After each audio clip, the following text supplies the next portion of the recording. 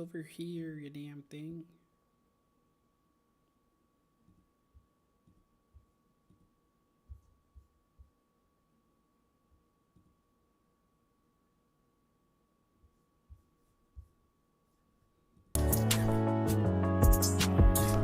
I could be a Peter Pan, take you to Neverland. Cause I done love the things you do to me, cause I'm a fan. Keep it a buck, I was happier as your man. So give me credit, you my lottery, I play a band. Keeping it real, don't you think it's fucked up me for real, never again. That wasn't the deal, making the miss, falling in love. What's gotten over you? Yo, yo. What's gotten over me? So don't forget me. Even when the people say What's going on, my people? Even if our time was in the past, I won't forget you. The love that I have is Now, hold up, I gotta do strong, some don't forget it. audio Even stuff if to I make play sure it we in are my good to hand, go. don't regret it. Cause the time I Give me a spent second, with we're you ready was to start. so good. I took you to the point with this, but tell them where you stood. Take me back again, or move on like you should. I swear to God, I'll be the friendly neighborhood, so don't forget me. You put me in the corner, someone else will get me. I give you no more choice, I give you to neglect me. Alright, the audio does actually sound pretty good. Just had to check the audio for you guys real quick. A-Train Productions. This is A-Train. Song is called Don't Forget Me. And even if I play it, I'ma end up wrong. Even when the people say it's bad. Even if our time was in the best. The love that I am, we What's good, Shinigami? and even What's if good, I play Edith? it, I'ma end How we up doing? How we wrong. doing? Even when the people say it's bad. We're gonna wait for a couple more people to get in here, then we're gonna start. But how's y'all Sunday going so far? Talk to me.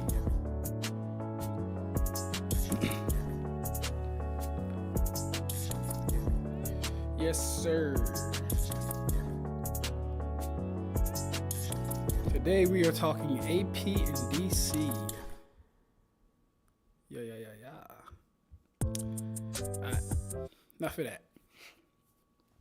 At least enough of that for now. But yeah, today we're going to be talking about AP and DC. Because, boy oh boy, is it misunderstood. And is it funny that it's misunderstood? More sad than anything, but hey, you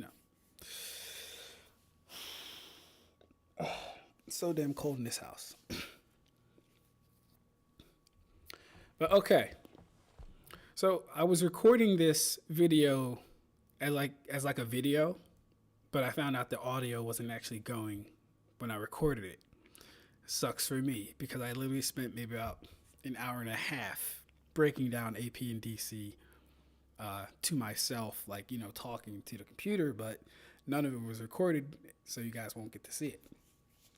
Hence why I've decided we're going to do this live. Okay? So yeah, that's what we're going to be talking about today. AP, DC, what are these things? What do they mean? How do we measure them? And stuff like that. So yeah, let me go grab a water bottle first. And I'm hungry. I haven't eaten today. Let me get some water first.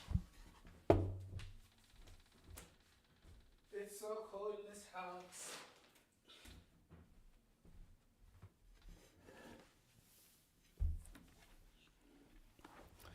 Okay. Can y'all hear me okay? Is the audio good? Before we get really started. Is the audio good? Can y'all hear me okay?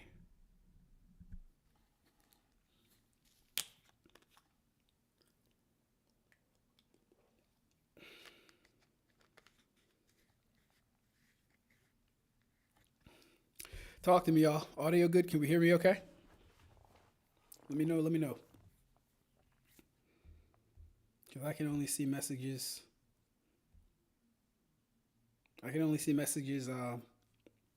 Slowly. So let me know. Is the audio good? Are we okay?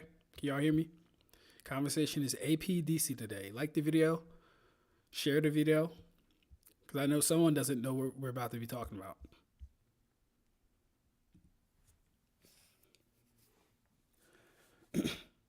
You just getting in here. What's up? How you doing? Hope you're enjoying your Sunday. Conversation is AP and DC. I was recording this video, but then the audio kind of messed up. So I decided to do it live.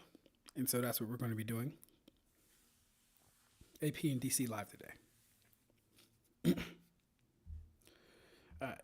No one's responding, so I'm guessing you're all busy, which is totally fine. I'll just go through it because this was meant to be something you watch anyway. So, someone posts, tell me guys, what is Naruto? Moon level, planet, sun, solar system, star, galaxy, multiverse, universe, etc., etc. Now, Sage says, AP wise, he's large country level. DC wise, large planetary. I remember me saying something similar like that, so I respond with, we stand alone, the brave few. Now, my good friend Kid Kenzie says, his scale doesn't even make sense. How is Naruto's DC thousands of times above his AP? That's literally impossible. I tell him because the DC is the total joules, whereas the AP focuses on how potent the attack actually is. Let's say Naruto can destroy a mountain with a tailed beast bomb, and that attack is the size of Kurama himself. All of the AP is spread throughout the attack, making it less potent. Kenzie says, what you mean spread? AP is usually controlled energy.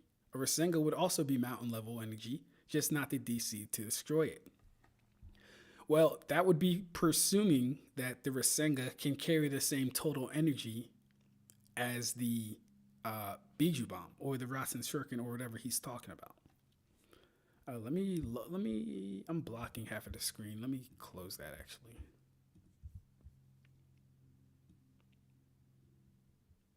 There, that should be better.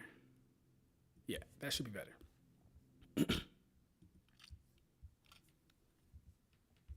So I tell him to think of a forest fire versus a glass of lava. Which one has higher DC in total joules, and which one has more? And which one is more potent?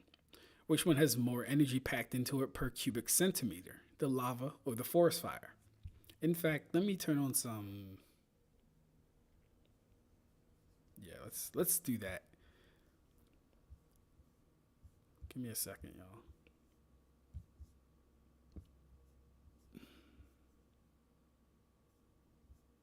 Where's my music at? I knew it would do that.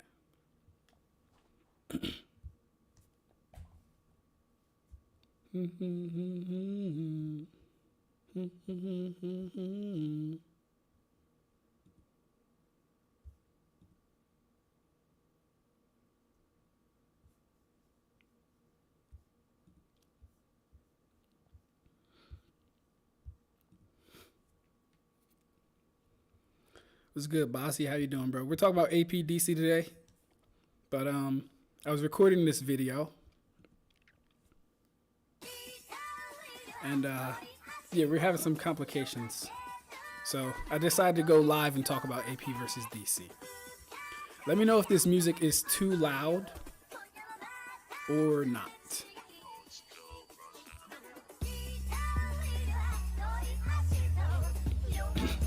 So yeah, the conversation is AP versus DC. And yeah. So if you're just getting here, we're talking about AP versus DC. We're talking about joules per centimeter cubed versus total joules and all that other stuff. And I'm breaking down a conversation between me and Kinsey. So I tell Kinsey to think of it like a forest fire versus a glass of lava. Which one has higher DC in total joules, and which one is more potent? Actually, let me check this.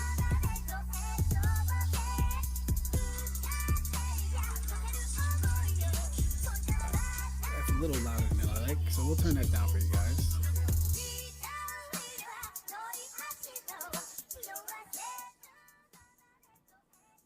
Alright, let's try that.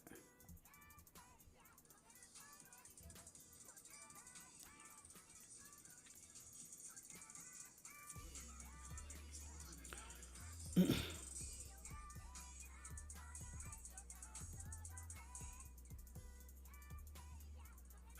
try that. All right, well, that's a little too low. So let's go there.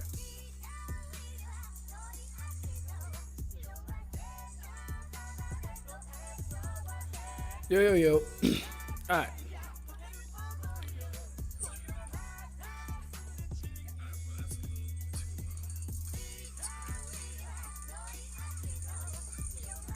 All right, just a little bit more. Okay, that'll have to do. I think that's good.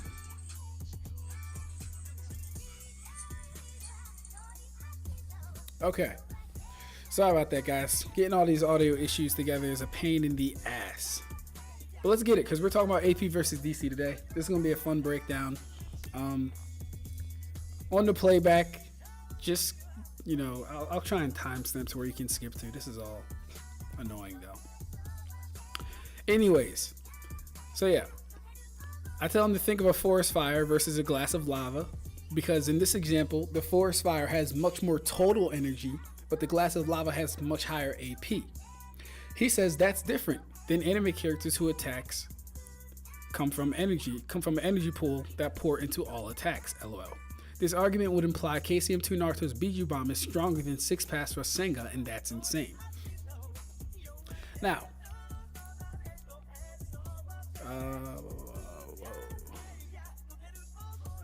I could have sworn I said something else. No? Okay, that's weird. He says... No, wait. Okay, yeah. So he says, this argument would apply KCM2 Naruto's Biju Bomb is stronger than 6-pass Rasengan, and that's insane. I say the Biju Bomb carries fractions of the total energy, right, or the total joules throughout the entirety of the attack, meaning anyone with the durability of 190 will not even get hurt by that attack. The Rasengan, however, carries a total 200 in a concentrated point and will hurt anyone below 200 durability. Alright, let's stop this real quick because I want to make sure I'm understood. So yeah, the Biju Bomb carries fractions of the total 200 energy and it's spread throughout the attack. While the Rasengan, right, the total volume of the Rasengan is about as big as a fist. That could carry the whole 200 energies and fit right within the Rasengan itself. What's good, Jax? How you doing, bro? We're talking about AP DC today. Naruto, Bleach, all that stuff. We're talking about AP DC. So Kinsey says, if this is your viewpoint, then why are y'all disagreeing that Naruto's AP shouldn't be below his DC? Then I say, if you're asking why we have his AP lower than his DC, it's because he heavily relies on attacks that utilize extremely large AoE. He may be able to produce an attack that can cover a country, DC, right, in AoE, but he has not shown country level AP. To do this, he would need an AP feat with as little as DC as possible.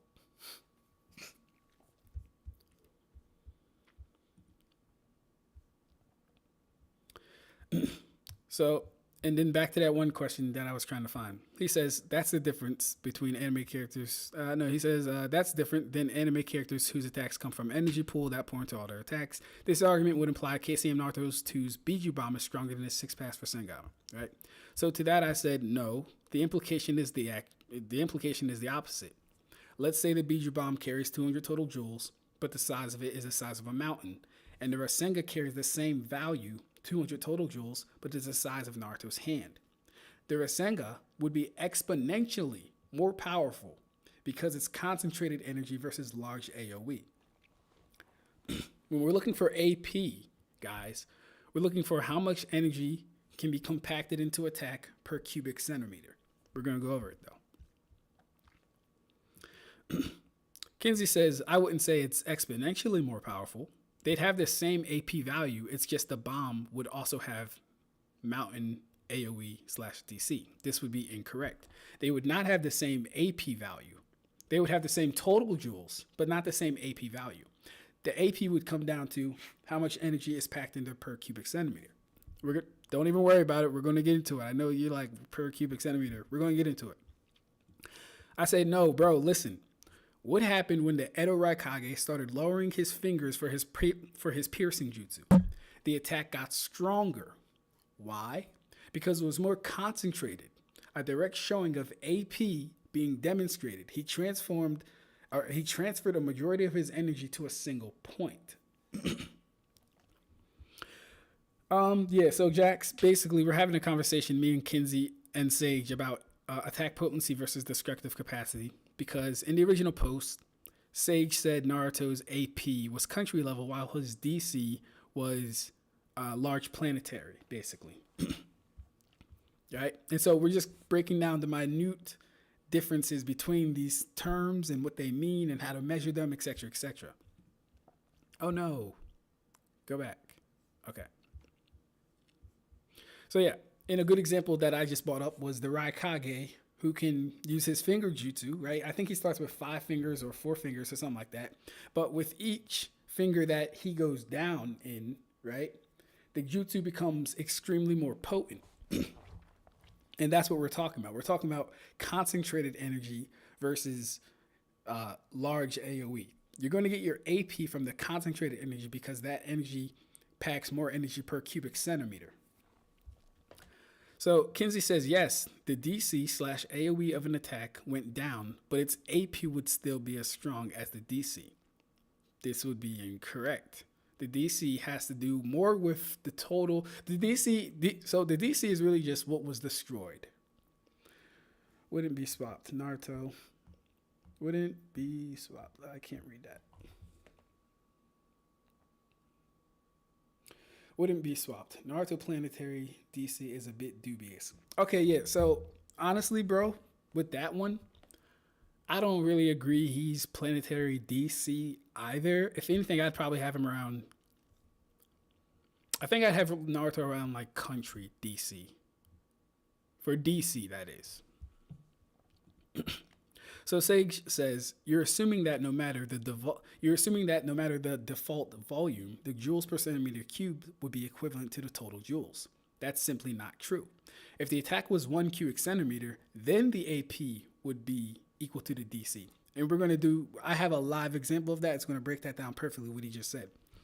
He's saying, I'm saying if my energy blast has the same energy to destroy a mountain, my punch is just as potent, just lacks the AoE, but both attacks will still take 50 HP from you. That's incorrect. Let's say your energy blast carries a total energy of 100.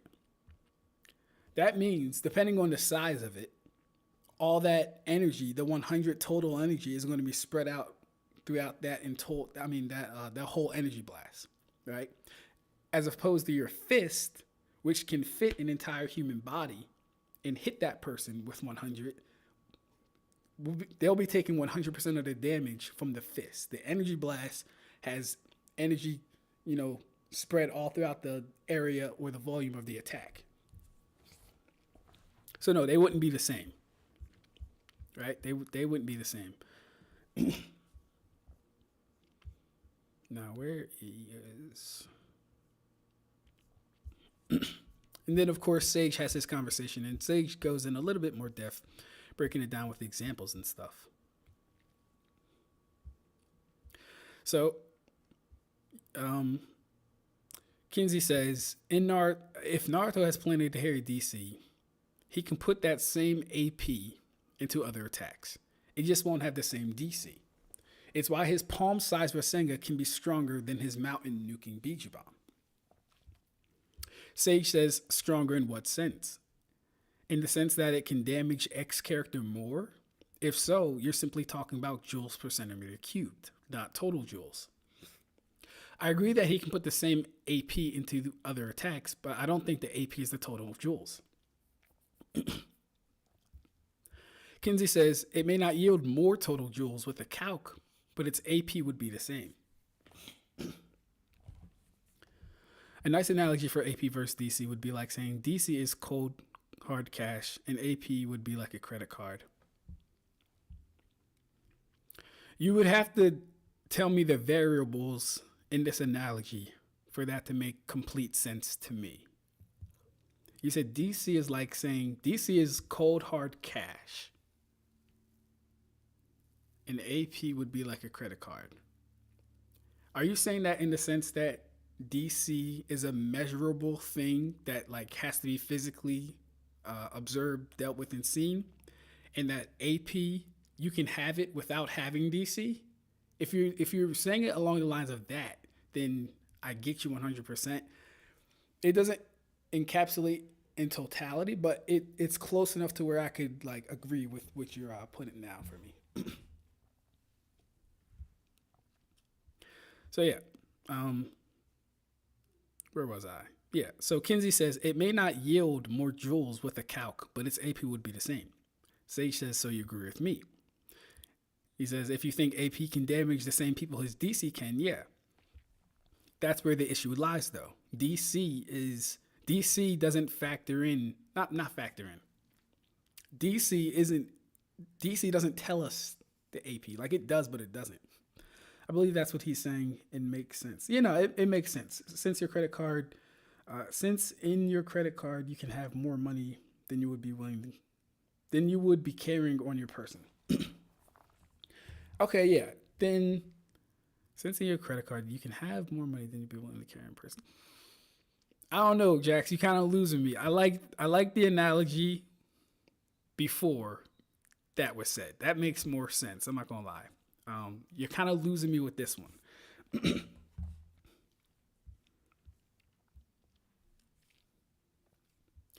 So yeah, total amount of destruction doesn't measure capability to damage. That's true.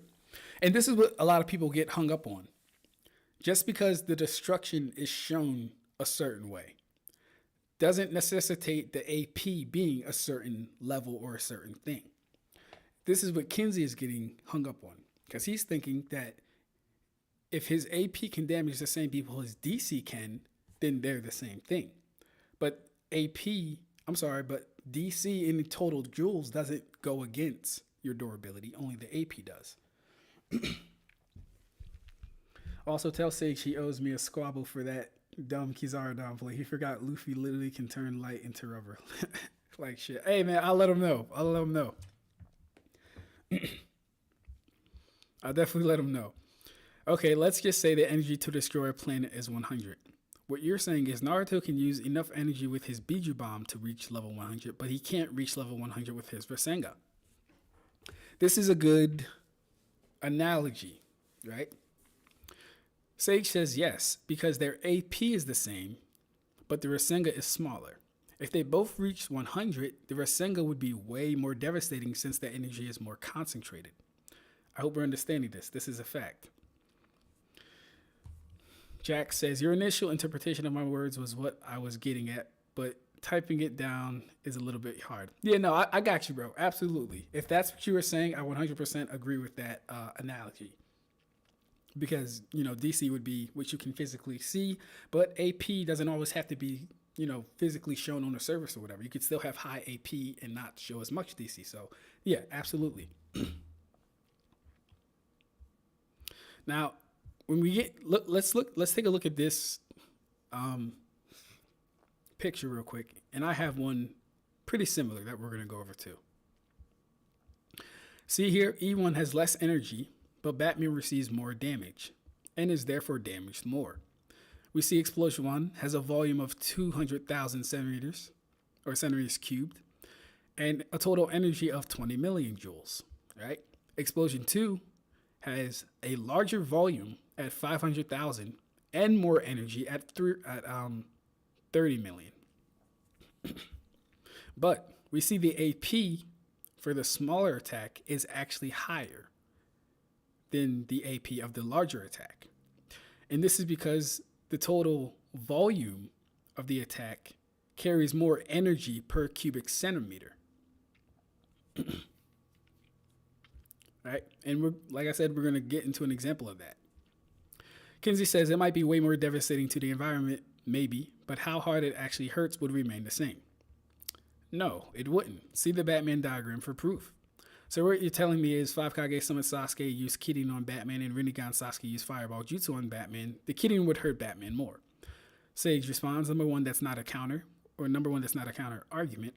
Number two, Rinnegan Sasuke's Fireball would have more joules per centimeter cubed, as well as total joules. Those two things aren't mutually exclusive, lol. So the smaller attack can hit harder, which is my point. No, that's my point. My position is that when the volume of attack decreases, but the energy remains the same, the attack will hit harder. Yeah, no, that was just really funny because that's what we've been saying the whole time, right? The volume of the attack does matter. And when you get it condensed into a smaller point, you get higher AP. If you keep the same energy, that is. He says, my brother in Christ, then why do you have Naruto's AP thousands of times below his DC? It should also be large planetary. See, Kinsey isn't getting something here. He's either missing that DC isn't AP because DC is a measure of what is destroyed, right? Or he's not factoring in the AoE of attacks, which can also lead you to believe these things. So Sage says, read the last few replies. He says, I did. We agree on the end goal. I just don't think the Joules point is that relevant. So you agree that volume of attack dictates capability to damage. And since AP is the measure of capability to damage, Joules per centimeter cubed would be AP, making it possible for a character's DC to be greater than their AP. I hope this is all making sense, guys. If it's not making sense, you can ask questions in the comments, but I hope this is all making sense.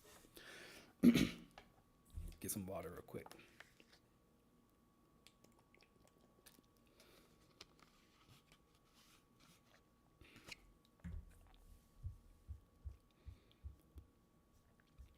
But real quick, let's just go to mine, because I think I break it down in a more comprehensive way than Sage, only because Sage can get like a little wordy with it sometimes. I'm a little fried mentally right now, so I'm kind of having a hard time keeping up. All right, so we'll do this, right? I'll go through my conversation with him one time, just so we can get like a really good understanding, because I tried to break it down as best I could to where if you don't know what we're talking about, you can get it. So let's look at my conversation directly with Kinsey, right? His scale doesn't even make sense. How Naruto's DC thousands of times above his AP? That's literally impossible. Can you double back like 4 messages back? Can you double back like 4 messages back? Do you mean for Kinsey talking to Sage? If that's what you mean. I'm sorry, bro. I'm sorry, Jax. There's like a delay, bro, and I can't actually like keep up as fast as you guys or as slow as you guys because you guys are like behind me. Let me see. I don't know if I can. All right. Yeah, 4 messages back. Do you mean the diagram? Okay, cool. Yeah, if you mean the diagram and you'd like me to explain this, don't even worry about this because these numbers are a little like too high to work with and I can't do mental math like that. Like I know what to do, but like I can't do the mental math right now. But I'm telling you guys, don't worry about it because we're going to go over this anyway. I just want to get the conversation rolling, right? I just want to get the conversation rolling. This is all going to make sense. I promise it is.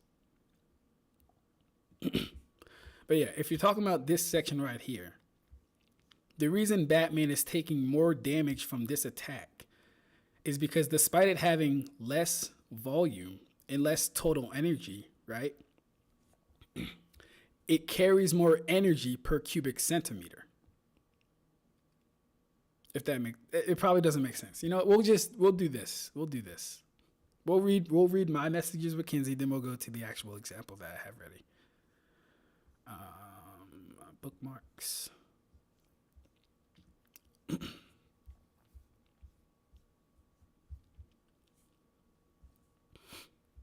Okay. So yeah, his scale doesn't make sense. How is Naruto's DC thousands times above his AP? Again, I respond with because the DC is the total joules, whereas the AP focuses on how potent the attack actually is. When we look for AP, we're looking for potency, and we're going to get into how we measure potency. Let's say Naruto can destroy a mountain with a tailed beast bomb. We all know what Naruto's tailed beast bombs look like, right? Let's say he can destroy a mountain with his tailed beast bomb. And that attack is the size of Kurama himself, right? So we have an attack that is a tailed beast bomb that is as big as Kurama as far as the volume. All of the AP is spread throughout the attack, making it less potent. Let's look. Actually, this is a good time to go to the example, actually. Okay, cool. So guys, when we're dealing with AP, and I made this for you guys today, so I hope you guys appreciate it. When we're dealing with AP, right? Attack potency measures the energy per unit volume, specifically in joules per centimeter cubed. And we can calculate it using this formula. AP equals E over V, where AP is in joules per centimeter cubed, E is the total energy in joules, and V is the volume in cubic centimeters. Right? I hope this makes sense. So we have our formula, AP equals E over V, and we've labeled everything here.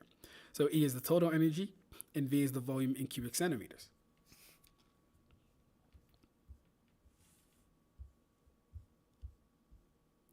Here we have our good guy, John, aka John the Blastus, is what we named him, right? John has an attack. John's attack has a total energy of 400 joules with a volume of 400 cubic centimeters. This is the same as having 1 joule per cubic centimeter, right? And here's our formula. AP equals energy over volume. So the energy is 400 joules and the volume is 400 cubic centimeters. That means there is 1 joule per cubic centimeter, right? Now we have our guy Tim, the durability guy. Tim has a durability of 200. Can anyone in the chat guess what would happen to Tim if he got hit by an attack that had 400 total joules, but over a volume of 400 cubic centimeters? I'll wait for some replies in the chat. Does anyone know what happens to Tim that gets hit? If he gets hit with an attack that has 400 total joules, but only 400 cubic centimeters in volume.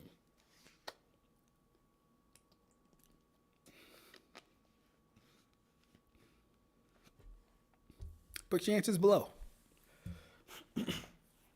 Put your answers below. Think about everything that we just talked about as far as spread, as far as focused attacks and all this other stuff.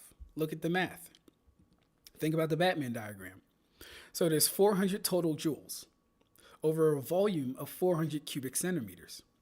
This is the same as having 1 joule per cubic centimeters. How much cubic centimeters is Tim's volume?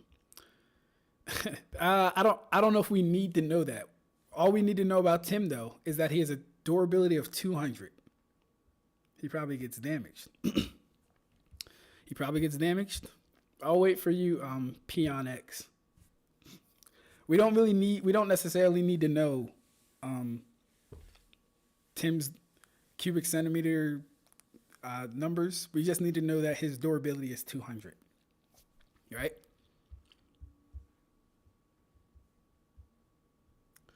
He probably gets damaged.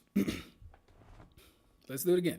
Well, let's go back again. Let's make sure we know what we're talking about, right? If attack potency measures the energy per unit volume and it's calculated using this formula, AP equals energy over the volume, right? And the energy in question is 400 joules and the volume is 400 cubic centimeters. That's 1 joule per cubic centimeter, right? So let's get on to the answer. So Tim has a durability of 200. If each cubic centimeter can withstand 200 and blast deals 1 piece. Okay. Hey, clap it up. You know what? We're going to clap it up for Peon. Hold up real quick. We're going to clap it up for you, Peon. I'm in the chat too. Hold up.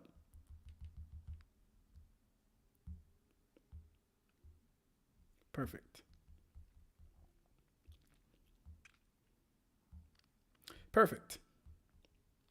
Exactly so. Exactly so.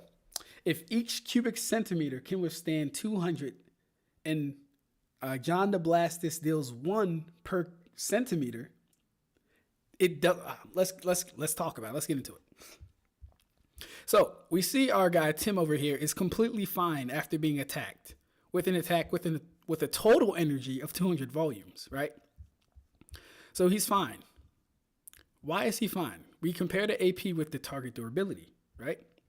So because the attack is only 1/200th of the target's durability, meaning being 200, the energy delivered is far too low to overcome the target's defense threshold. In fact, the energy density is so low that the attack would likely have little to no effect. Even though the attack delivers 400 joules in total, spreading that energy over 400 cubic centimeters dilutes its impact, making it far too weak to break through an opponent's durability rating of 200. Does this make sense? Does this make sense? Total durability of 200, 400 total joules, right? At first glance, you would think this attack, being as big as it is and having a total joules of 400, would hurt our durability guy. Come to find out, the cubic centimeters of the attack only carries 1 joule per cubic centimeter. So you see, guys, when we standardize the AP, we can actually find more accurate answers to who gets hurt by which attacks. I think I brought up Naruto as an example. This is why a tailed beast bomb, as big as it is, can let's say it vaporizes rock. A tailed beast bomb vaporizes rock. Okay, the spread of that energy would be the equivalent of John the Blastus's attack, right? So anyone that can survive rock level vaporization can easily tank a tailed beast bomb, right? So what is John the Blastus? I keep saying Blastus. So what is John the Blastus to do about this, right? I mean, he has the total energy to hurt Tim the durability guy. He obviously has the 400 joules. What is he to do about this? Right? Well, what would any sensible person do? We now have John the Blastus with his total energy still being 400 joules. But we're going to change one thing. We're going to have his volume be a single cubic centimeter. This is the same as having 400 joules per cubic centimeters, or another way to say it is for every 1 cubic centimeter is 400 joules, or 400 joules per cubic centimeter. And the math pretty much displays that, right? So the attack now is so small because it's a single cubic centimeter, but within that cubic centimeter packs the entirety of John's blast. I hope this is making sense.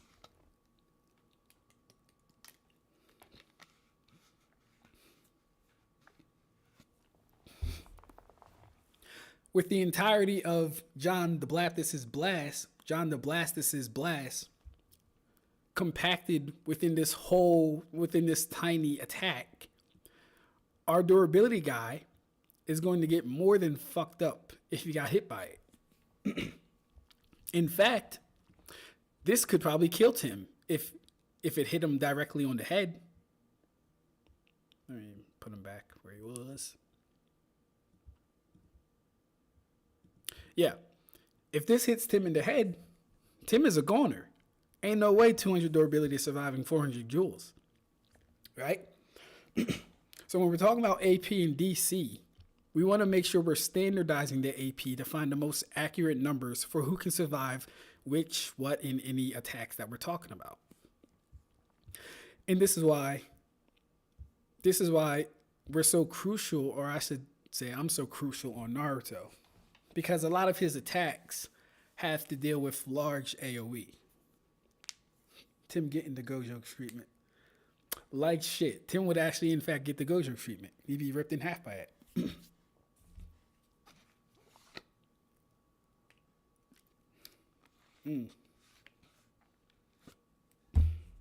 It is cold in this house. So I hope all that made sense. I hope the diagram was digestible. I hope it was, I hope it was well put together. I hope you guys learned a little something from this breakdown. Because it has to go heavily into the conversations that I'll be having, at least, in regards to versus battles and stuff like that. So give me a second. Let me go get a jacket. It is freezing in here. Ooh. I gotta eat.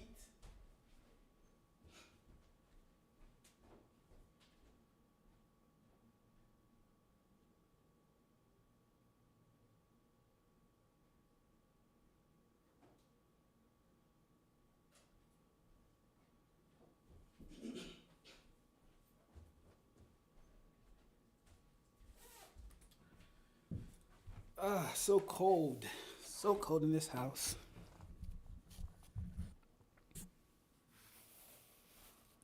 All right. We back. Oh, wait. Let me connect here. All right. Is this PP durability, area, dodge, focus attack, durability? Can you explain that for me a little bit more, Peon X? Ask that question a little bit better for me. So building level DC wouldn't necessarily mean building level AP. Exactly so, J. Scott. Exactly so. Because when we're talking about AP, we want to talk about the type of damage done, to the degree it's done, and how many attacks it did, separating the AoE from the joules per centimeter cubed. Because if you're factoring in the AoE, durability doesn't go against DC or total joules, right? As just seen with Tim, the durability guy, durability is not tested by the total joules.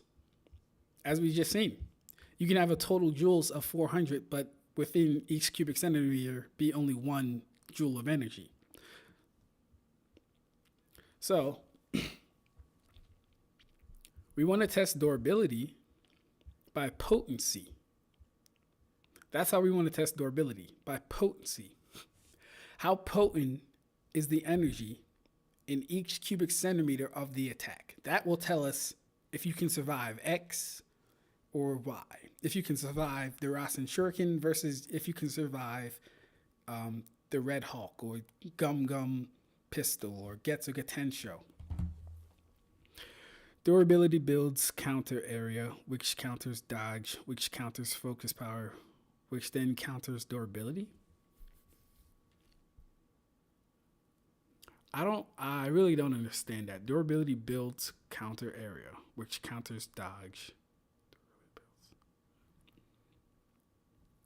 Yeah, I'm confused too, bro. I'm not too sure what you mean by counter area. I want to ask, can you make it like a little bit more plain? Like, break down your first half first and then kind of build off of that for me, because I'm not understanding that.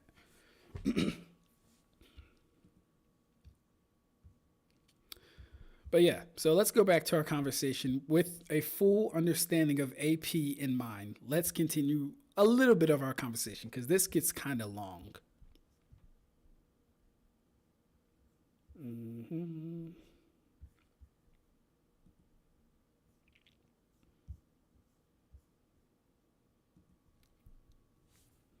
I think he means in terms of rock, paper, scissors. Oh, okay. Let me look at it like that. Durability builds, as in the type of build you have, counters area. That's true. Which counters dodge. Oh, that's genius. Ayo, AJ Scott, that was fire. I mean, well, Peon X, that was fire. But J Scott, good looks for figuring that out. I like that. I agree with that, I think. Yeah, durability builds counter area, which counters dodge, which counters focus power, which then counters durability. Ooh, that's nice. I like that, bro. That's really good. If that's what you're, yeah, that's really good. I like that. So one way to have your DC or your AoE be really potent, though, just to like, kind of play devil's advocate, you would need an attack. You would need an attack that had crazy AP, but on a DC scale. And they exist. Like, for example, Frieza's, thing that destroyed the entire planet. That's a good DC attack that has good AP as well. Because at the end of the day, we're still looking at a planet being destroyed by the total volume of his attack. So, yeah. I like that, though. That was a good example.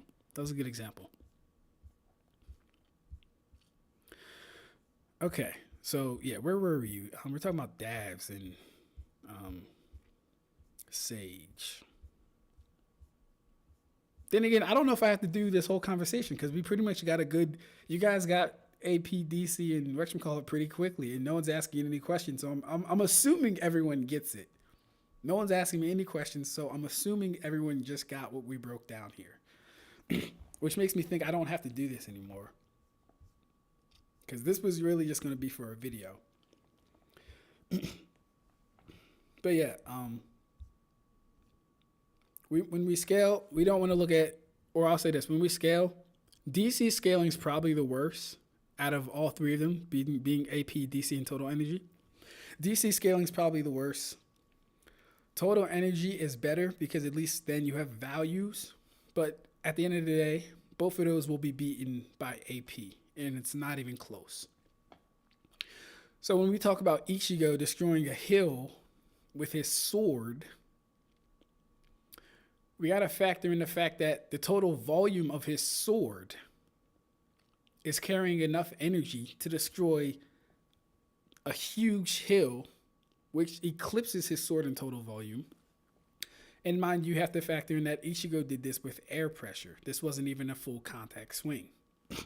So it's really funny to me when people try and downplay Bleach by hill level Ichigo when it takes Madara's attacks. When it takes Madara's perfect Susanoo to do something similar. And I mean similar as far as in how the feats go, because, they both use swords. They both did it to a quote-unquote larger structure. And Madara's was probably about the size of a mountain, but you get what I'm saying. He used air pressure as well. But Ichigo's feat would dictate that with his sword and its potency, that he would be able to casually block, parry, and box with the full majestic Susanoo. That's what Ichigo's AP would be dictating when we're getting the joules per centimeter cubed. I was a little confused by what he meant with dodge, but thanks to Scott, I was able to see that area equals AoE and counters the ability to dodge. That's facts. Am I wearing Tommy Hilfiger? Or are you talking about me? Or does an effect such as slowing the enemies,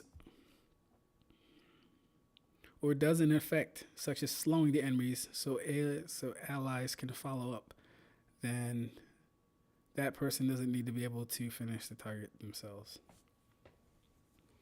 Get that Tommy Hilfiger out of here. I ain't wearing no Tommy. I don't know what you're talking about, bro. What's good, triplet?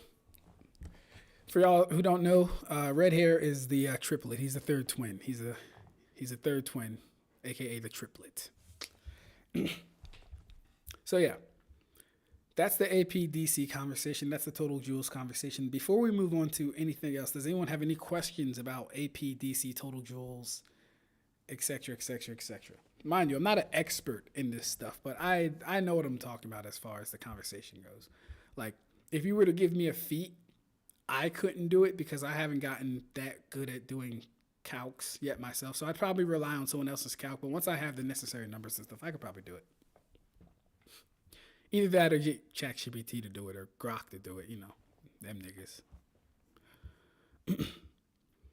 Have you watched Clyde's new Aizen video? I know he's a big Ukiyotic lizard, but his Aizen said some stuff I would like to get your view on. I have not watched Clyde's video. I didn't know he came out with a video. Let's see it. Okay. Ichigo's Tommy Hilfiger. Swag God Kurosaki. Drip Lord Kurosaki. Yeah, let's watch Clyde's video. It's a good idea. I haven't watched a video of his in a while. I think the last one I watched was what was it, Squad Zero? But that was like months ago, I think. Squad Zero versus Aizen, I think, yeah. Oh, I'll be right back. Bathroom break. Gotta pee. Gotta pee. Well. Gotta pee. Well.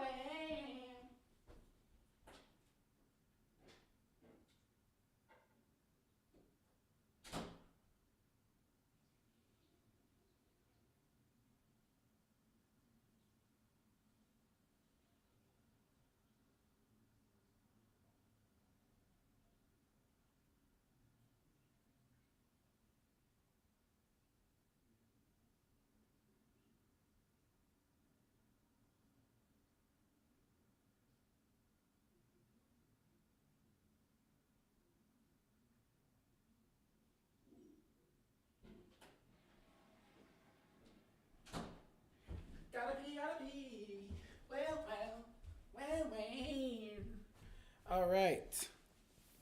Clyde's video. Let's do it. I actually have a question on what you mean by total energy values. Like, can you give an example of what you mean before the vid? Absolutely. Let's go back to our great example. Okay. Well, actually, you know, the Batman one might be better for this one. Well, no, my example works just fine, actually. I like the Batman because it had higher. So, yeah. Total energy is simply just the amount of joules present in any given attack at any time. That's the total energy, right? The DC is what is destroyed, and of course, we find out the total joules, and we can extrapolate the total joules from the DC, right? But that would tell us nothing about the actual AP, right? So yeah, total joules is just how much energy there is in totality. The volume would be how big the attack is, the area it covers, etc., etc. And the AP would be how potent the energy is down to the cubic centimeter. Information scales multiplicatively with resources, and versatility scales multiplicatively with potency in terms of more. Hacks the abstract scaling. Hey yo, X, that was kind of crazy, bro. That was kind of fire. I like that. I think he means that the maximum amount of energy that can be produced, the attack. Facts. Very well said, J. Scott. That's exactly what we're talking about. Resources would be anything you have control over or could influence. I like that. That works. That works too. No issue with that.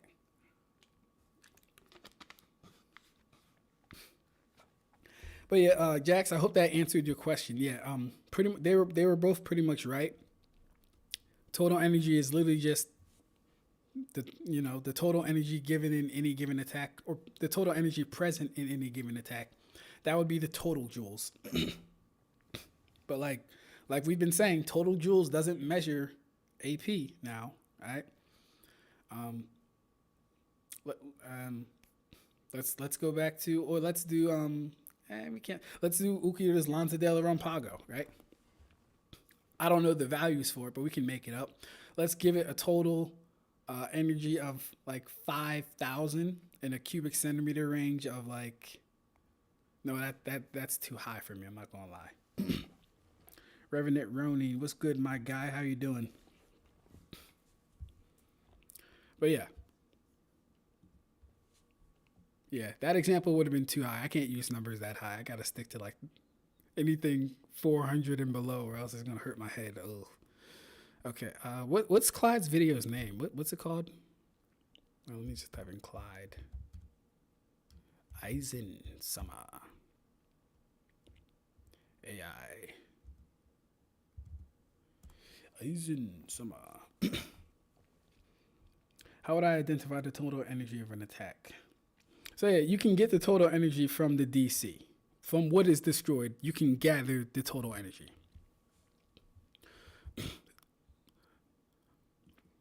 What's good though, or what's cool is, or what's nice about that is that most of the feats that you're going to be looking to calc have already been done. They just don't take out the time to get the actual AP.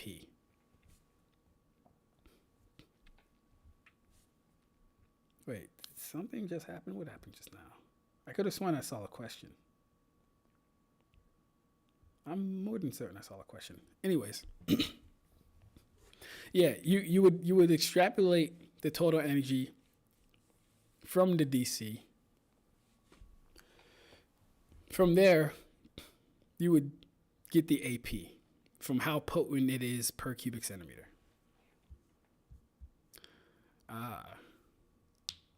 Oh, you removed the message. Okay, that's what it was. You're good. I hope I answered it enough for you. Captain Aizen is way stronger than you remember.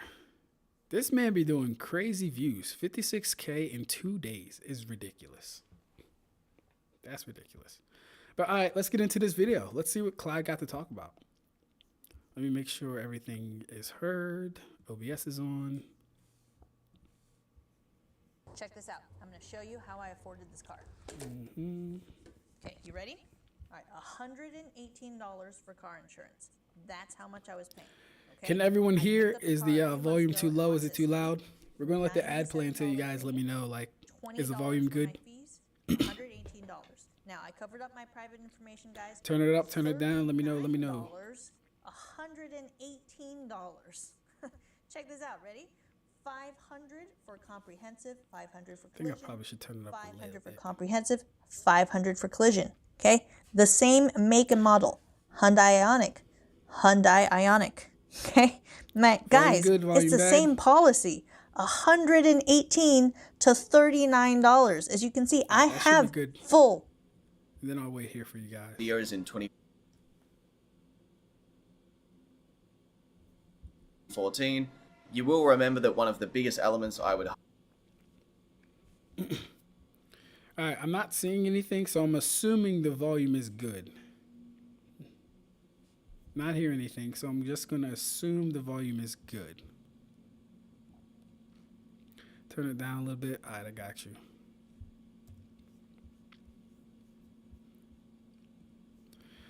Do not worry, my children. I got you. Okay, let's try that. hype up of Bleach. All right, Peon is good. One of the greatest things about the return of Bleach How we has been sounding? How the we sounding? abundance of extra content this series has been blessed with. That good for everybody?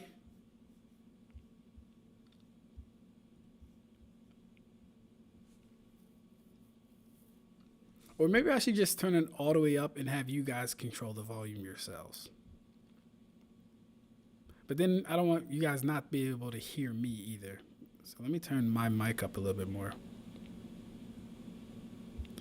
Yeah, that should be fine. All right, we're going to get started and I'll adjust it if I hear anyone complain that it's... Okay, perfect. Thumbs up all the way. We good. Perfect. Let me make sure we are in OBS. Yes, we are. And let's see what Clyde got to talk about, man. If you've been following me since my older videos in 2014, you will remember that one of the biggest elements I would hype up of Bleach's potential return was that it would be given things like video games, future arcs, movies, merchandise, and it would even be a more cosplayed series. While all of this has come true, my favorite thing has been the creation of Club Outside, which is essentially an old internet-style blog where series author Mr. Kubo will post an assortment of various things, be that real-life stuff, updates on Bleach, pretty much anything that he finds interesting. The greatest part? He also answers direct questions from fans here. I've always found that when reading his old Q&As from the data books, they really give a different perspective on how he views the series, and seeing him still so in tune with Bleach, it's always really nice to see, regardless of his older age. Recently, on Club Outside, he answered two questions that really garnered my attention. A query about Espada number 1, Coyote Stark, and the other a question which actually inspired this very video. The question goes like this. When Hitsugaya faced Aizen back in Central 46, Aizen was quick to defeat him. However, when Unohana stepped up with Izanagi, he left a Sokyoku Hill without even attacking. Is this because he believed he couldn't win against Unohana? Mr. Kubo then states, he didn't think that he couldn't win, it's just that he didn't want to exhaust himself.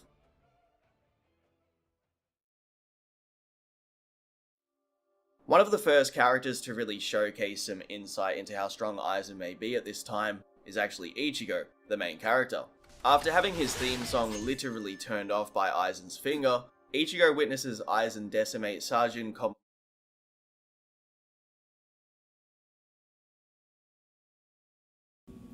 So yeah, Aizen catching Ichigo's sword. Such an underrated feat. Sword catching in Bleach in general is an underrated feat, especially when you consider that the Soul Reaper's energy is constantly flowing into their Zanpakuto, right? This isn't just, I have a sword and it's sharp. No. If I'm catching your sword, that means I'm overpowering the entirety of your AP with my hand. I can't wait to do this video to where I break down Reiatsu as a power system, because it's going to be so full of information. And a triplet, when Twin gets on here, me and him, or when Twin gets on here, I'm going to do a One Piece Doriki scaling. One of the guys in my community, that we're going to go over that if he gets on here. But I want to wait for both of you guys. But nah, sword catching in Bleach is like actually stupid when you consider Reiatsu as a power system. I look at DC like firing a bullet from a gun.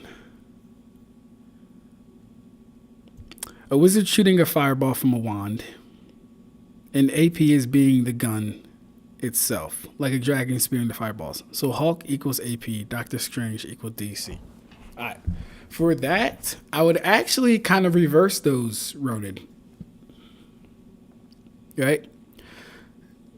In this instance, the bullet would have far higher AP than a fireball, because the bullet would carry more energy per cubic centimeter than the fireball.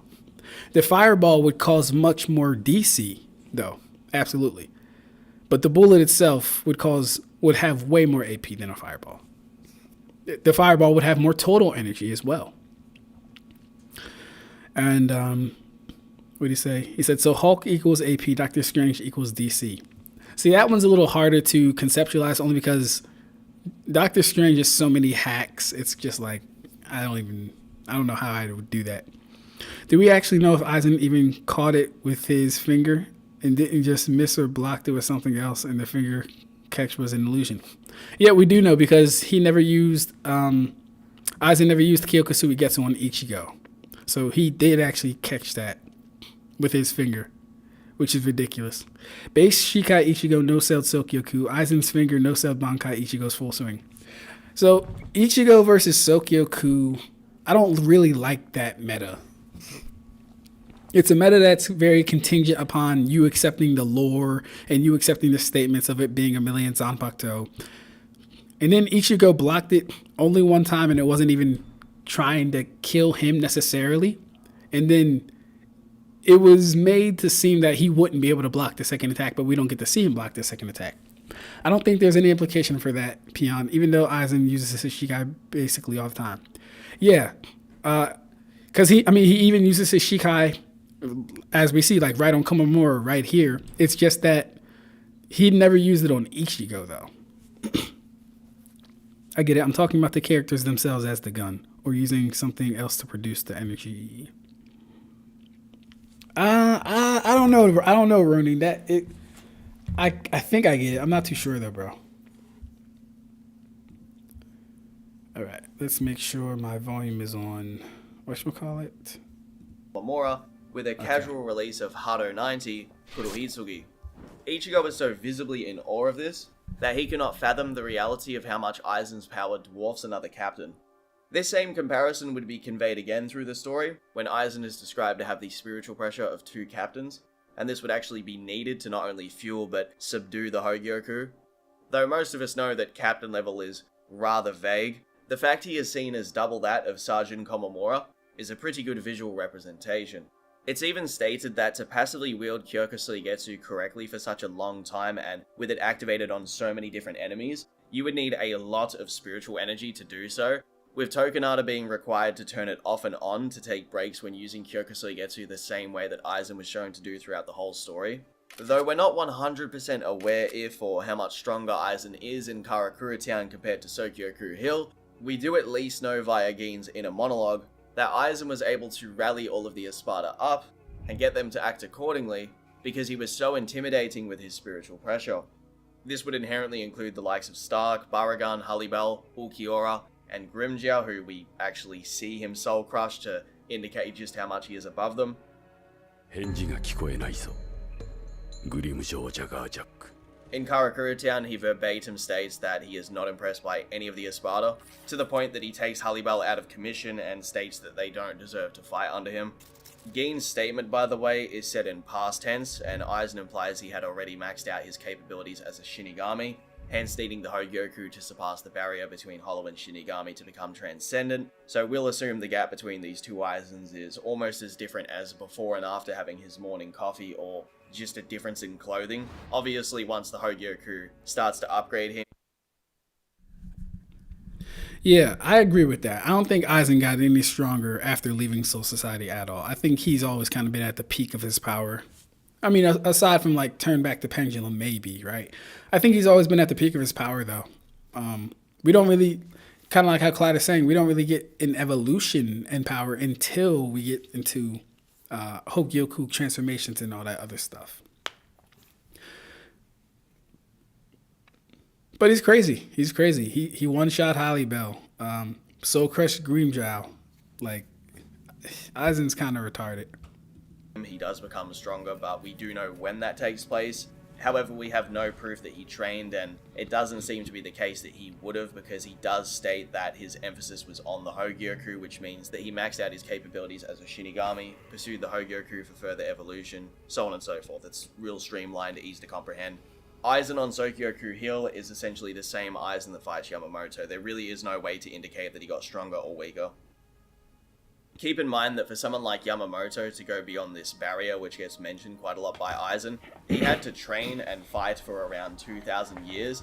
In Ichigo's case, he was a hybrid fusion being since he was born, so he's an anomaly. If you look at the narrative comparison between Ichigo and Aizen, Ichigo started as a hybrid, and then Aizen becomes one. In Kenpachi's case, he had to awaken his famous strength from the past, and then he gained access to his Shikai and Bankai, which before this he never had, not even in the past. And Ichibei Hyosobe had to go bald. Nah, but seriously, Ichibei and those aforementioned characters had to do some rather particular things to break that barrier or to become transcendent.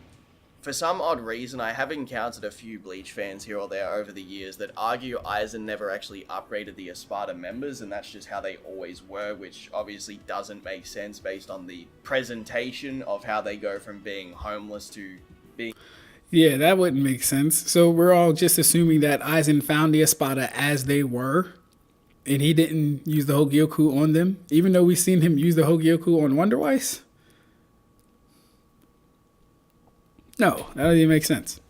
Given clothes and a sword. During Baragan's final moments, he makes... And then, yeah, like, the only way in a Espada, the only way in a Rancor can have a Zanpakuto is if they start crossing over the borders to becoming a Soul Reaper. You can only do that with the Hogyoku as it breaks down the borders and boundaries. I don't know what Bleach fans be talking about, but I ain't in them spaces. It's a statement that Aizen had actually given him power with the Hogyoku. If number 2 and King of Hueco Mundo is getting upgraded, it's pretty obvious where they all got their human forms, Zanpakuto and Resurrections. Even after that, he's still established to be superior to them. Not only do we have the confirmation from Gin where he's monologuing in his head, which means that he's not saying anything that is meant to be taken as, ooh, that could be a lie, because Why would he lie in his own head? We then see Aizen casually destroy multiple captives at once, and easily manipulates them all with Kyokuseigetsu. Even after 100 years of training and mastering their holification, the Vizards are absolutely useless against him. On Sokyoku Hill in the Soul Society arc, Aizen makes a statement that wielding the Kurohitsugi is a little bit unreliable because of the level of Kido that it is. However, there are some complications with this situation, so he didn't use the full incantation when summoning the technique, which means that it could have been more powerful if he took the time to do so, but because he was, under a lot of pressure considering how many enemies were approaching him, he just whipped it out, one-shot Sergeant Komamura, then he made that statement. Now, later on in the story, he makes two really interesting points about the technique. For one, now that he's become transcendent, he believes that the potential for how potent it could be can be way more devastating due to his level of spiritual pressure as a transcendent being. Along with that too, he emphasizes that with a full incantation, it also increases the power. Names in Bleach hold power, so it's very clear why it wasn't at full power. I would say that's why... Real quick on this whole names in Bleach thing. Real quick, let me put this Blissdex on. Yeah, the Espada thing never made sense to me. Yeah, no, bro, like, what do you mean? Like, if you're talking about as far as them always looking like that, so they came with swords and clothes and fractions and half masks. No, get out of here. Doesn't make sense. I thought this was obvious, no? Do people debate it? LOL. The Espada were Aizen's experiment. Thank you, Roni. Exactly, bro. I don't know which Bleach fans he's talking to. I don't even know who they are. I don't know if they exist, to be honest with you. But, it is what it is. Maybe they think the Espada did what Grand Fisher did, but I don't know if Grand Fisher did that and actually or had outside Hogyoku. I think Grand Fisher did have outside help via Aizen / Hogyoku. We don't know any we don't know any Arankar that got a Zanpakuto that didn't get it from Aizen, or that wasn't a part of his thing that he had going on. To assume Grand Fisher, of all Arankar, got a Zanpakuto by himself, no, we ain't doing that. But back to this names thing in Bleach, because I have a video, I have a Twitter video coming out about this, right? Names in Bleach are only really tied to the Soul Reaper faction. Names do not hold weight for the Espada, as far as them needing to rely on the name or full incantation or cause. That's not how it works. It only really applies to the Soul Reapers and what they're doing. Doesn't really apply to the Quincy. Doesn't really apply to the Fullbringer. I just want to put that out there now. Didn't Zangetsu say that the Getsu potential doubles in power against Byaku just because he knows his name? No, that's actually a fact. Zangetsu did say that, and but that's what I'm talking about. It's associated with Shinigami and their power system. It doesn't have to do with Quincy's or Fullbringers or Hollows for the most part. Yeah, Grand Fisher was involved by Aizen. Yeah, facts. A lot of the time, the battles in Bleach feel very expressive. They flow through the narrative in this very poetic fashion, where the battling itself is intertwined into the writing. Aizen also does emphasize that he thinks the attack will be special because of his current state of power. It'll be even more unique than a full incantation Kurohitsugi. The dynamic Aizen creates between the Espada and himself is also very fascinating. Well, so Ronin, what I'm saying is this, though.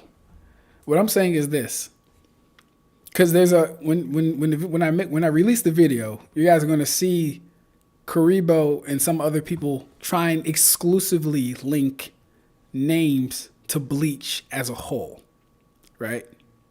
I'm saying that Shinigami, more than anyone else, and probably solely rely on names as their source of power. For example, calling your Zanpakuto by its true name. Knowing or speaking the full incantation increases its AP or its DC, whatever, right? What else? Those are the only two examples right now, but that's what I'm talking about. Yuha or Ichibe was able to affect Yuha. Absolutely correct. I believe Ichibe can affect anyone / anything, but people were saying, no, that's a Bleach thing. He can only affect people in Bleach because in Bleach, names have power. I'm like, no, that's not correct. First off, First off, Ichibe was able to affect the fucking arm, right? Ichibe didn't name arm. He didn't create the arm. The arm didn't have a conventional name. So if he's able to affect an arm, he's able to affect anything from any verse as far as names are concerned or things are concerned, because we identify things based on what we think they are. And it doesn't even have to be true or correct, right? But that's what I'm more so talking about. Because of how they essentially represent aspects of himself, the aspects of death of his ego. After his death, which was delivered by Ichigo, then almost 2 years of imprisonment, he seems to have completely changed, transcended his prior self. He's now the third cog between the Soul Society and Yuha, a being not confined to the concept of death due to his true immortality. Unohana, Kenpachi, Stark, and even Ulquiorra to some extent, they all have this kind of narrative where they're so strong that they feel lonely and separated. Real quick, hey yo, shout out to Clyde. This man's panels are so freaking crisp and clean. If he does his own editing, I would pay him to do my editing. Let me just say that. From the world. When Aizen goes to Hueco Mundo, he tries to ascend to heaven, creating a legion of demons or Espada to be replications of the Gote 13, and even creates his own utopia that contains a sun, which is said to be a copy of the one from the world of the living. All of this was done before he even left the Gote 13, and make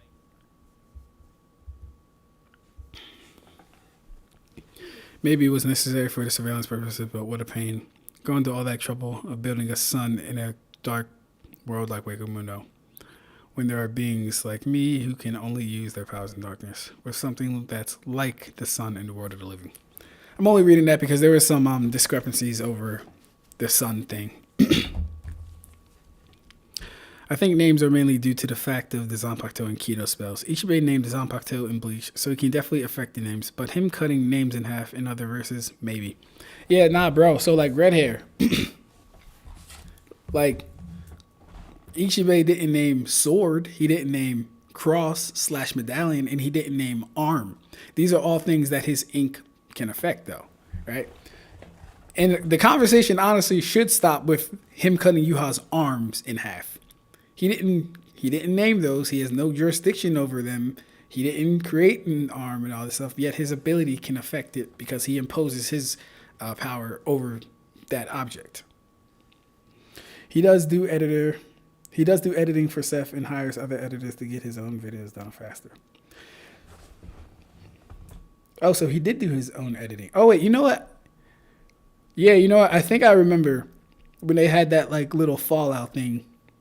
I think I heard Seth paid him $10,000 to edit all his videos for a year or something like that. Not a bad deal. But does he still edit for Seth? Do you know if he still edits for Seth? That'd be interesting. I agree with you, brother. But light is light when it's not One Piece verse. Ugh, gosh, this guy. Listen, light is light in the One Piece. And you know what? You know what's hilarious? Real quick, red hair. Real quick. Let's side tangent. I was having a conversation with Twin. Why is Chopper out here dodging light? Answer me that. Why is Chopper out here dodging light? I can think of two reasons. We can chalk it up to it being a gag, or light ain't as fast as we're talking about in One Piece. No, wait. Actually, it wasn't even light. It was laser. I think he dodged Queen's laser. So my next question is Queen's laser light? And if it is light, why is a fodder like Chopper dodging it? From the world of the living. All of this was done before he even left the Gote 13, and makes Yukio's video game ability kind of look like arse in comparison. Aizen just casually decides, I'm gonna make a sun, because he didn't want it to be nighttime 24/7 while... So wait, you're telling me he edited Seth's recent Death Note video? So you're telling me after Clyde kind of outed him and exposed him for like being manipulative and all this stuff, and after I think Seth like apologized, but like didn't they go on like a radio show? Didn't they go on like a radio show and have like a whole drama back and forth? I remember tidbits of this because I was kind of tuned in, but not 100%. I just remember like bits and pieces. It was funny as hell to me. But you're telling me he still edits for Seth after all that, after all they went through? That's interesting. What's good, my nigga? Hey, Denju Urameshi. What's good, my guy? How you doing?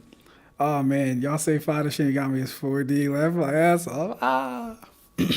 I've never said no Fada Shinigami is 4D. I've never said that. You can't find Ab-Stract saying that. Like, Aizen, because he can interact with Kotetsu and destroy Kotetsu when restrictive current, which is the representation of time, can't destroy Kotetsu. Yeah, why not? Ichigo, who can more than hurt that Aizen and is above him. Yeah, why not? People like Ichibe and the Royal Guards. Yeah, why not? Not every Shinigami though. I ain't doing that. They kind of get along now. Okay, that's interesting. I didn't think there was any coming back from that. Like, if someone does a hit piece video on me and just talks about how big of a piece of shit I am and that I'm manipulative and that I never valued you and all this other weird stuff, I don't know if we can, like, we can make money together and maybe that's what the transaction is. Maybe that's why it's still going on. Maybe it's a money thing. But, like, we can't be cool. Thoughts on Dangai versus Trushikai? According to Yuha, at least in the manga, Dangai and Trushikai were relatively the same power. That's according to the manga, though, right? I don't think we got that scene in the 1,000-Year Blood War.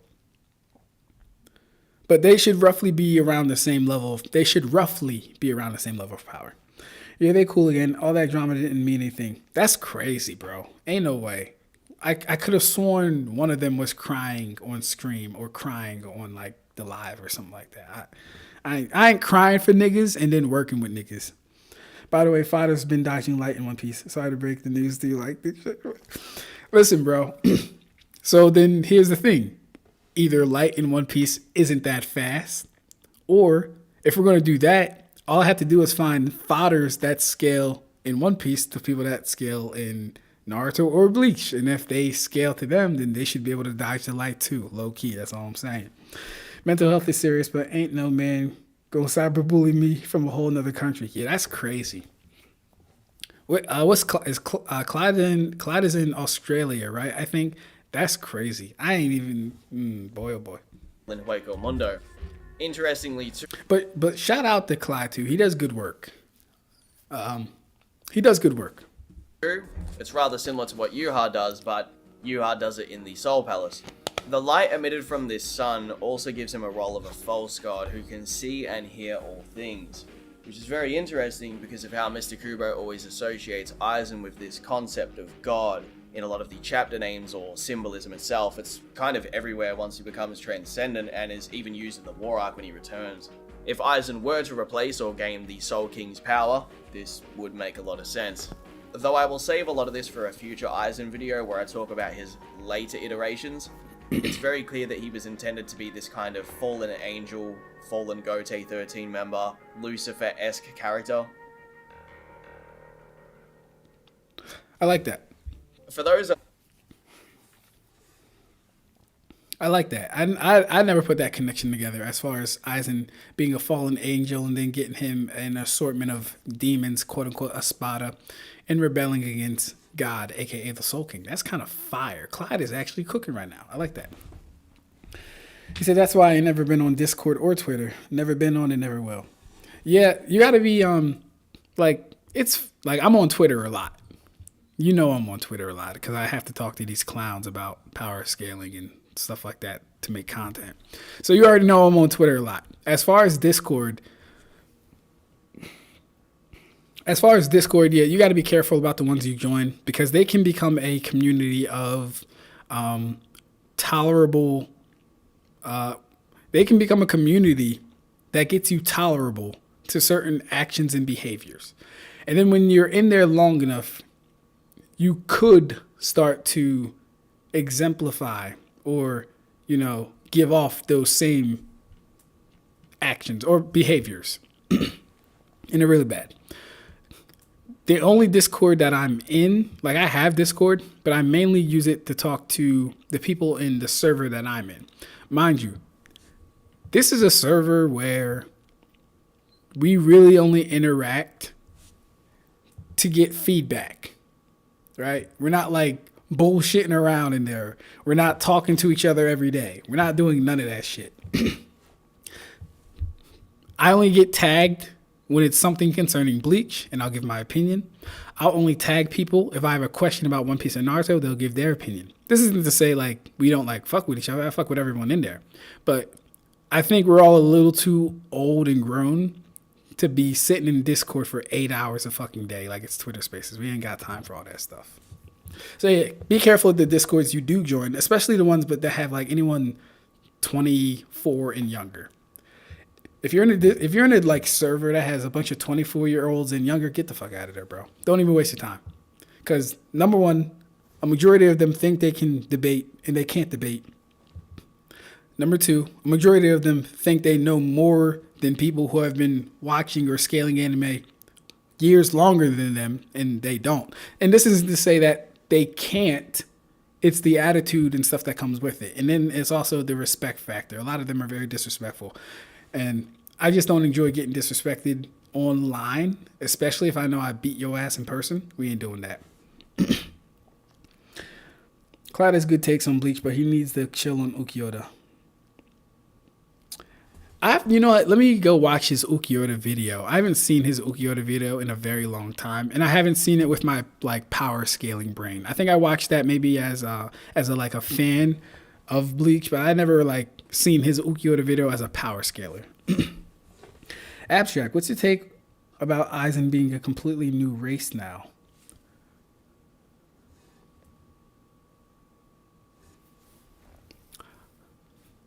Is that a fact? Ronin, is that a fact? Is Aizen a completely new race now? Does this come from Can't Feel Your Own World? Does this come from Kubo Club Outside? I've never heard this information. Confirm it for me first, and then we can kind of get into it. A little confused about Uretsu Unohana due to her menacing nature shown in the 1000-Year Blood War arc. This prior Q&A establishes how Aizen would actually perform in the war arc, which I'll get into a little later on. Both Aizen and Yuha, during the preparations for their individual war arcs, never make any form of a plan for the prospect of battling Uretsu Unohana.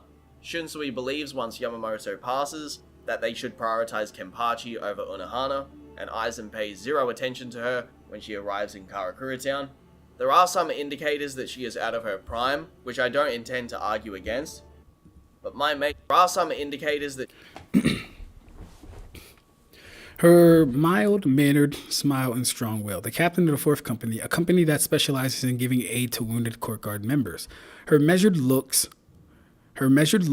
words, and actions soothe and give peace of mind to those around her. She doesn't participate in battle, but she is a daring and talented woman who is always calm, composed, and makes apt judgments. Comes from the data book. She rarely fights on the front lines, but her fighting ability is first-rate when angered. She might be the scariest captain of them all. Yeah, it's probably just best if you like. If Unohana was on the front lines during the first Quincy invasion, I'm not going to say the Quincy lose that, right? But at least 7 of them die because she's blitzing and one-shotting at least 7 of them before they even go into their Vol shindigs. Unohana is kind of crazy. What's your favorite episode from Core 3? Ooh. Damn. That's tough. That is so tough. What is my favorite episode from Core 3? Let me think. We have Mayuri versus Pernaida. We got Shunsui versus Lille. We got Ichigo versus Uryu and Uryu versus Renji.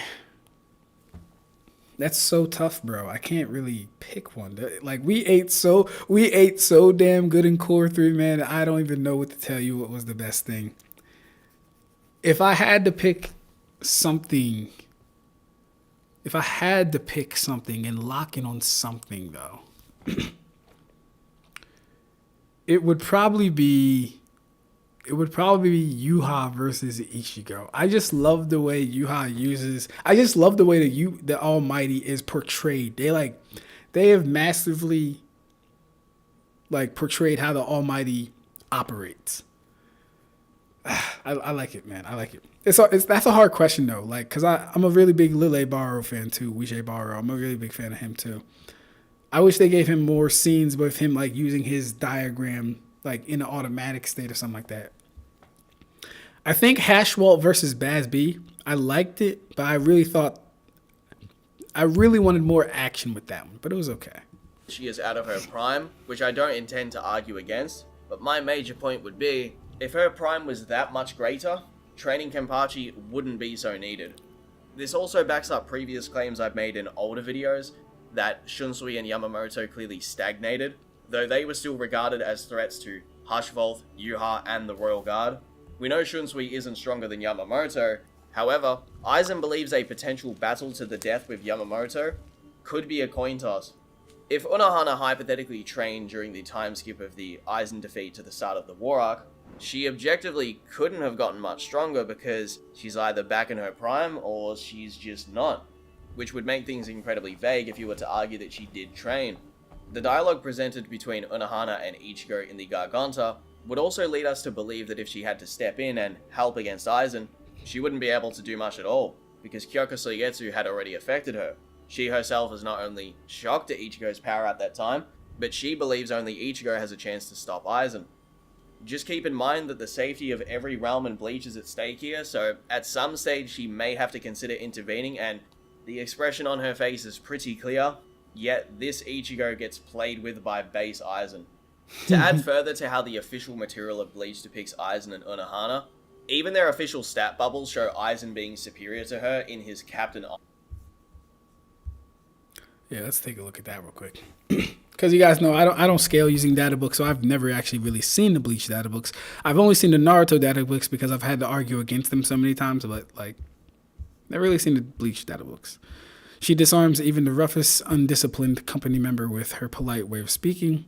Though she appears gentle, her speciality is Keto. Intellect 100, Keto, spiritual pressure 100, of course. Mobility 70, defense 80, attack 100, of course. Stamina 90, crazy. She rarely fights on the front lines, but her fighting really... Okay, yeah, we read that. April 12th. Can't... On her days off, she climbs the mountains of Rukangai. It's hard to know if she actually climbs the mountains herself, as she has been seen riding Minazuki. She enjoys flower arranging and holds classes once a month for members of Fourth Company. That's dope. Oh no. Oh. Come on. Alright. Intellect 100, Keto 100, Mobility 90, Defense 90, Attack 100, Stamina 80. Powerful in every category. As for overall power, he definitely ranks among the top 13 Core Card Squad companies. Zanpakuto, Kyoka Suigetsu. He served as a special instructor in calligraphy at Soul Reaper Academy. He also taught his company calligraphy in monthly sessions. His calligraphy courses at Soul Reaper Academy was an elective, but it was always filled to capacity. And students even took his class in the hallway. Since his sudden disappearance, many students have voiced their hope for his swift return. Aizen could have became like a fucking a god or like a prophet. He was having niggas lined outside the class for calligraphy. He was doing more than one type of stroking. I'll tell y'all that. He was doing more than one type of stroking with them girls. Anyway. Also, I appreciate how Flame and Reboth broke down Shinsuke episode. Yeah, no, ayo, shout out to all the Bleach content creators. I really do. I like Flame and Reboth, man. He does really, really good work. Huge fan of him. The Byakuya breakdown analysis video I did was something I tried to make mine something like his, because I saw how much like depth and detail he put into it. I was like, hey yo, he just went the fuck in on Ichigo. Do I have the ability to do the same level of analysis on a character? So shout out to him. He's one of the reasons that video exists. Also, Shinsui's statement that Toshida would surpass him in 100 years implies that ancient Shinigami do peak. They get to a point where, unless they get the Rayo's bones like Squad Zero, they're stuck. That's a tough one. I don't know about that. See, I think that more so speaks to Toshiro's level of progression. But then again, you could be right. But even so, Yamamoto's Bankai changed over the course of 1,000 years. So it's still progressing. I think Shunsui was more so speaking to Toshiro's growth rate. Like in 100 years, at the rate he's going, he will be stronger than I am. Hell, there's a debate that adult Toshiro in Bankai is technically stronger than Shunsui. It's a debate. I'm not saying it's a fact, but it could be argued. Meaning Unohana possibly couldn't grow any stronger or possibly weaker. See, it's different. Well, it's not even different. Like, we know this, right? We know Yoruichi, because I just read this, so I know this. Yoruichi didn't fight for 100 years, but she was still able to outpace Byakuya in a game of tag. But she claims to have gotten weaker, right? So her stats, her overall was affected, but she still claims to be weaker, but yes, she was faster. I think it's the same for Unohana, wherein as she literally probably hasn't fought since Kenpachi Zaraki. So, of course, she's not going to get stronger because she's not training, she's not fighting or doing any of that stuff. All she can really get to is back to what her prime would have been. So, yeah, like, you can grow weaker, but you can, I think Shinigami always had the potential to grow stronger. It really just depends. But we know she got stronger by learning Kaido. Yeah, that's a good point too. Yeah. Learning Kido will increase your overall power. So, I mean, yeah, you guys can learn that too. Aizen design. If battles in Bleach are battled with spiritual pressure, that would mean she has already mentally conceded to the idea of breaking out of Kyokusui with force. And if she was to intervene, as I stated before, she would have likely fought a very similar battle to Yamamoto, where she would need to put herself in situations where she could be beheaded or fatally wounded to hurt Aizen. Aizen manages to survive multiple of these situations with Yamamoto and Ichigo, one of which hits him point blank with a sacrificial Kido, and in Mr. Kubo's words, he believes Aizen's main worry with the prospect of battling Unohana would actually be expending too much energy on her, which could cause him issues when arriving at Sokyoku Hill if he faces other Shinigami before leaving, which, you guessed it, that does actually happen. Some may argue that, well, you need to also consider that Gin is with him. Now, not only would Gin not do that in character, as he's never actually been shown to do it, not even in Karakura Town, but Aizen thinks this kind of reliance on a teammate is a sign of weakness. I also don't believe that Gin would help him, with further evidence, because if he was to see that Unohana gets the upper hand at any stage throughout this encounter, he would just let Aizen die. In fact, he might actually help Unohana, so keep in mind that he is somewhat aware that in the future, Aizen will likely become harder and harder to kill. He is quite privy to a lot of Aizen's future planning, so one of those things would include what he is doing with the Hogyoku. Gin is also aware that he has this secret legion of very strong hollows, so again, it would actually be optimal for him to help Unohana. I guess in a sense too, there's kind of a narrative contradiction for Aizen to consistently yearn for a person to fight him on his level, if there are just multiple beings that can casually be this way all the time, all around him. He would more than likely entertain a battle with Unohana, or at the very least make a plan for her if he did view her as a legitimate threat. He doesn't seem to have any issue with Unohana in particular either. He knew that he could just leave, hence why he did that. It's kind of similar to the Renji encounter where he's like, I don't particularly want to kill you, Renji, but if you keep standing in my way, I will do it. To Unohana's credit, Aizen does compliment her sharpness when figuring out that the body of his recovered was actually a fake. Urahara more than likely also finds the prospect of battling Aizen before fusing with the Hogyoku more tricky, due to how he wields Kyokusuigetsu and other techniques, thus would tie back into the ego death and change of identity narrative that I mentioned. Aizen seems pretty verbally consistent that his only true worry in combat is actually Yamamoto, and makes contingency plans for a hypothetical awakened Kenpachi, that's if he ever were to appear. This showcases that many things are actually quite known to Aizen. Yamamoto's Bankai, Kenpachi's notorious strength in the past, Ishin's Bankai, which he verbatim sort of talks about, Unohana's status as the Kenpachi, even Yoruichi, as depicted in the current anime adaptation of Bleach, she has knowledge of Senjumaru's Bankai. It's also showcased that there are old Quincy drawings of Bankai Yamamoto too, and a painting on Yamamoto's wall. showing to me that a lot of Aizen's contingency plans around Yamamoto were specifically how he would deal with Bankai Yamamoto. So when he talks about battling Yamamoto to the death, he's keeping that in mind. As a general rule of common sense, he would also expect that anyway, because if he gets the upper hand against Shikai Yamamoto, well, what's the next logical conclusion? He's probably going to go Bankai, and even if he doesn't have knowledge on what it is specifically, one thing that is known is that Yamamoto has the most destructive Zanpakuto of all, so you get what I'm saying. A feat from what we could consider an actual weaker version of Aizen would be, earlier in Turn Back the Pendulum, Aizen is shown casting Keto barriers without even looking, and blocks an Enraged Keto from Tessai. Now, Tessai is very interesting because he was the former captain of the Keto Corps, and this gives us further insight as to how adept Aizen is at casting Keto, and this is before Aizen even becomes a captain. So again, just more examples of how much stronger he is than a captain. I want to take a second to read you all the most in-depth glaze I've ever witnessed from a character in fiction. A glaze session so wild that it truly... Alright, before we get to the glaze session, let me use the bathroom again, because I drink a lot of water, so don't judge me.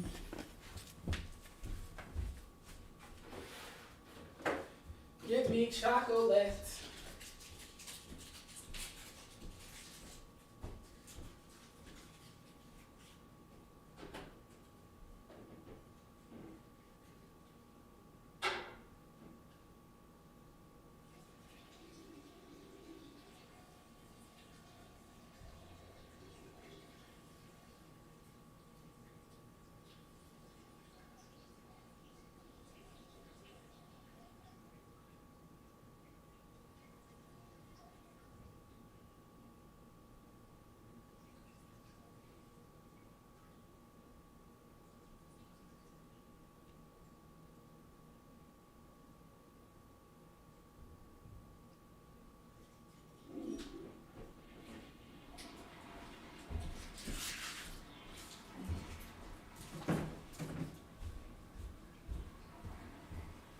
Alright, we back. What we talking about?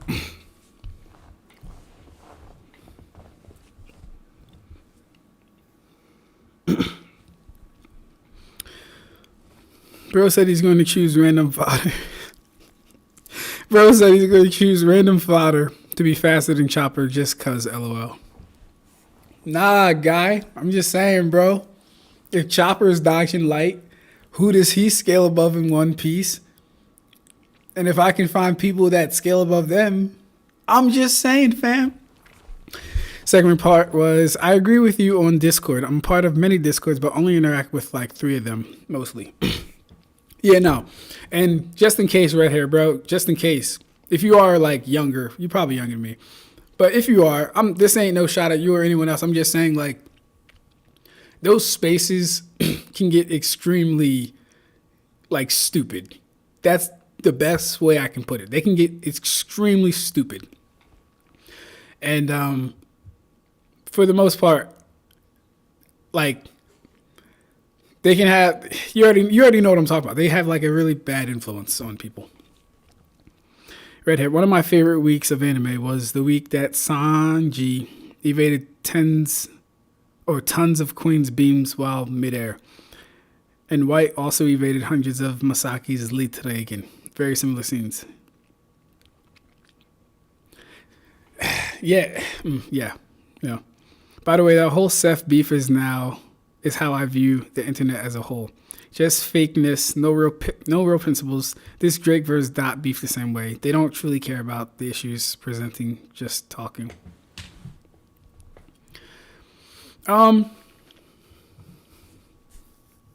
Yeah, Drake versus K-Dot it's really all for public view, to make a public spectacle. Is it real? Does it impact anything really going on? No, it doesn't. Masaki dodged Uryu attacks. No, Masaki shot Litreigen at White, I think, and he dodged attacks, I think is what Revenant's saying. I just enjoy watching the drama unfold on YouTube. I'm never truly invested enough to go on Twitter or whatever. Yeah, I'm not really familiar with YouTube drama. Like, the Seth and the Clyde thing was the most I've seen as far as YouTube drama. No, Hollow White dodged Misaki's Elite 3 again, then bit her. Yep. DJ Ak is a recent example. Yeah, DJ Academics is kind of weird. He's a weirdo. I heard he's like grooming kids and stuff now, so.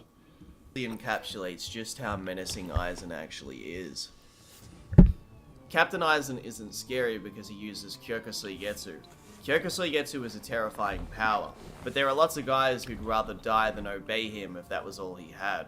Those crazy as Sparta all had their individual motives, but were brought together by one thing, his strength. Captain Aizen's powers are without equal. Beware of Kyokusui-Getsu? No, that's reckless. Beware of everything else? No, that's reckless too. The sky falling, the earth cracking open. All right, so listen up. State Farm was trying to charge me $197 for car insurance. No, thank you. You can all put Hey, yo, Geen was actually glazing the mess out of Aizen. That's crazy. your wits together to prepare for all kinds of calamities, but Captain Aizen's powers are far beyond any precautions. I have witnessed events so tiny and so fast they can hardly be said to have a... Dr. Manhattan. Dr. Manhattan, I guarantee it. I promise you. If it's not Dr. Manhattan, we end the stream. ...heard at all. But you, Adrian, you're just a man. The world's smartest man poses no more threat to me than does its smartest termite. Dr. Manhattan. I'm nice. When the topic of Aizen's intelligence is brought up, the usual thing that follows is a comparison to the likes of Madara, Light, Johan, and many other characters known for their intellectual capability or IQ in battle. I made a post about this on X around a month ago and brought up an aspect of the topic that I believe many don't consider when discussing who is the smartest character amongst a random list of them.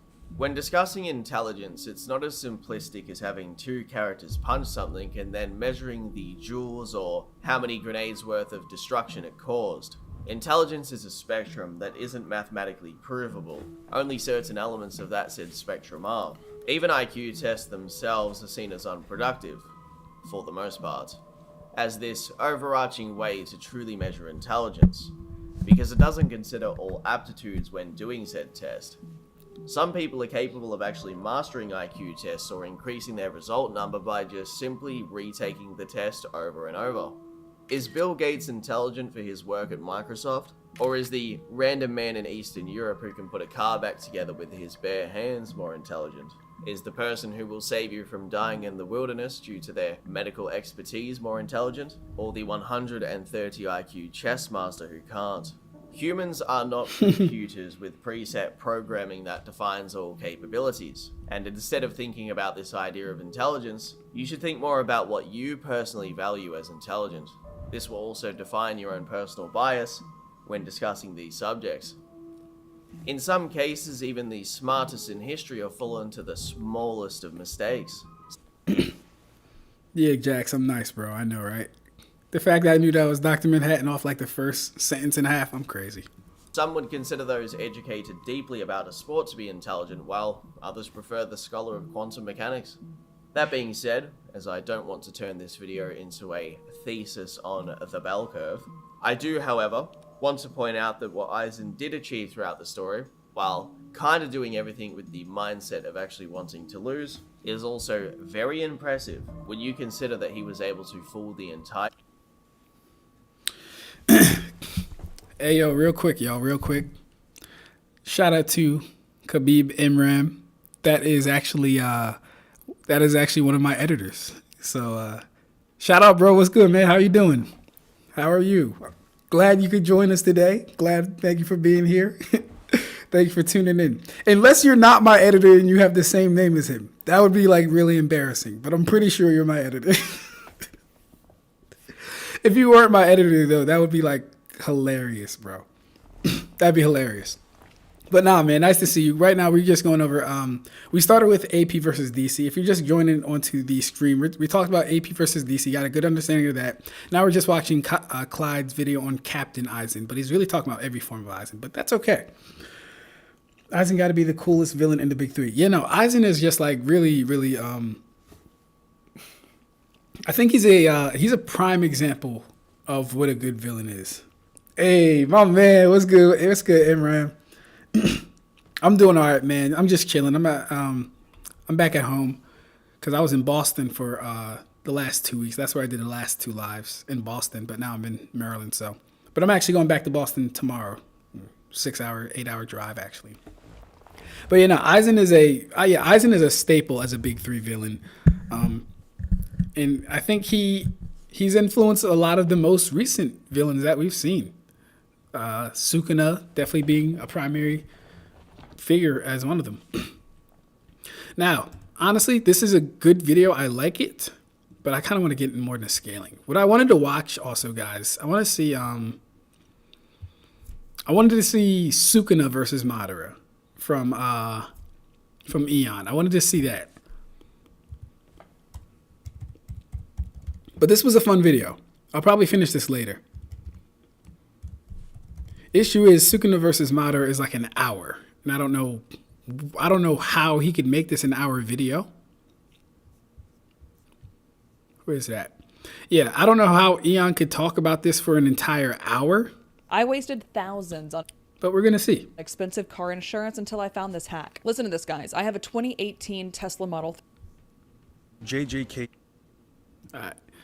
Now, I don't know why it's here because I haven't seen any of this stuff.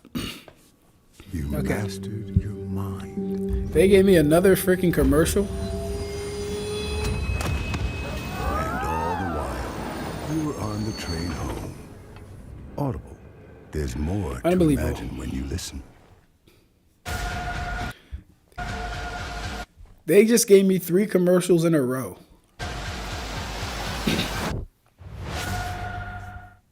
Hey, how's it? All right, let's catch up real quick. MFW. Almost every Naruto character gets soloed by Sam and Dean Winchester. Hey yo, I was watching. What's it called? I was watching Supernatural with my girlfriend because I've never seen it, mind you. And she's like, yeah, they're just like these demon hunter brothers. I'm like, what? So like they're like twin Van Helsings or whatever. She's like, I mean, kind of. I'm like, so okay, well, like, what's the like most or the baddest thing they taken down? She's like, oh yeah, they beating werewolves and vampires and Mephisto and God and the devil. I'm like, huh? I'm like, these 2 humans beat God and the devil? He's like, yeah, one died, one came back to life. I'm like, yo, this ain't real, bro. No. Ak isn't grooming kids. He definitely shouldn't have said what he said, but that's another example of fake principles. They just hate Ak, but they let the ones they like get away with the same thing. Okay, cool. If he's not, that's good. And I probably should be more responsible about saying or thinking if someone is or is not doing something. But I'm not really tuned into all the drama that goes on in their lives and stuff like that. I just hear things and, you know, pick things up. So if he's not doing that, that's a good thing. We like that. Bet. Eon loves Sukuna. Yeah, I can kind of tell that. I can kind of tell that. I've been there for a few of his lives. He definitely does like Sukuna. Doesn't Madara just instantly obliterate Sukuna? Madara's meteors are so much bigger than the Jogo meteors that Sukuna himself stated would damage him if it hit him. Doesn't Madara just instantly obliterate Sukuna? Instantly? Probably not, to be honest. Not if you're using my scaling, because I don't have the Naruto verse at FTL. I have them at probably massively hypersonic. And I don't have the JJK scaling right now. So I don't know the JJK scaling. So I'll probably get this from Eon and see what he says about it. But Sukuna I know he has RCT. He has a domain. And it really depends on if Madara... Like, at first glance, Madara actually should stomp. I don't know how this is an hour video, but we'll see. We'll see. He took a whole 10 minutes talking about battle IQ for some reason. Did he? That's interesting. Okay. Aizen is so good that if bro had a backstory in a Bankai, he would be perfect. And we all know that Kubo doesn't like perfection. So the world is unlucky. So the world is lucky that Kubo controls Aizen's sword. Oh yeah, no, facts. if you give Aizen to another mangaka, I don't think he comes out as loved and appreciated, and I don't want to say admired, but like, you know, as I don't think his effect has that resounding effect that it has if it's not Kubo who does it. Honestly, I don't. Like, I'm not going to say Madara was ruined by any of that stuff, but even Madara's ending was like really bad. I'm not going to lie. Like, Zetsu, my nigga? Zetsu? Featless Zetsu that couldn't get by the Mizukage. Is that Zetsu? Right. I think Aizen just fine without a backstory. I agree. I think he's fine without a backstory. In fact, I'm more interested in like if his life for us starts at the academy, I'm more interested in that. Not necessarily like where did he come from and how he grew up and shit like that. No. What was he doing in the academy to where he's like, hey, yo, this world is effed up and I need to change it. I need you, Kaname. I need you, Gin. And then apparently he knew about Kisuke from a very young age. There's so much, bro. There's so much. This is a vid about EMS Madara without Kurama. EMS Madara. Okay, well, that's fair. Unless, yeah, that's fair. Unless Sukuna can attack the soul. That's fair. Versus true form Sukuna full health. Okay. I haven't read JJK, but I think the verses around Hunter x Hunter on average. I think I agree with you, bro. I think on average, I'll say that I think JJK might scale higher as far as like AP and stuff, but in general, they should have like close ballpark ranges. I think Meruem might be the only person who like severely outscales because you got Meruem using his light. And I'm sorry, you got Meruem using spiritual message, which is now a light-based attack for him, and he can transport at the speed of his things, and you know. So we're gonna start it, then I'll start it up. Going everyone. Today I have a matchup that I think is genuinely interesting to talk about because it challenges the idea that characters from overall stronger verses will always win against characters from overall weaker verses, regardless of the matchup. As I've mentioned before, one should look at the matchup and not the verse, especially if there's a lot of context and nuance that could surround it. Before we begin, I'd like to promote my Discord server, which you can gain access to by joining my Ko-Fi or by becoming a YouTube member. I'm trying to make this a platform where we can promote healthy power scaling, and I want to give a voice to the community. If you're interested in debating, or simply want to talk about how absolutely insane your favorite verses are, then you may want to consider joining. We accept any and all crazy takes, especially since power scaling is just for fun. The first thing I want to mention before we actually go into the scaling is that this is a matchup specifically between EMS Madara and True Form Sukuna. I want to give you guys the exact parameters for the matchup first so that there's no misunderstanding for what exactly I'm trying to argue. I'm not giving Madara Kurama since he only used it in a single fight against Hashirama and basically captured the Nine Tails at some point before the fight began. I've also never really considered Kurama as part of Madara's arsenal to begin with. As for Sukuna, check this out. I'm going to show you how I afforded this car. Okay, you ready? All right, 100. he won't have the Yeah, real quick. What was I about to say? Kurama being a part of Madara's arsenal. I've never liked stuff like that. Just like how people say, oh, the Edo Jinchuriki are part of Obito's mask arsenal. He had them when we went to fight. No.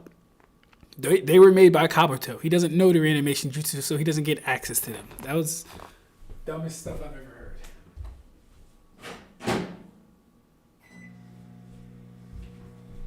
Alright.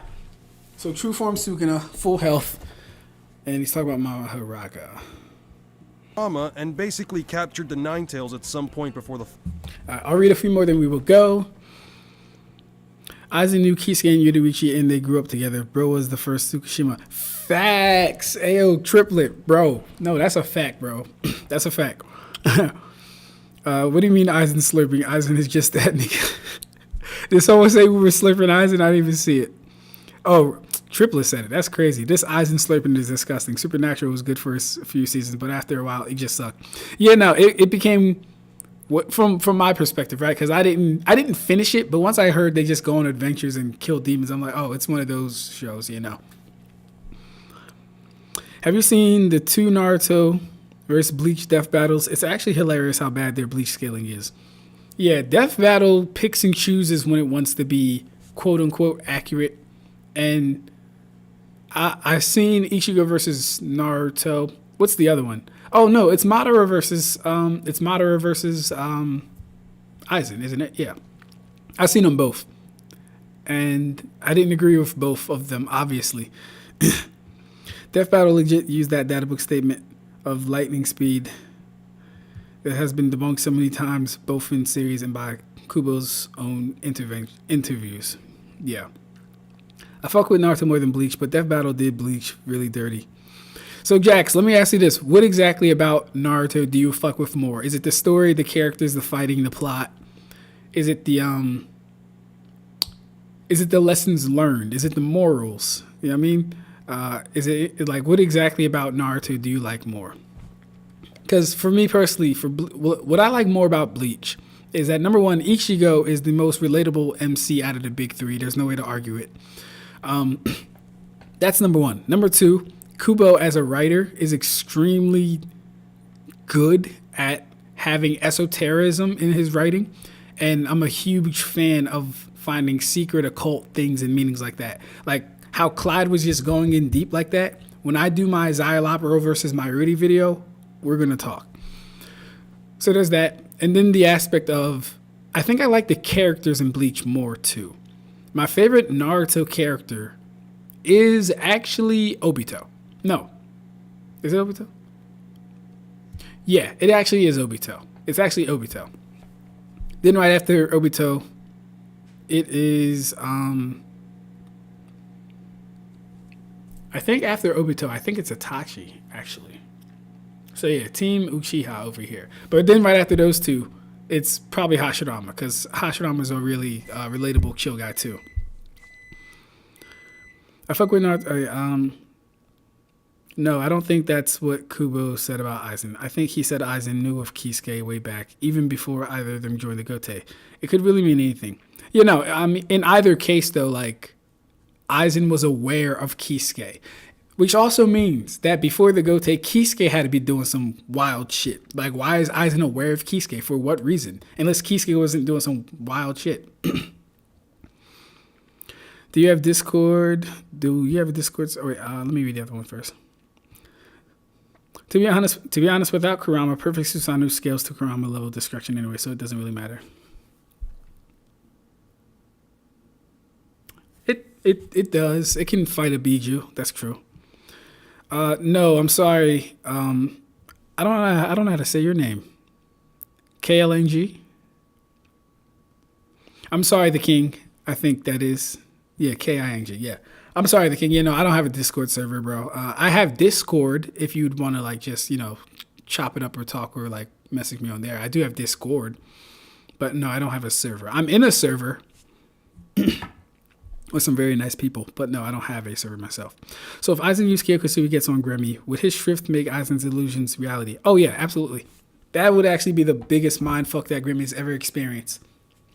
It'd be hilarious, too. Well, actually, wait. Let me read that again. If Aizen used Kyokusui gets on Grammy, would his shrift make Aizen's illusions reality? Okay, I see what you're saying now. No. That'd be almost like Aizen having control of Grimmy's mind at that point. But he doesn't have control of his mind. He just has control over his five senses. Like, this is the reason why, like, Kyokusui Getsu isn't effective on blind people, right? He's not invading your mind and projecting images. He's controlling your sensory faculties and doing things that way. Grammy would have to, like, consciously imagine the things Aizen is creating in his optical nerve / his, you know, his vision for those things to be a reality. Yeah. Keep going, Eon. I've also never really considered Kurama as part of Madara's arsenal to begin with. As for Sukuna, he won't have the 10 shadows, which means no Maharaga. However, this will be the same version that fought Jujutsu High after Gojo's death. Both Sukuna and Madara will have their special weapons, the Kumatoke and the Uchiha Gunbai respectively, although I don't think the weapons will play a major factor for a few reasons I'll get into later. Both villains will be in character and Real quick, can anyone tell me what Sukuna's weapon, the Kumatunje, does? I know what Madara's does, as far as reflecting things. But what does What does the Kumatunje do? I've never heard of that before. But this is why I got to catch up on JJK. His senses inform his thoughts, though. Yes, that's true. Like, you know, you're getting your sensory information from everything external, right? I get that. The issue is, though, that Grimmy still has to be the person to give those things life. You know what I mean? Like, I'm not saying Aizen couldn't do it. It just wouldn't work how I think you guys are trying to say it might work. If Grimmy can't tell it's an illusion, wouldn't it be the same as him imagining it real? It depends. Are you saying, like, if Aizen, like, you know that one cursed spirit that can make the ground look like it's an abyss, but it's really still the ground? If Aizen did that to Grimmy, are you saying Grimmy's going to imagine the ground isn't there and he would just fall into an abyss? Because I would argue that Grimmy would have to be, like, Grimmy can see it and he can process it. He doesn't have to make that a reality, though, right? Because he can consciously choose to make things a reality. That's why he was, like, careful about, oh, I'm not going to say I did die, but hypothetically, if I did die, you know, I'm not going to say I did, but, you know. And Grimmy's subconscious thoughts influence Visionary, too. His subconscious thoughts? His subconscious thoughts influence the Visionary as far as maintaining its ability. I don't think we have an instance of Grimmy's subconscious thoughts, like just making something happen that he didn't consciously think of. Spam lightning. Summons lightning. I don't know what this spear does, but Kamatoke summons lightning. Okay, cool. Thank you for that. Appreciate you. It actually does play a major role in this specific matchup. Finally, Madara won't have the transcription seal Izanagi. He specifically set up this jutsu before his final fight with Hashirama so that he could bring himself back to life if he ever lost by sacrificing his right eye after certain conditions were met. The reason why I'm not giving him this jutsu is because the conditions can't be met. This doesn't mean that Madara can't or won't be using Izanagi, he just needs to activate the jutsu prior to any possible death. As always, there won't be any verse equalization, and one last thing I would like to ask from each and every one of you is to hear me out with every single point that I make, because I often see too many comments where people try to debate points that I've already tackled in the video. So with all that out of the way, let's begin. To start things off, for the sake of the video, I will completely concede to the idea that Sukuna loses to any version of Madara besides EMS. This includes Edo, One-Eyed Renegon Sage Mode, and especially Ten Tails. Any techniques or abilities that apply to any of those versions of Madara that I mentioned before will not be... Alright, so real quick though. Grimmy imagining... Okay. Grimmy almost died immediately because he imagined himself dying against Kenpachi and only saw it because Kenny warned him. Yeah, so, but what I'm saying is though, that was a conscious thing that was going to happen. That wasn't a subconscious thing. That was Grimmy saying, oh shit, I'm about to lose. That's a conscious thought that's happening, right?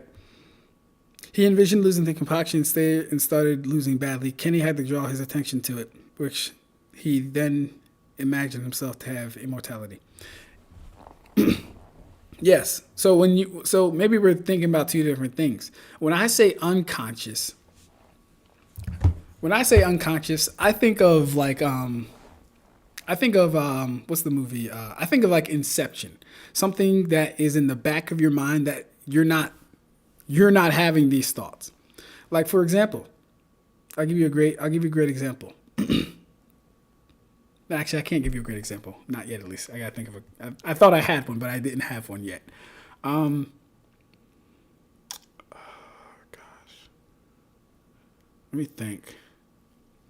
I can't think of a great example right now, but just know that, like, for me at least, when I'm talking about unconscious, it's not at the forefront of your mind. Him losing was at the forefront of his mind. What he didn't know, or what he wasn't thinking about, right, was that the implications it would have with his ability, but him losing was at the forefront of his mind. He just didn't have his ability in mind. That wouldn't be subconscious to me, though. Taken into account. Here is a list of all the jutsu that Madara has performed throughout both the manga and anime, and if you limit it only to the jutsu that EMS Madara should be capable of, the list... Evil Disturbance Waltz, fire, fire, fire, fire, flames, ash and dust technique, Sharingan Genjutsu, Izanagi, mystic attire Susanoo, Yasaga Makatama, Uchiha Will, materialization, Izanagi, Susanoo fist, Kurama. Yeah, he doesn't have really a stacked. Shorten squat. Part of what makes Kyoku's so terrifying is that it is so subtle. You do not know what is an illusion and what's real. Even people that know they're under its effects don't even bother fighting. Yeah, but like just being under Kyokugetsu doesn't take control of your mind though. It only takes control of your senses. Aizen can't force Grimmy to imagine something, is what I'm saying with this. Oh shit, I'm about to fall into another ending pit. See, no, but oh shit, I'm about to fall into a never-ending pit would only be a reality if Grimmy thought it happened. Like, and I know where you guys are coming from because the one example with Kenpachi kind of does make sense. But Grimmy has to actualize it. He has to consciously use his ability to make it a thing. Him just thinking, oh shit, I'm going to fall into a pit. I don't think it works like that. I think that's a little too loose with it. What's the difference? I am assuming you're talking about conscious versus subconscious or unconscious. Hey, yo, Triplet. Hey, yo, where you at, Triplet? Twin is in here. Where you at, bro? Where you at, Brody? But anyways, the difference is thoughts at the forefront of your mind are the ones that you are choosing to have and act upon. For example, you liking ice cream is a unconscious decision. You cannot immediately choose to not like ice cream. There would have to be a lot of work into going for you to make a decision that you don't like ice cream. Unconsciously, you already decided ice cream is something you like.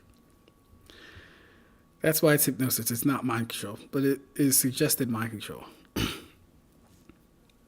I get what you're saying. I'm just saying Aizen can't force Grimmy to use his ability.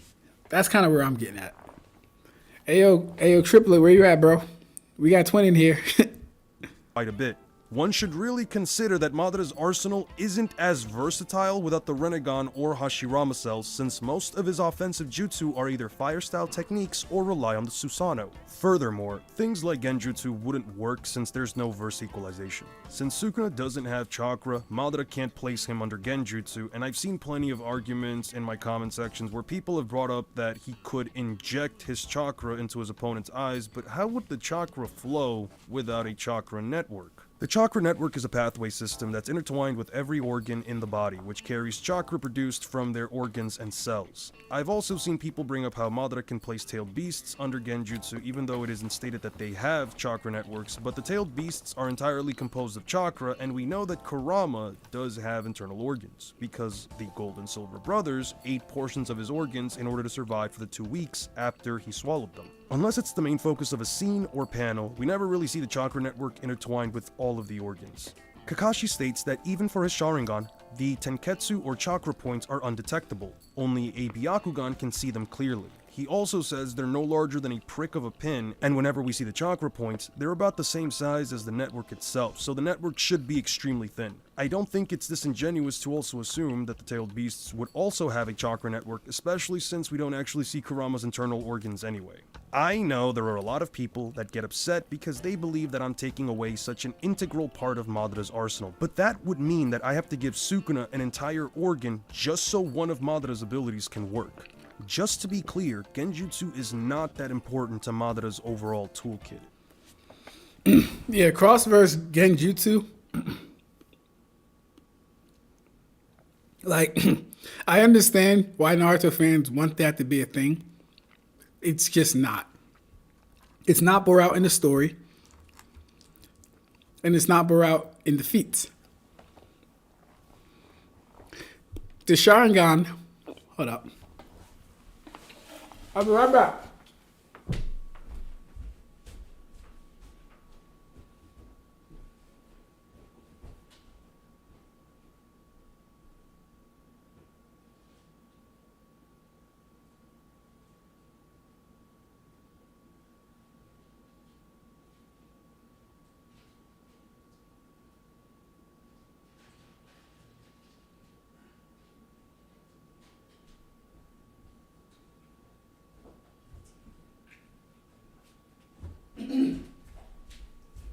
Alright.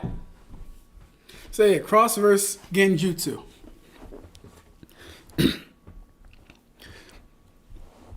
Naruto fans will say, oh, it worked on the tailed beast. Well, the Sharingan's main prerogative is to take control of an opponent's chakra. Last I checked, the Biju were all chakra, right? Then they'll say, oh, it can inject you. They can just inject Genjutsu through your eyes. But every time I read that Shisui statement and I break it down, we go over exactly what Shisui can and cannot do and bypass, right? So what Shisui says is he can pour in more chakra. He never says you don't need a chakra flow. He never says you don't need a chakra network. He says the level at which he can implement or input chakra into you is several times greater.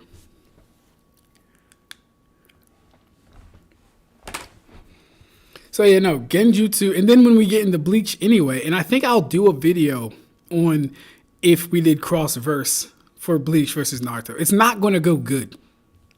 And it doesn't change much. It's not going to go good, and it doesn't change much. Not going to lie to you guys.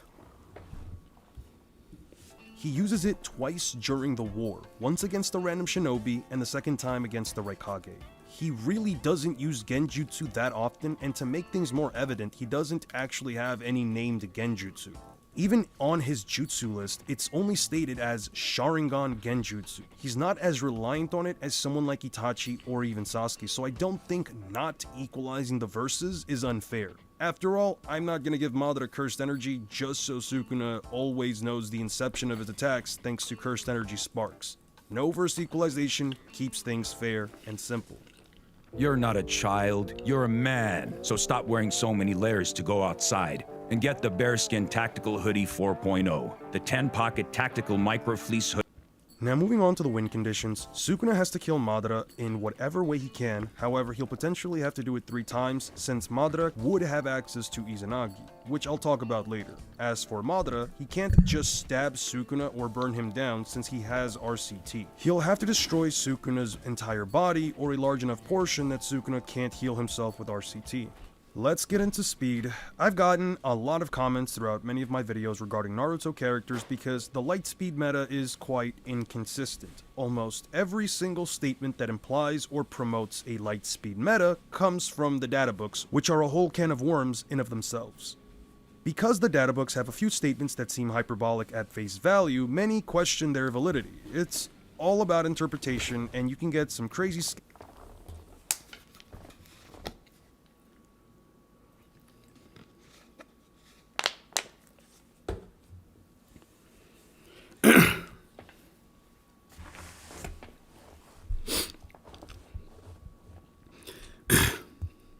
He says, Aizen could make an illusion where the fear appears to Grimmy as Aizen and Grimmy likewise to the fear, and then the fear forces his imagination.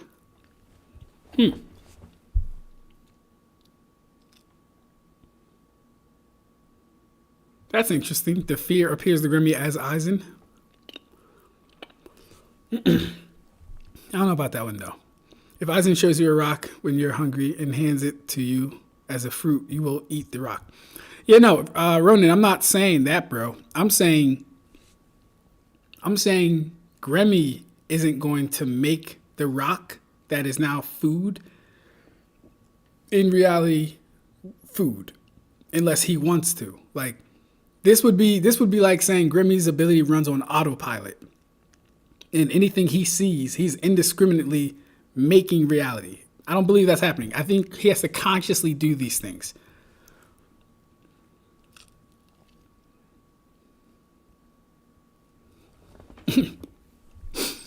Red Hair says, what up, twin? It's time to jump, broski. Also, I can't relate to Ichigo. I'm a black man who is from the hood, not a high school Japanese student who sees ghosts. Well, guess what, nigga? You can't relate to Luffy either. You don't. Last I checked, niggas don't swim. Now, how about that one? At least Ichigo, all Ichigo wants to do is protect his family. A black man from the hood can relate to that. What can you relate to with Luffy? Let's see that one. He suggests the mind control because you will see a fruit and think it's good to eat. I think Madara should be able to summon Kurama since he has a summoning contract with it. But I understand why Eon doesn't want it in the video. And then like that's so like how does that stuff even work? So like as long as you subdue the creature, you have to force it into a contract with you. But then again, Edo Tensei kind of works like that too, so I'm not really mad at it, I guess. Like you said, that's so disingenuous, laugh my ass off. Yeah, I mean, like, what you mean you can't relate to Ichigo? Man just wants to protect his friends, his sisters, and his dad. What are you going to relate to Luffy about? Let's hear it. He's a rubber boy. Who's cool with transvestites? Are you cool with transvestites? Red? You want to go to Transvestite Island? Bro is getting impressed about his fashion by the YouTube algorithm, LOL. I think Madara has more potent Genjutsu than Itachi, but Itachi is more proficient in the art. Lady Becca, is that you? Yes. What's up? Hello, friend Dylan. You already did the brunch, yes? Yes. How was it? It was nice. I was very late because I couldn't get away from my Gmama. Ah, But it was good. nice. Are you recording? I am live, yeah. Oh, you're live. You want to say Can hi? you hear me? Yeah. It's delayed, so they'll see you later. Yeah. Show me.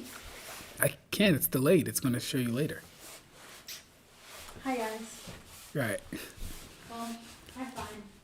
Mm-hmm. That's good. I'm beat. You didn't bring anything home? I didn't.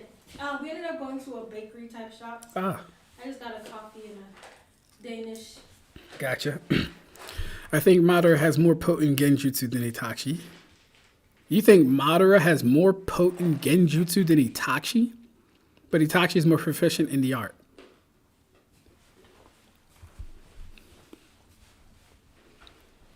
That's a tough one. You know why? That's a tough one because we've never seen... Well, no. I was about to say we've never seen Itachi's basic Genjutsu. But he did use basic Genjutsu on Naruto and the woman. But that was like a fodder woman in Naruto of all people. I feel that there's levels to verse equalization. For example, when I do cross-verse Bleach debates, I typically just allow the opponent to see Bleach characters, even if it makes zero realistic sense. No, like, yeah, no, Mugetsu, but like, that is the very least we can do when it comes to Bleach, right? You have to be able to see and interact with the characters. We're not going to do all that. But when it comes to giving them a chakra network, and when it comes to giving them chakra points and 10 ketsus and all this other stuff, and even for Bleach, I wouldn't say anyone in Naruto or One Piece has a soul chain or a soul sleep. Why would I give them that? If they have a spiritual body, I'm gonna say that can be affected, but I'm not gonna say, oh, Byakuya does a flash step and hits Ichigo, it hits Luffy in his Soketsu. So now Luffy can't use any powers now because he's not doing that. Luffy doesn't have a soul chain or a soul sleep. He's not a spiritual body. So for me, like really just like, for Bleach, I will give you the bare minimum seeing people, and I'll say this, if your verse is close enough to spirit energy, I'll allow it. As far as verse equalization, I'll allow it. One of the verses that is close, but like is pretty much like a dead fan base / genre now is what's it called? Yu Yu Hakusho, because they use spirit energy. They use like 100% spirit energy. They're one of the only verses that uses 100% spirit energy.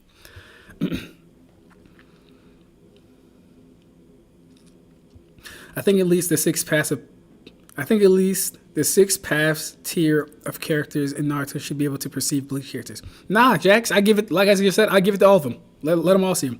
If we give Madara Kuma, we'd have to give Sukuna Big Raga. Big Raga to Op Stop It, that's a fact. Well, his first name is Mon. Kinemon? I don't know who we're talking about.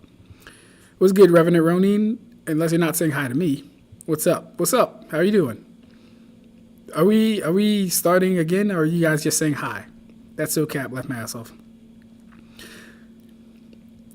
Luffy's trying to be the freest man in the world. What black man couldn't relate to Luffy? Wants to make the world... Luffy wants to make the world a place where people don't have to struggle to get food. What person can't relate?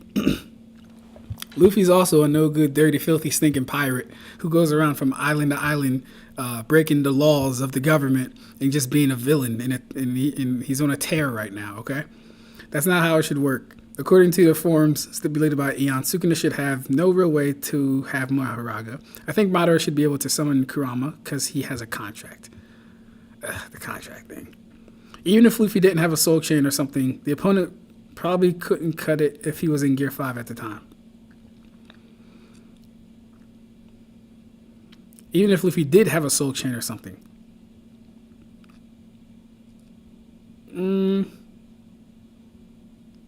If he was in Gear 5. I don't know about that one. Warrants more observation. Then we'd have to take away WCS because he wouldn't have answers to Perfect Susanoo. WCS. I'm not sure what WCS is. Luffy's name is also Monkey. As a black man, I don't want to relate to a dude named Monkey. Nah, that's hilarious though. That's funny. All right, let's get back to it. Scaling if you take things at face value, like with the Naruto universal meta. Now, for the most part, I think I've been fair when it comes to the interpretations I've gotten from the data books, since I don't think most characters scratch light speed, movement speed, and yet I still give them light speeds. Oh, Muhammad, thank you. World cutting slash, thank you. I told you guys, I'm old. I don't know these acronyms and stuff, so thank you. You know what? For me, because I'm an unk, and because I'm unk, just don't even acronym nothing for me. Just type the whole thing. I know it's going to take you a little more time, but type the whole thing. Scaling in my videos, one of which is the Raikage. You can read through the entire story 3 times front and back and barely find any statements that imply any characters are verbatim light speed with a feat to back it up. The Raikage, who is the fastest shinobi in the world, only has one statement that implies he's light speed, and it comes directly from the databooks. In the English translation, the statement says he rushes at almost the speed of light. In the Japanese translation, it says light like speed. However, it uses the term gotoki, which is normally used in simile kanji, which means it's not a direct comparison. If you ask me, the Raikage is not light speed, but like always, I still grant him light speed in my videos for the sake of fairness. I'm only granting him light speed movement speed when it comes to his version 2 Lightning Cloak. There's a very important reason as to why I have to go into this whole side tangent about Naruto lightspeed meta, and it's because Madara never dodges any lightspeed attack. Yeah, you heard me.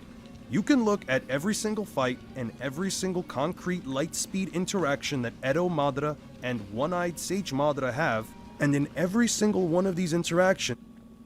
The fact that Eon put out the whole chapter list is crazy. That's hilarious.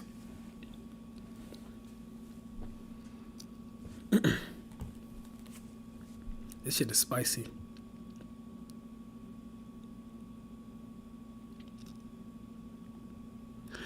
Even if Luffy did have a soul chain or I already read that. Luffy's name is also, I already read that. The chain would bend around the blade and it wouldn't cut against a normal sword attack. The chain would bend around the blade. Oh, I see. Because you're saying his soul would be rubber? So, Peon. You're saying his soul would be rubber. Do we have examples of devil fruits transcending the physical body? Do we have examples of devil fruits becoming one with the soul? If you're saying, because I think that's what you're saying. So I would need an example of a devil fruit transcending the physical body or the physical means. World cutting slash Sukuna's strongest ability. One impossible for him to have without Big Raga's adaptation. Nothing in Sukuna's kit besides world cutting slash getting through perfect Susanoo. Now, when you say impossible for him to have without Big Raga's adaptation, are you saying that... Well, first off, can Sukuna perform the ability without Maharaga? Or are you saying he only learned it because of Maharaga? Admitting to being an unk is crazy. It's not. You know why? I'll tell you why it's not. First off, I'm 90% sure I'm more in physical shape than 90% of you guys. Maybe except for Twin. But I'm more in physical shape more than 90% of you guys. Number one. Number 2, I have a very old soul. That means I do, like, I don't want to say I do, like, weird shit or anything like that. Like, that's kind of weird. But, like, sometimes I'll talk in the third person. Sometimes I'll duff down. Or, you know, I'll do some weird stuff like that. I'm very eccentric. Eon confuses me when he says light speed, movement, and reaction speed. It's the way he explains what he means to differentiate the two always confuses me. I think Eon is saying that from point A to point B in any given movement or space, Naruto characters are not light speed. But I think he is giving them light speed reaction time, as far as they can perceive light speed events. Cleaver and Rashan should, if they could, he wouldn't have needed World Cutting Slash to penetrate the Infinity Barrier. The same thing is true for Sukuna has already learned World Cutting Slash. Okay, yeah, so if he's already learned World Cutting Slash and he doesn't need Maharaga, then that's a problem for Madara. Even if his soul was rubber, then he would still be negged by higher Reiatsu stack attacks. So Ronin, for that one, I think what I would probably do in that situation is, because we know people in other verses aren't going to have spirit energy, the most fair thing to do in that scenario would be to take the AP equivalent and see how that would work. But then the other issue is that, like, we're talking about soul defenses and people don't really have ways to defend against their soul being attacked. Sukuna can perform it without Maharaga after learning it, but cannot learn it without Maharaga's adaptation. Yeah, but Mugetsu, wouldn't we be taking the current form of Sukuna anyway? Wouldn't that be what we're doing? Yep, I agree. If I'm not wrong, devil fruits have never transcended the physical body. Okay, yeah, so if the devil fruit can't transcend the physical body, then Luffy's soul chain would not be rubber. Mugetsu, he didn't penetrate infinity. He ignored it and cleaved Gojo himself by cutting the space he specifically occupies within infinity. I think he knew that, but saying penetrated infinity, like, you know, intimates that he got around it or he got through it. But I think we're good. All right, I'm going to play for like 15 minutes so I can try and get an understanding of what's going on here. He never dodges a light speed attack. EMS Madara has only ever been in a single fight, and there are no concrete light speed feats in Hashirama versus Madara. Now, to be clear, he does react to these attacks, and he can even block them, but he can't move his entire body out of the way, or at least he never shows the clear capacity to do so. The reason why I brought up Edo Madara is because this is the closest version of Madara to EMS that has the most substantial feats. I'm aware that Edo Tensei reanimates the body to be weaker than when they were alive, but we don't know exactly how much weaker I'm not going to pause it. They are comparatively. When revived by Orochimaru's new and improved Edo Tensei, Tobirama states that he was revived at close to their original power. Kabuto also states that Madara's Edo Tensei body is special, and that he brought him back stronger than when he was alive. However, he never actually knew how strong Madara truly was. Hashirama contradicts this. See, I am going to pause it. Because I was having a conversation over the last 2 days about this goddamn Edo Tensei stuff. And I was like, yeah, Edo Tensei are weaker when they're brought back. And I brought up the instances that Eon's talking about. I brought up the fact that Tobirama said we've been revived close to full strength, meaning they're not strong enough, or they're rich in power. I also brought up the fact that Hashirama said Madara is regaining his past strength. That would also tell you they're not as strong, right? Then the person like, oh, well, it depends who's summoning them. Kabuto got better at reanimation than Orochimaru, so that's why the Tobirama said it. I was like, okay, cool. Well, hold up. Because Kabuto also summoned Madara. And then Kabuto was capping about knowing how strong Madara was. And then the guy that fought Madara literally just said he's regaining his past strength. So yeah, basically stay off of Twitter because they don't know what the fuck they're talking about. That's number one. Number two, I happen to believe the Edo have less durable bodies, but this shouldn't be a surprise because Rock Lee kicked through Edo Madara, but that's a whole nother thing. Just wanted to put that out there. Since he did state that Madara was regaining his past power when he was brought back to life, but again, the difference is never quantified, and we only got a chance to see this alive, but blind version of Madara perform a single feat before he got Sage Mode, which would have amped him considerably. In addition, one should consider that if Edo Madara really was weaker than his alive self, he certainly had a much stronger arsenal with both the Rinnegan and the wood style he gained from his new Hashirama cells. Whether or not he's weaker, I don't think one can deny that having one of the most busted nature transformations and the strongest dojutsu in addition to an immortal body would help at least somewhat balance the scales. Now, I don't want to make an exact comparison between this revived Madara and his EMS version because revived Madara did have Hashirama cells. One of the comments in my previous video mentioned that Hashirama cells don't amp one's physical stats, so I did some research. According to Obito, Danzo implanted himself with Hashirama cells in order to increase his physical energy. Chakra is composed of both physical and mental energy, so when one of these is improved, one's chakra becomes more powerful, which I believe would include their capability to enhance themselves with chakra. This version of Blind Madara was capable of blitzing Sage Mode Naruto and Sai before he stole Hashirama's Senjutsu chakra. Sage Mode is stated by Naruto to have a wider danger sense than KCM, and he... So here's the thing, right? All Sage Mode is not the same. And going back to that other thing, blitzing Sai is not impressive. But all Sage Mode is not the same. For example, when Jirobo versus Choji happens, we know the curse mark is reminiscent, or we know the curse mark is similar to Sage Mode in that Orochimaru based it off of Sage Mode. Jirobo makes a statement that he is now 10 times stronger. And Jirobo is specifically talking about his strength here. He's not talking about his overall power. And we know this is true because Sakon, when he goes into version 2, he says he has 10 times chakra. But Sakon doesn't get 10 times stronger as far as like lifting strength, right? We know that there are also levels to certain Sage Mode. For example, Jiraiya can get pierced by Pain's chakra rods. And he can get hurt by building level AP. I'm sorry. Yeah, no. And he can get hurt by a little less than wall level to building level AP. And we're talking about the Pain that can shoot the missiles and the rockets and stuff like that. So we know mastery of Sage Mode plays a part. And we know the type of Sage Mode that you're doing plays a part. Not everyone is going to get strong skin like Naruto where he can just shatter Pain's rods. Right? When we look at Kabuto's, he didn't really take any direct damage, but he also had some he also had some exclusive benefits to his Sage Mode. So we shouldn't say all Sage Modes are one and the same. We shouldn't say they all work the same across the board. That would be an incorrect way of looking at them. That was some good ass food. What y'all talking about?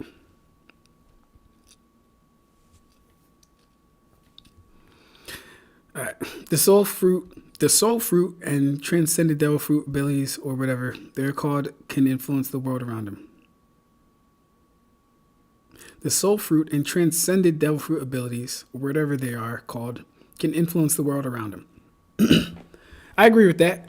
But can they influence? Can they influence or transcend physicality or the physical plane, or I want to say the material world? That's what we would want to know.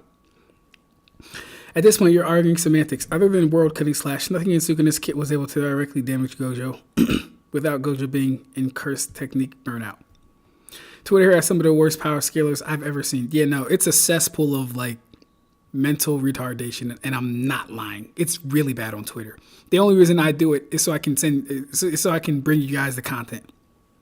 Well, no, that's a lie. What I did was I started making those conversations a part of the content just so I could expose how stupid the Twitter conversations were. And we got 2 videos coming out on those, so be on the lookout for those. The people I know who argues that Edo are stronger than Alive are Itachi fans. Yeah, you gotta be an Itachi fan to argue Edo is stronger.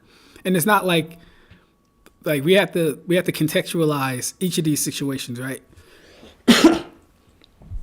Itachi gets a buff because he's no longer sick, and he gets a buff to his chakra and stamina and stuff like that. But even Itachi, just by being an Edo, is weaker than his alive self.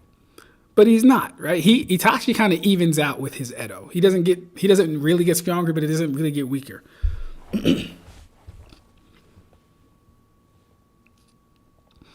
Honestly, I think it depends on who the Edo Tensei is. The infinitely replenishing chakra pool is way more useful for some people than others. For example, an 8 gates user would be busted. Yes, that's true. That's true. I think that's true. And you know what? There actually might be some credence to who does summon you, because I think in the war, either Minato or one of them was actually running out of chakra, but I think that's the people that were summoned by Orochimaru. No, you equated infinity and Susanoo. I'm calling that a false equivalence. I may have made a mistake about the material world thing. I forgot what a soul chain is actually. Yeah, nah, bro. Yeah, you got it. Characters with low chakra pools but high chakra cost abilities would benefit far more from Edo Tensei than a chakra monster with endless jutsu spam like Madara. I get what you mean on utility buy of the Edo, but they aren't physically stronger than alive. I agree with that too. Like Rock Lee being able to kick through Edo Madara's body should have been a prime example for all of us that they're not stronger than their alive body, or at least they're not as durable as their alive versions.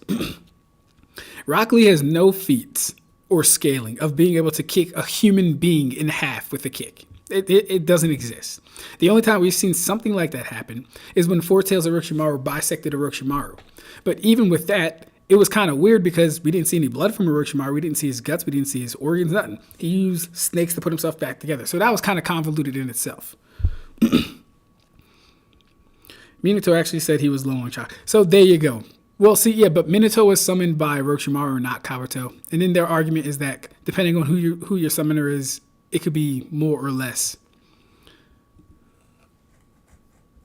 All right, we're getting back to it. Also says it's faster. I'm not exactly sure what he means by faster because all of Naruto's best speed feats come from KCM and KCM2, like when he dodged A's top speed punch. I think when he refers to it as faster, he meant it in terms of his reaction speed.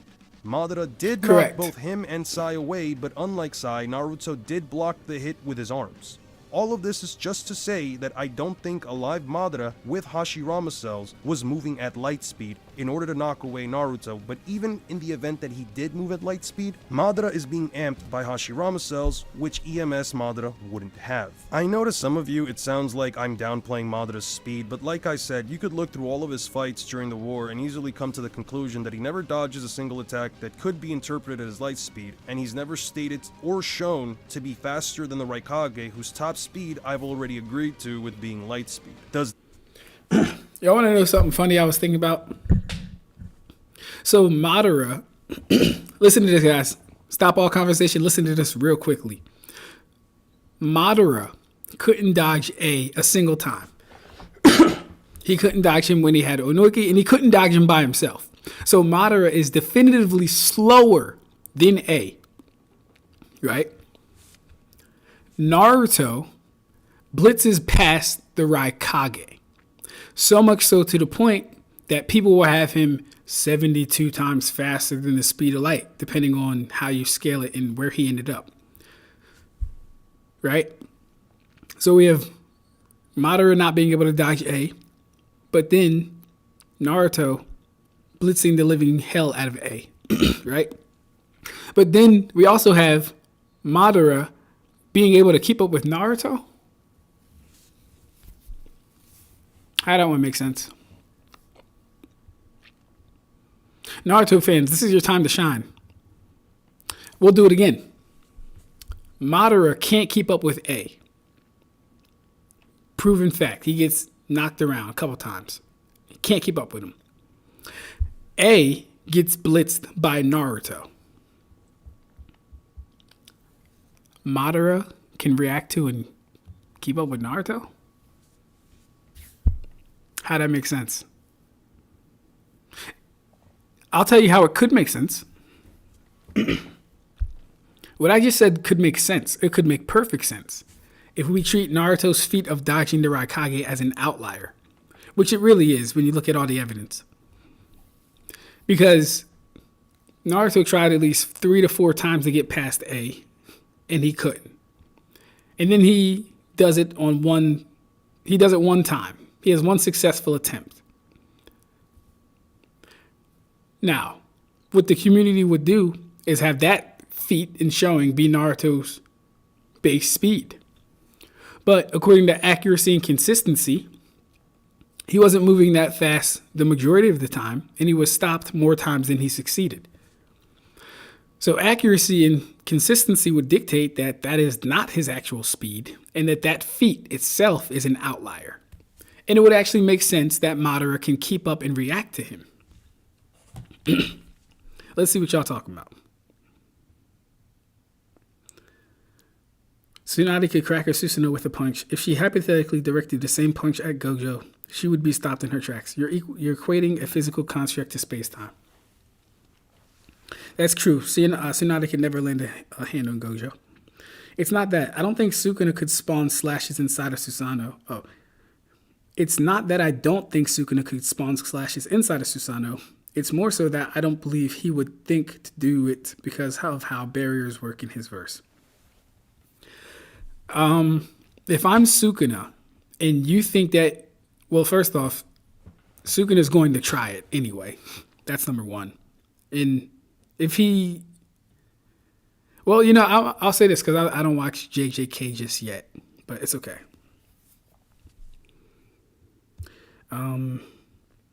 He can't spawn it anywhere he wants. They can be blocked, definitely. But Cleave could still cut through Susanoo. Maybe not perfect Susanoo, and maybe not in first, and maybe not in one hit. But his domain can spam at one spot. There's Devil Fruit users that affect the world, such as Uta, DF, or even non-abilities, being like Tot Musica, can force the universe to merge. Yes, Film Red isn't canon, but Uta and Tot Music is canon. Music is canon. That's cool, though. But, I mean, the Red Triplet, that one conversation in particular was about, you know, if a Soul Reaper were to hit Luffy's Soul Chain. Mind you, Luffy doesn't have a Soul Chain, but we were hypothetically speaking about verse equalization. And someone said, yeah, they wouldn't be able to do it because his Soul Chain would actually be rubber. And I was like, well, we would need to know if the Devil Fruit can transcend, you know, physicality for that to be the case. But I got you. Madara slower than A is wild. I mean, shit, bro. He is slower than A. He never dodged A one time. But he can keep up with Naruto, who blitzed A, right? Make it make sense. Naruto was likely mentally amped against A in that moment. So yeah, if we're gonna go with mental amp, then we would have to concede that it's an outlier and not something he can readily perform all the time. Also, can't Sukuna increase the potency of his slashes by touching something directly? That's fire if he can. I never heard of it. Damn, this is our video. Yo, we gotta go. Does that mean Madara has no lightspeed feats? No, he does have quite a few lightspeed reaction feats and possible combat speed feats. Wix. One platform, any website. Unlimited creation. Describe your needs and goals. And AI will transform your... During his fight against the 5 Kage, Madara blocks a kick from Tsunade, who teleported to the battlefield alongside A at the speed of light. One thing I would like to add is... Alright, here's the thing with that. They did teleport to the battlefield. Or no, I'll say this. They were transported to the battlefield at the speed of light. But when you look at the panel in the scene, the flash of light that arrives hits them way before Madara way before Tsunade and A actually make contact with them. So as my good guy Zalia said, if they were being attacked at the speed of light, they would have already gotten blitzed.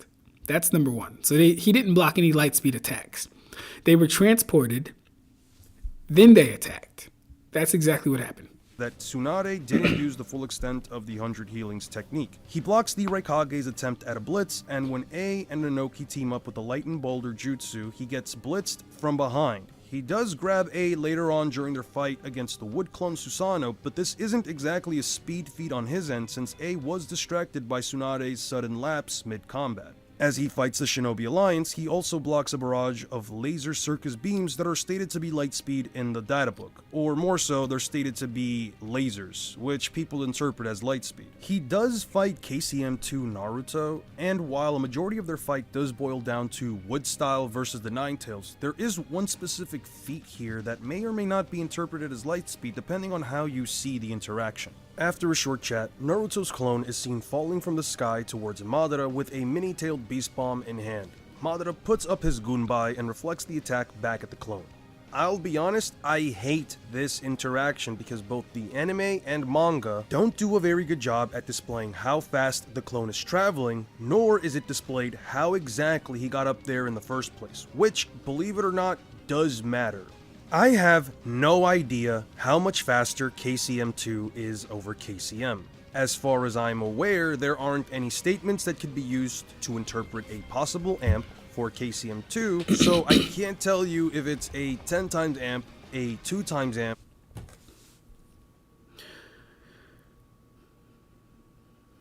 It's not so much increasing the potency as it is hitting at full potency as the slashes lose potency the further they get from Sukuna's cursed energy. That's why every slash in domain is at full power, because the entire domain is his cursed energy. Yeah, I agree. I don't think KCM Marco was able to retain that level speed after the fight with it. Okay, cool. So yeah, Jax.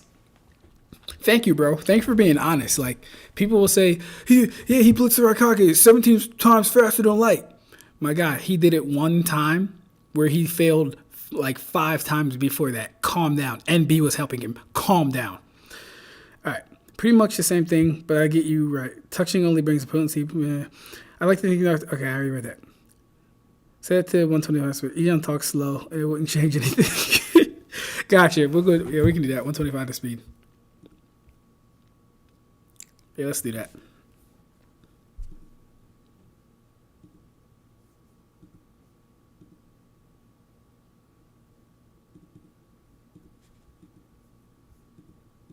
Or a one.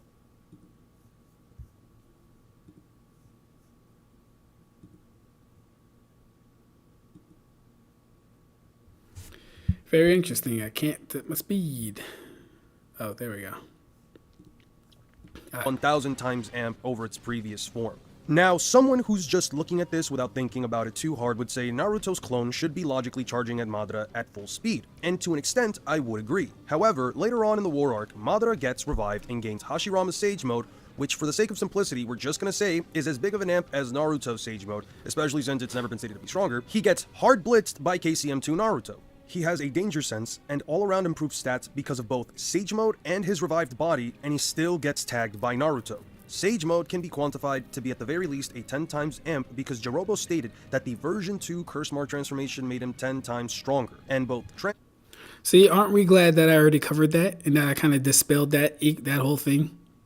Jirobo got 10 times stronger strength-wise. Sakon didn't get 10 times stronger strength-wise. No. Curse Mark, first off, chakra is an energy. It's a supply gauge. It's not AP. It's not stats, right?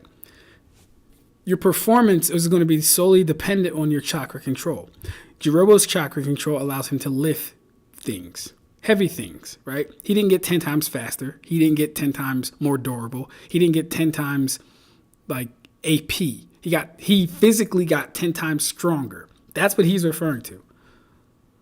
Transformations are reliant on nature energy. An allegedly stronger version of Madara with a possible 10 times amp still gets tagged by KCM2 Naruto. This Okay, Jax is saying Madara wasn't blitzed by KCM2 Naruto there, off-guard feat. I don't remember a lot about the war, but I'll take your word for it. This is what I meant when I said that Naruto's light speed meta is kind of inconsistent, and don't even get me started on the light thing. Ten Tails Madara's fastest quantifiable jutsu also being stated to be only light speed. My issue with this particular feat is simply that I don't think this clone is falling at light speed, let alone faster than light speeds. The clone is only seen falling towards Madara. There's no prior movement shown, so one can't really argue that he ran at top speed before he jumped. He looks up and sees the clone is falling down in his direction. I'm just not convinced this particular feat is a light speed feat, let alone an FTL feat, since Naruto's clone is only $233. That's what my car insurance wanted to charge me a month. No way was I gonna let them do that. falling. The general conclusion one could at least come to is that Naruto's clone only jumped up into the air. Now, every other speed feat that he has comes from his one-eyed Rinnegan version or his Ten Tails forms, which I've already said Sukuna can't beat. As for his fight against Hashirama, we only get to see two short parts of the fight, when he's using the Nine Tails and when he loses, neither of which show any speed feats that are definitively light speed. I'm also aware that Madara states having Hashirama cells may cause him to fight with less refinement, which could be interpreted to mean he's less likely to dodge. However, without any actual feats to support the idea that he would have dodged all those at light... See, I don't even take it as that. Fighting with less refinement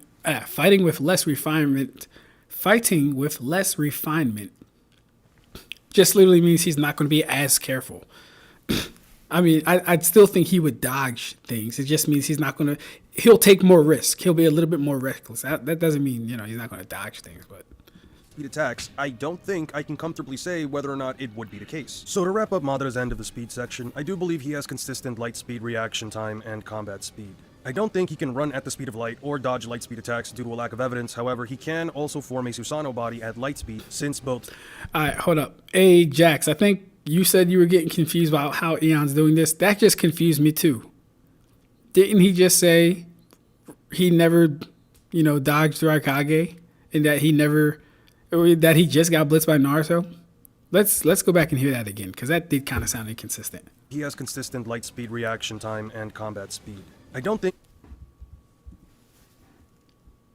light speed attacks, I don't think I can comfortably say whether or not it would be the case. So to wrap up Madara's end of the speed section, I do believe he has consistent light speed reaction time and combat speed.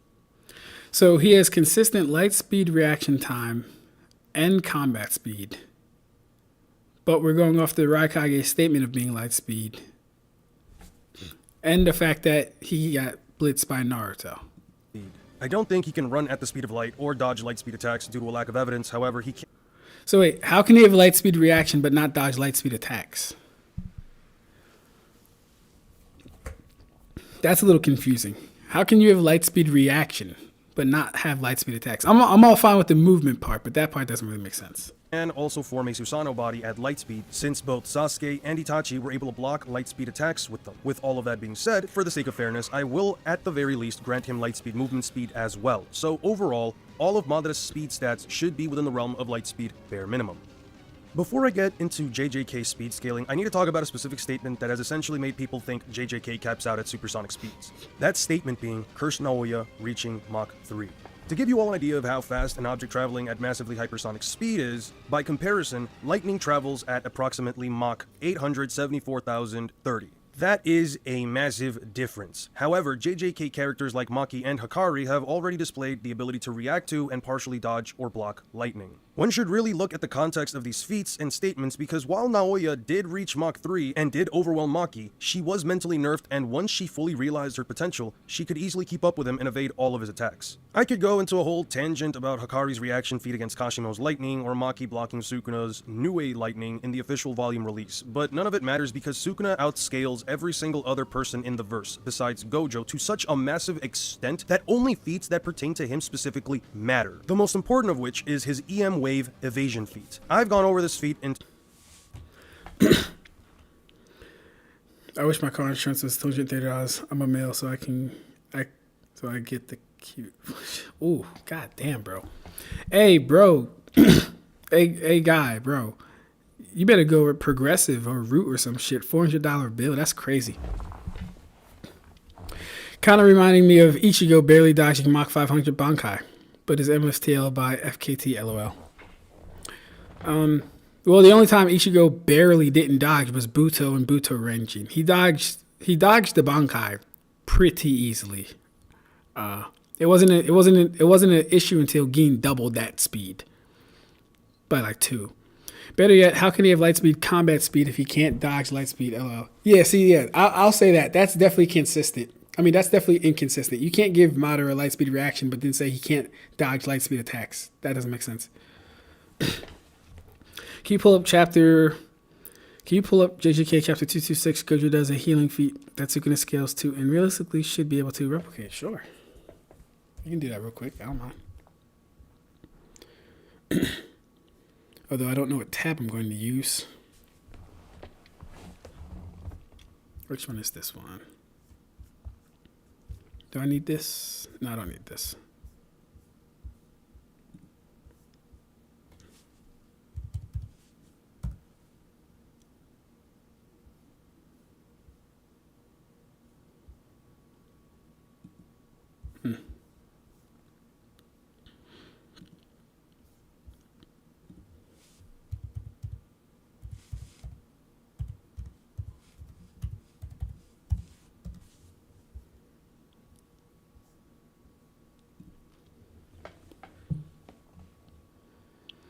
He said 226.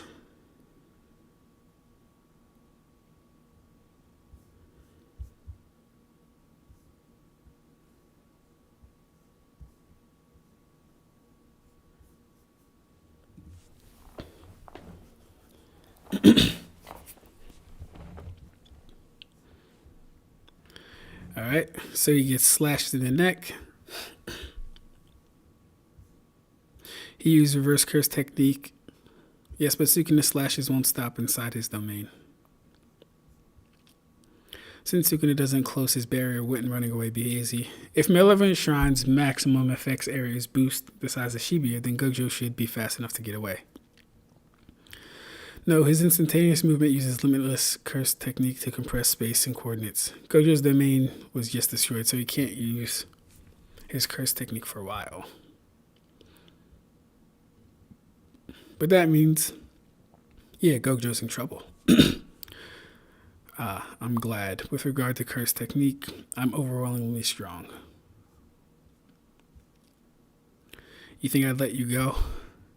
Punch, block, kick, block.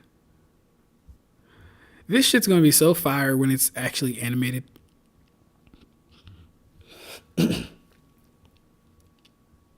It's gonna be so fire. Y'all got me. You're spoiling me right now, bro. I'm doing this for you, but you're spoiling me. He moves well. So he moves well for someone using reverse curse technique at full throttle to keep my slashing attacks at bay. Apparently, Malevolent Shrine's center isn't Sukuna. It's the shrine itself. Okay. What if the shrine was crashed? Ordinary concrete manifestations of innate domains don't have special meaning or function. In other words, they might as well not exist. If the shrine is merely a symbol of the domain, then it can't be broken. There's no point in trying. If Gojo with 6 eyes hasn't attempted to do so, then that must be the case. New shadow style, simple domain. Didn't he say he can't do that? He said, no, I can't teach it. Natural geniuses can't teach for squat. And don't make a guy like that a teacher for first years. Simple domain will negate the guaranteed hit, while he heals himself with reverse curse technique. How can he do reverse curse technique and normal curse energy control at the same time? Yeah, Gojo's kind of crazy. But compared to a real domain, the cursed energy output for simple domain will merely buy time. Okay. Back elbow. Got sliced across the face. See how tedious. What the? Gojo stop healing with reverse curse technique. Does that mean no? He wouldn't run out of curse energy. Under ordinary circumstances, he wouldn't. But he continued running reverse curse technique full blast immediately after opening his domain. He's expended twice the usual amount of curse energy, all while the powerful Sukuna has been attacking nonstop. Alright. Jax, what was the healing feat, by the way? We're going to get back to the video, but what was the healing feat exactly?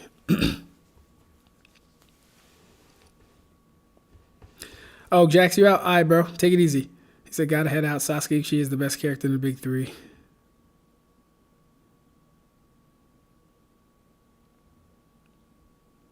Sasuke Uchiha? Ugh. It's not as fast as I said it was earlier, so it's slower. It cannot be faster. Wouldn't make sense based on y'all. Bring up Gin hard clap speed. How fast is this? He Roscoe dash. Jax is cooking Sasuke the goat. He actively heals while being cut apart from all sides by seemingly infinite slashes and maintains a human form. He healed before the blender could turn him to paste. Still took damage. Oh, yeah. My fault. Mugetsu. Yeah, if that's the feat, that's a good feat. That's a good feat. But, I think... Well, no. It's a good feat because Sukuna slashes are potent. They're very potent. So that's a good feat.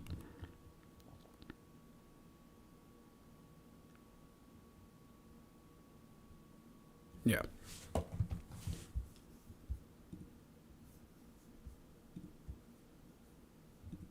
Of my other videos already, but the gist is that Kashimo fired an EM wave attack at Sukuna at point-blank range. Electromagnetic waves travel at 99.93% the speed of light in an atmosphere, so this attack was borderline light speed with a negligible difference. Sukuna's body was heavily damaged by the impromptu hollow purple, so half of his face was destroyed, his arm was missing, and his RCT was healing his body at a relatively slow rate. Not only did he perform this feat with a damaged body, but while he's still utilizing Megumi's form. All right, so listen up. State Farm was trying to charge me $197 for car insurance. No, thank you. I got a friend who told me about this. According to Gojo, one of Miguel's advantages over Japanese sorcerers when it comes to cursed energy reinforcement is his physique and muscle mass. He says the result is pretty menacing, and if both Miguel and himself were to go at it with only cursed energy reinforcement, Gojo would win the sprint, but Miguel would win the marathon. Sukuna's true form is not only larger by comparison even to Miguel, but he's got an extra pair of arms and a second mouth, which give him a frightening advantage when it comes to combat. I'm not gonna give you some random calc or possible amp for how fast Sukuna could be in his true form. However, if his larger build benefits more from cursed energy reinforcement, then I think it's at the very least fair to say that Sukuna would easily have light speed reaction time and movement speed in short bursts, especially if he's fighting in his top condition. A couple of more things to add are that while fighting Maki, he sends her flying through a building and moves so fast he's ready to intercept her. He also moves so fast on panel that he disappears as her attack approaches him and grabs her face without her being able to react. Finally, after ramping himself up with his third Black Flash, he moves. So Sukuna wants to be Ukiyoda. Sukuna wants to be Ukiyoda. He grabbing faces before people can react in turn. I see what's going on here, gay. Moves faster than his own slashes. Now, combat speed is a bit harder to prove because it depends on two things, both of which involve Kashimo, the god of lightning. Prior to his CT mythical beast Amber, Kashimo could send out bolts of electricity which he calls lightning thanks to his cursed energy trait. When he activates his CT, the narrator specifies that his body has surpassed human limits. Therefore, Kashimo's body should be stronger and faster than Hakari, Maki, and Toji, who all have massively hypersonic reaction time. Sukuna not only blitzed Kashimo after he used Kumatoke to attack him with a torrent of lightning, but completely overpowered him in a single exchange. He slams him into the ground, throws him away, and sends out slashes that are so fast, Kashimo, who is still facing Sukuna's direction, can't even launch an attack. Depending on how you interpret this interaction, you could say that Kashimo gave up as soon as he saw the flying slashes, but I don't agree with this interpretation, especially since you can see that Kashimo's arm is readying up for another attack as he's flying away, and the slashes were already traveling in his direction before he could even react. This is also a good way to at least get a ballpark for the speed of his slashes, since Kashimo did surpass the human realm, and we know that the stronger sorcerers can at least react to lightning. His slashes therefore could be faster than lightning bare minimum.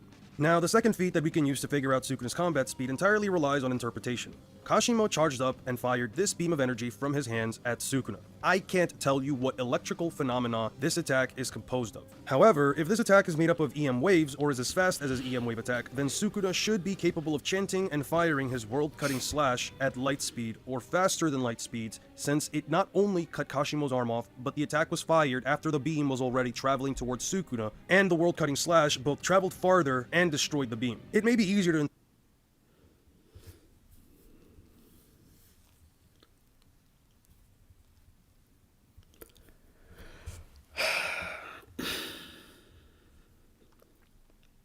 Okay. Let me hear that again. Let me hear all that again, actually.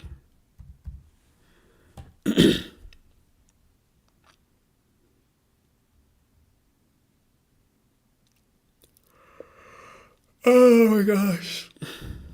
Not too dissimilar from what he made, they can use positive CE to counteract the damage done with negative CE. I swear to God, you better not be using the light speed Kashimo meta. I will clown you so hard if you do. Yeah, I'm not even familiar with that, but I gotta hear it. Because it's the ultimate outlier feat among outlier feats.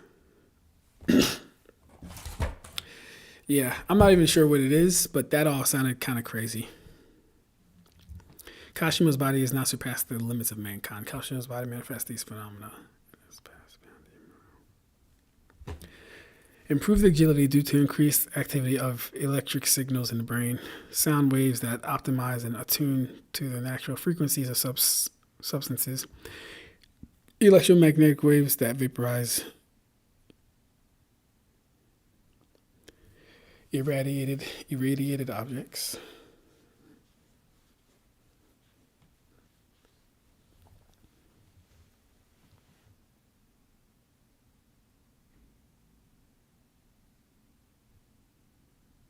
Okay. That his body has surpassed human limits. Therefore, Kashimo's body should be stronger and faster than Hakari, Maki, and Toji, who all have massively hypersonic reaction time. Sukuna not only blitzed Kashimo after he used Kumatoke to attack him with a torrent of lightning, but completely overpowered him in a single exchange. He slams him into the ground, throws him away, and sends out slashes that are so fast, Kashimo, who is still facing Sukuna's direction, can't even launch an attack. Depending on how you interpret this interaction, you could say that Kashimo gave up as soon as he saw the flying slashes, but I don't agree with this interpretation, especially since you can see that Kashimo's arm is readying up for another attack as he's flying away, and the slashes were already traveling in his direction before he could even react. This is also a good way to at least get a ballpark for the speed of his slashes, since Kashimo did surpass the human realm, and we know that the stronger sorcerers can at least react to lightning. His slashes therefore could be faster than lightning bare minimum. Now, the second feat that we can use to figure out Sukuna's combat speed entirely relies on interpretation. Kashimo charged up and fired this beam of energy from his hands at Sukuna. I can't tell you what electrical phenomena this attack is composed of. However, if this attack is made up of EM waves or is as fast as his EM wave attack, then Sukuna should be capable of chanting and firing his world-cutting slash at light speed or faster than light speeds, since it not only cut Kashimo's arm off, but the attack was fired after the beam was already traveling towards Sukuna, and the world-cutting slash both traveled farther and destroyed the beam. It may be easier to interpret what the properties of the beam are once we get the enemy adaptation, but there isn't that much evidence that implies how fast this attack is and what exactly it's composed of. That means you either think the beam is light speed, it's slower than light, or it's faster than light, if you think it's Kashimo's strongest and fastest. So in cases like that, we would go with the low ball, because we don't know, and we don't want to assert claims that might be untrue. So, yeah, maybe it's time to start JJK. Maybe it's time to start JJK. Mind you guys, I've read JJK, but I stopped at Yuta soloing Sendai Colony or whatever, so I'm like really behind, but like maybe it's time to restart reading JJK. I thought it was a positive curse energy that healed, not negative one. Curse Nalia is considered extremely fast in the verse Mach 3. The highest tier of special grades have consistent lightning speed scaling. A light speed feat is an outlier. That would be an outlier. That's correct. That's why you need to be consistent when trying to analyze a cross-verse fight without verse equalization. In that case, if we aren't verse equalizing, then no JJK characters can use verse curse technique against Madara because there's no curse. Interesting. Fastest attack. I'll go with the middle ground interpretation and say that it's at least as fast as his EM wave attack, which would mean Sukuna can easily chant and fire the slash while a borderline light speed attack approaches him, comfortably putting his world-cutting slash at light speed, and for the sake of simplicity, we'll say his dismantle slashes are slower than his world-cutting slash, so they should be anywhere between faster than lightning and relativistic, since like the world-cutting slash, Kashimo couldn't react to his dismantles. This would also be consistent with Sukuna outpacing his own slashes after landing a few black flashes. So like Madara, Sukuna would have light speed reaction time, combat speed, and movement speed. I genuinely believe these two are at least relative to each other in terms of speed. The fact that Naruto characters don't have any statements for their speed amps makes it very difficult to just assume that Madara is anything faster than light, because all of the statements from the databooks imply light speed at best. Meanwhile, JJK speed scaling skyrockets in the final arc because Sukuna just so happened to fight a person who launched an attack that is at the very worst 99.93% the speed of light while he was in a weakened state. So now that we have a ballpark for these two in terms of speed, let's move on to durability. Check this out. I'm going to show you how I afforded this car. Okay, you ready? All right, 100. When it comes to durability, but more so endurance, Sukuna is an absolute monster. For anyone that's watched Naruto only, RCT is basically the JJK equivalent to the Strength of Hundreds healing, but it's actually better since it can heal damage to the soul. Granted, once overuse of CT... It can heal damage to the soul. This wound is healing slower than the others. When someone who can observe the soul wills spirit soul. Reverse curse technique doesn't usually heal the wound. Repairing the soul shape requires comprehending the soul's contours. Oh, wow. 2 souls inhabit Sukuna's body. So he was aware of the contours of his own soul, much like Yuji Itadori. But he couldn't perfectly adapt to reverse curse technique functioning differently than usual while suffering the after effects of his fight against Satoru Gojo. Okay, wow, they can heal the soul. That's fire. CE and or RCT can weaken the rate by which one can heal. Sukuna's best durability feats come from surviving 2 separate hollow purples. Yeah, I'm honestly not a fan of Lightspeed JJK either, honestly. Like, I think they're a much more grounded verse like Hunter x Hunter. Which are imaginary masses composed of both the lapse and reverse applications of Limitless. Hollow Purple disintegrates everything it comes in contact with, turning a large portion of a city into rubble. The first Hollow Purple was amped by 200% of its normal output, which wiped out approximately 4 kilometers worth of buildings and objects in its path. Sukuna tanked the attack after reading the output of the attack late and only suffered damage to his arms, which quickly healed. The second Hollow Purple was fired in a roundabout way and its blast radius was unrestricted. This Hollow Purple was weaker than the first one, but Gojo did fire it after landing 3 black flashes, which would have increased his current performance by 60%. Sukuna surmised that it would kill him at close range since neither combatant was at full strength. Sukuna also tanked multiple punches from Gojo that are reinforced with cursed energy while using Lapse, which Hikari states is like taking a counterpunch even though they're normal blows. These punches should scale higher than the single strike Sukuna hit Yuji with after he took over Megumi's body, which easily sent him through a building while only having 16 fingers. Gojo even landed a Black Flash against the King of Curses, which would have amped his punch by the power of 2.5. As for endurance, I'm gonna go over most of the attacks Sukuna had to tank or heal from during the final arc. I also want to give you guys some perspective. Sukuna fought the Jujutsu High Sorcerers. Yeah, I don't even think we need to do endurance. Madara just doesn't have it. Especially if you believe Madara was as strong as he was as an Edo. He got kicked in half by Rock Lee. Endurance goes to Sukuna. Immediately after his fight with Gojo. They had near perfect intel on how most of his abilities worked, and backup plan after backup plan, in addition to a full month's worth of switch training in order to accelerate their growth. He was even impressed to the point he asked them what they did during the past month, and Yuta replied, "We cheated." Yuta also remarks that if it wasn't for his fight with Gojo, he would have wiped them out, and Sukuna adds that his cursed energy output was low, and his reserves dropped by about half their overall amount, so he's not exactly fighting them at full strength either.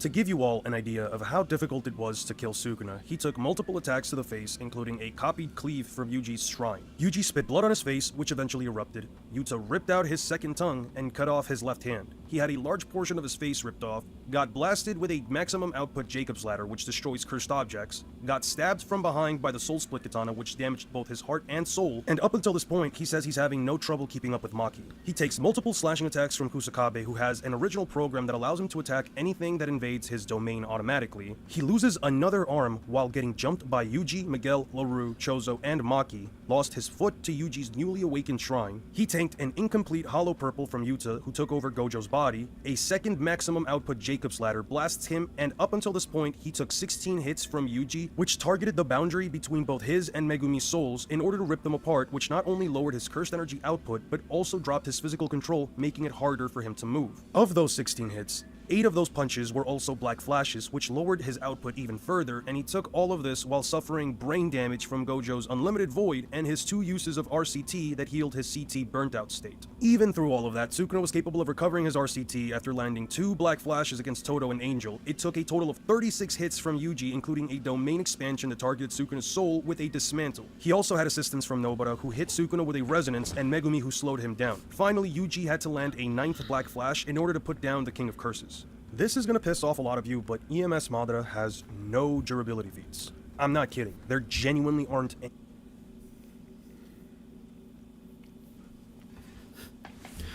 What'd I say? What did I say? I've said it once. I'll say it again. Naruto is the squishiest verse. Naruto has the worst durability feats, the worst durability showings. Yeah, EMS Madara having 0 durability doesn't surprise me. It shouldn't surprise you guys. If anything, if they're not behind a sand shield, diamond skin, Susanoo, rotation, a puppet, if it's not a substitution or a clone, why do y'all think these things exist in the numerations that they do? Their physical bodies are not that strong. Yonin, what's good, my guy? How you doing, bro? Hey, yo, Yonin, don't ever tag me in that Boruto shit again, bro. I'm not even about to waste my time with them people, bro. Don't tag me in that stuff again, bro. Don't tag me in that. Man said Edo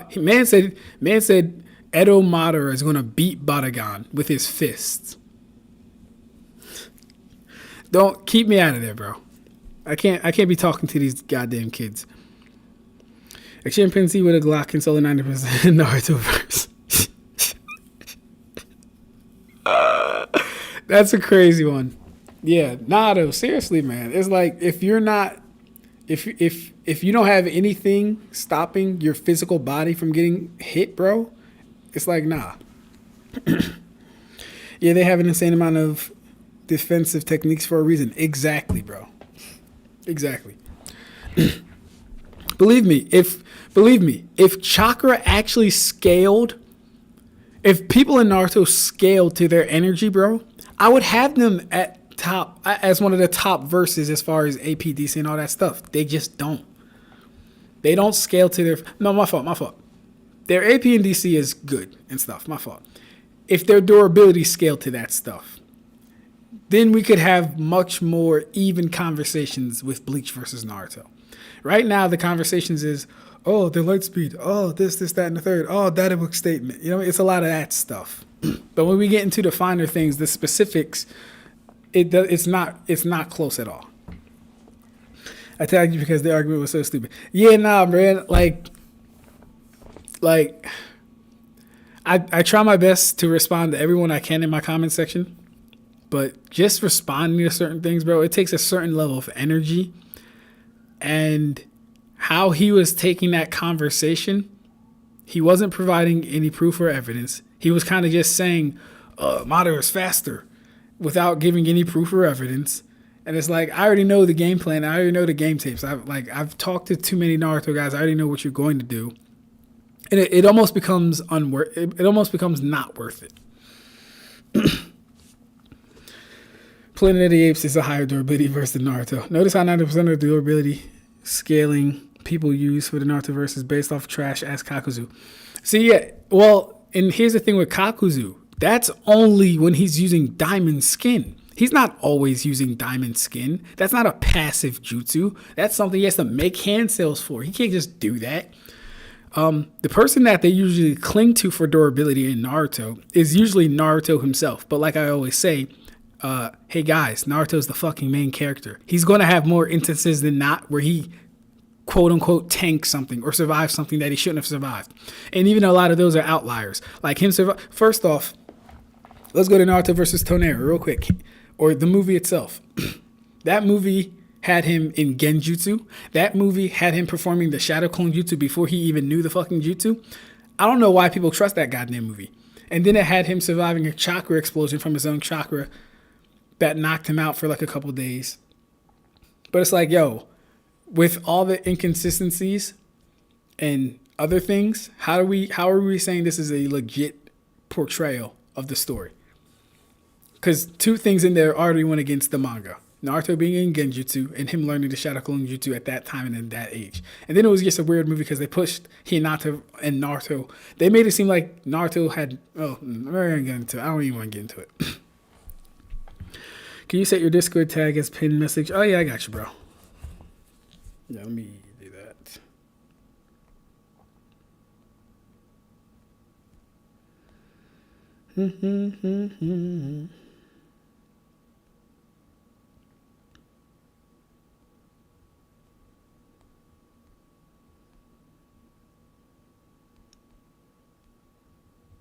Why is it going to autofill? Why is it doing that?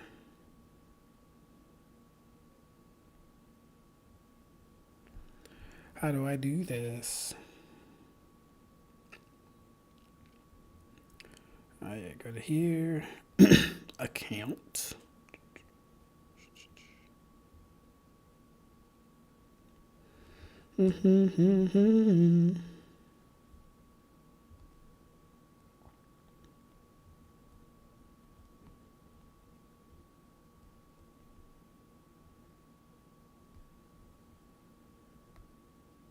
Oh yeah, that's right. All right, that is my Discord. I'm on actually another account just so I can review the comments and stuff like that. All right. 90%. I never seen anyone scale off Kakuzu, the liar who said he fought Hashirama. Hey yo, Tripper, you be killing me, bro. Nigga said the liar who said he fought.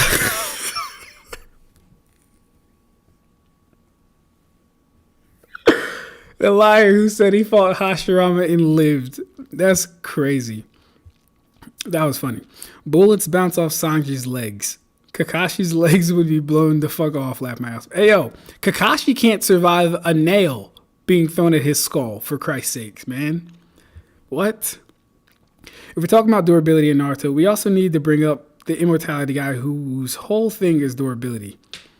Well, to be fair, Hidan's his whole thing wasn't durability. It was just not being able to die. I guess that's like a different sect of durability, I guess, but like, nah. Hidan, they're all squishy as hell. None of them have good durability at all. Well, you could have fought him. Notice how he didn't say he won. He said fought. He probably just got slept in one hit. It was such a non-threat. How should he bother to kill him? Like shit. That's more so endurance than durability. You're right. Bro, Hashirama is accidentally killing Kakuzu. Hashirama doesn't just punch you.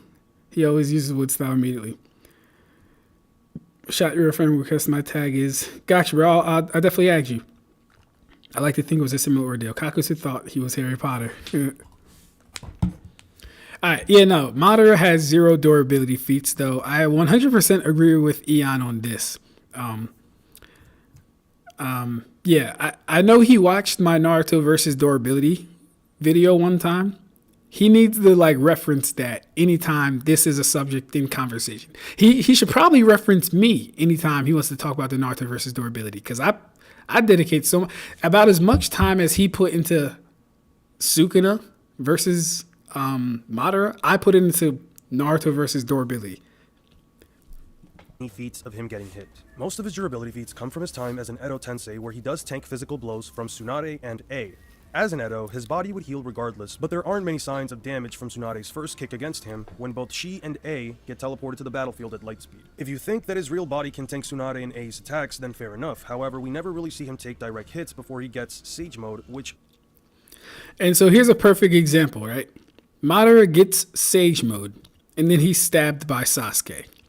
Now, there's an argument to be made whether or not Sasuke is amping his blade and the author not always showing it. My argument to that would be, though, that the author literally goes out his way to normally show people that can amp blades. But I'll give you the benefit of the doubt. Let's just assume Sasuke is amping it. If all Sage modes are the same, this should have been something that, if it did pierce him, it should have like penetrated his skin to that degree. Like if all Sage modes were the same, he should have gotten Naruto's durability, but he didn't. He gets pierced by Sasuke very easily at that. Would obviously improve his durability, and even then Sasuke's blade showed the capacity to pierce through his arm, even though it didn't show any chakra imbuement. Tsunade did possess the ability to blast through a portion of Madara's body with a single punch, but this was a wood clone, so whether or not he could tank a hit is up for debate. In the final battle between himself and Hashirama, when they exchanged blows with their strongest attacks, Madara's Susanoo was stripped off. It protected him from Hashirama's Shinsu Senju, but he never took a direct hit. You can see that Madara at the end of their fight had less damage overall than Hashirama. The only things that were gone were his shoulder plates and armor, and his clothes didn't seem to have any damage on them, while his body did have scratch marks. Hashirama, on the other hand, was missing his headband, while part of his armor and sleeve were destroyed, and you can clearly see that Hashirama has either burn wounds or... What's funny about Hashirama and Madara is this tells us that Madara is absolutely the better fighter than Hashirama. Hashirama is just such a fucking tank that he can outlast anything Madara can throw at him. Like, this should be extremely clear. Madara landed way more attacks. Madara fucked up Hashirama a lot more. Hashirama can just outlast pretty much anyone. Heavy damage on his left arm. Madara glazed the ever-living hell out of Hashirama during his fight with the 5 Kage, and even touted that he could heal without performing hand signs, and his healing surpassed Tsunade's medical ninjutsu. However, this changed once he saw the true nature of the mitotic regeneration 100 healings jutsu. By the end of their final battle, Hashirama showed no signs of healing, and they were both clearly exhausted. That makes me believe that Madara took less damage throughout their fight because he has no healing factor, which is unfortunate because he died to a single sword stab. And before I get any comments saying that you can enhance the power of the sword with your chakra, that sword is not glowing. Every time a weapon is imbued with chakra, it... Let's go, Eon! Let's go, Eon! Come on, my boy! Thank God. Yo, it feels so good to hear someone echoing the things I've been saying on the internet. Even if he didn't get this from me, it's good to hear people have common sense. Kishimoto goes out his way.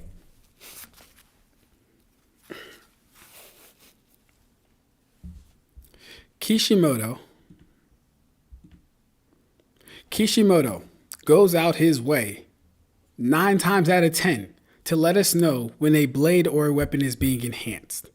It's just a fact. It's just a part of the consistency that he's added within his story. All right, let me read what we got. Throw Kinshido in the Naruto verse.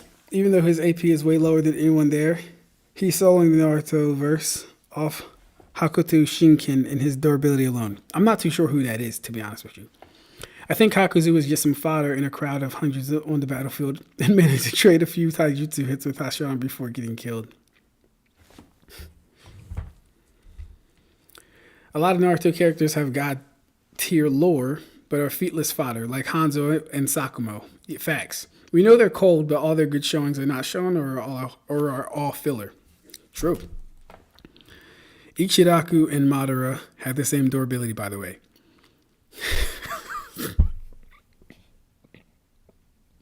Not the noodle man having the same durability as Madara.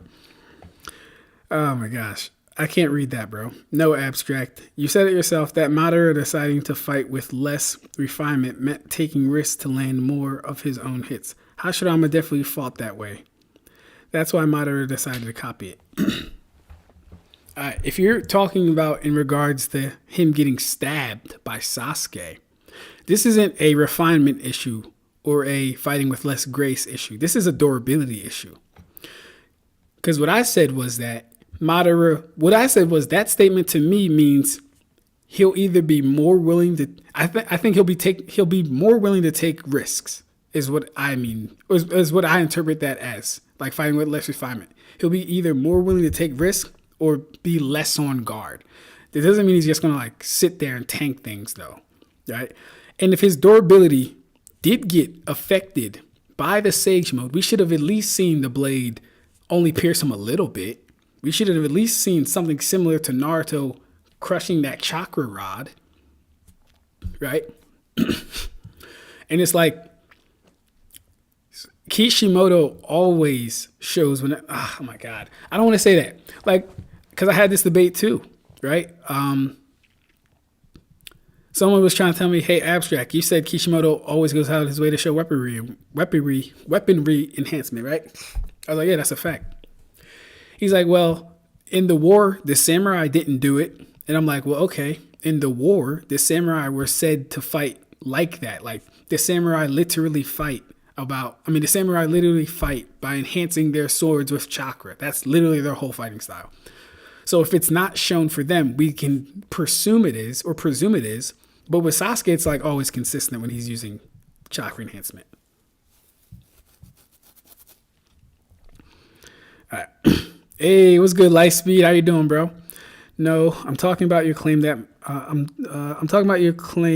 Madara is the better fighter because Hashirama was more bloodied. Oh, okay. Yeah, okay. Ronan, break it down to what are you saying exactly? Because I think based on the fact that Madara took less damage means that in their little full night fight, Madara was giving Hashirama the work. Like, I mean, soft pause if you have to on that. But yeah. What's good, Sean? Yeah, I believe okay, also the bloodied Hashirama was a shadow clone he used to bait Madara. You know, that's fine, but the damage was real. Like, the shadow clone can be a fake Hashirama, but the damage to the shadow clone was real, or else Madara would have realized that, hey, his shadow clone doesn't look as bloody as what I remember. So yeah, that's kind of how, I mean, at least that's how I take it. Like, the fact that Madara had less damage overall means Hashirama wasn't landing as much hits. And it's just that Hashirama can heal is what's really the issue when fighting him. For Madara, at least. But yeah, what's good, Lightspeed? If you guys are just getting in here, if you guys are just getting in here, like the video, subscribe to the channel. Make sure you check out the first hour of this segment too, because we went over AP versus DC heavily. And we really got into AP and DC. Ab-Stract, who do you think is the most evil between Griffith, Aizen, and John Liebert? Okay, I can only speak on Griffith and Aizen. Aizen isn't even evil though, right? Aizen just didn't want to be under a system that he didn't believe in. Aizen's not really evil. Now, that nigga Griffith. That nigga Griffith is kind of nasty. Griffith is he's pretty bad. I don't know John Liebert though. Tell me the anime for Johan. Oh, Johan, yeah. Tell me the anime for Johan Liebert and I'll watch it and then I can get back to you next live we do Mugetsu. So where do you scale Madara? Where do we scale Madara? I meant DC, not AP. Okay. DC? With Madara, the only thing we can be basing his DC off of is him cutting the mountaintops. So yeah, it would probably be mountain level at least DC. At the very least, mountain level DC. As far as like the range of his attacks and stuff, definitely mountain level. Like if his Susanoo was cutting off the tops of those mountains from possibly miles away with air pressure, at the very least mountain level. Maybe even small island level if we're doing that.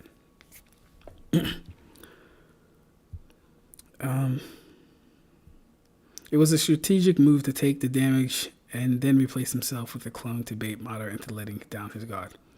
Oh, okay. So you're saying he had a clone fighting for him for a while, let the clone get damaged, let Madara think he beat the clone just so he could stab Madara, meaning Hashirama didn't get that much damage. I hear what you're saying, but like the thing would be Hashirama's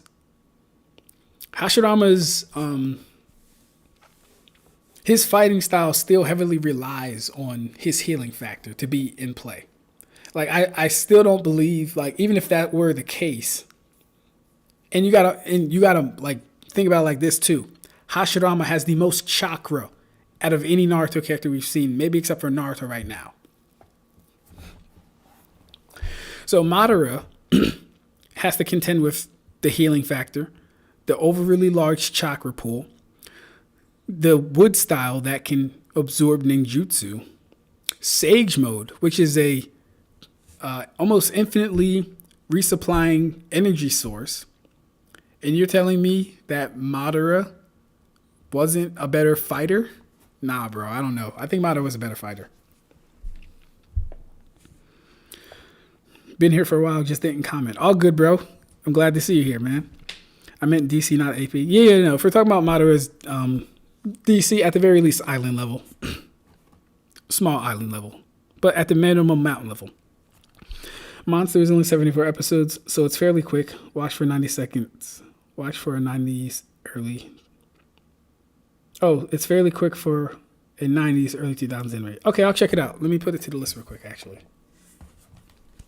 Monster. Johann Lieberman.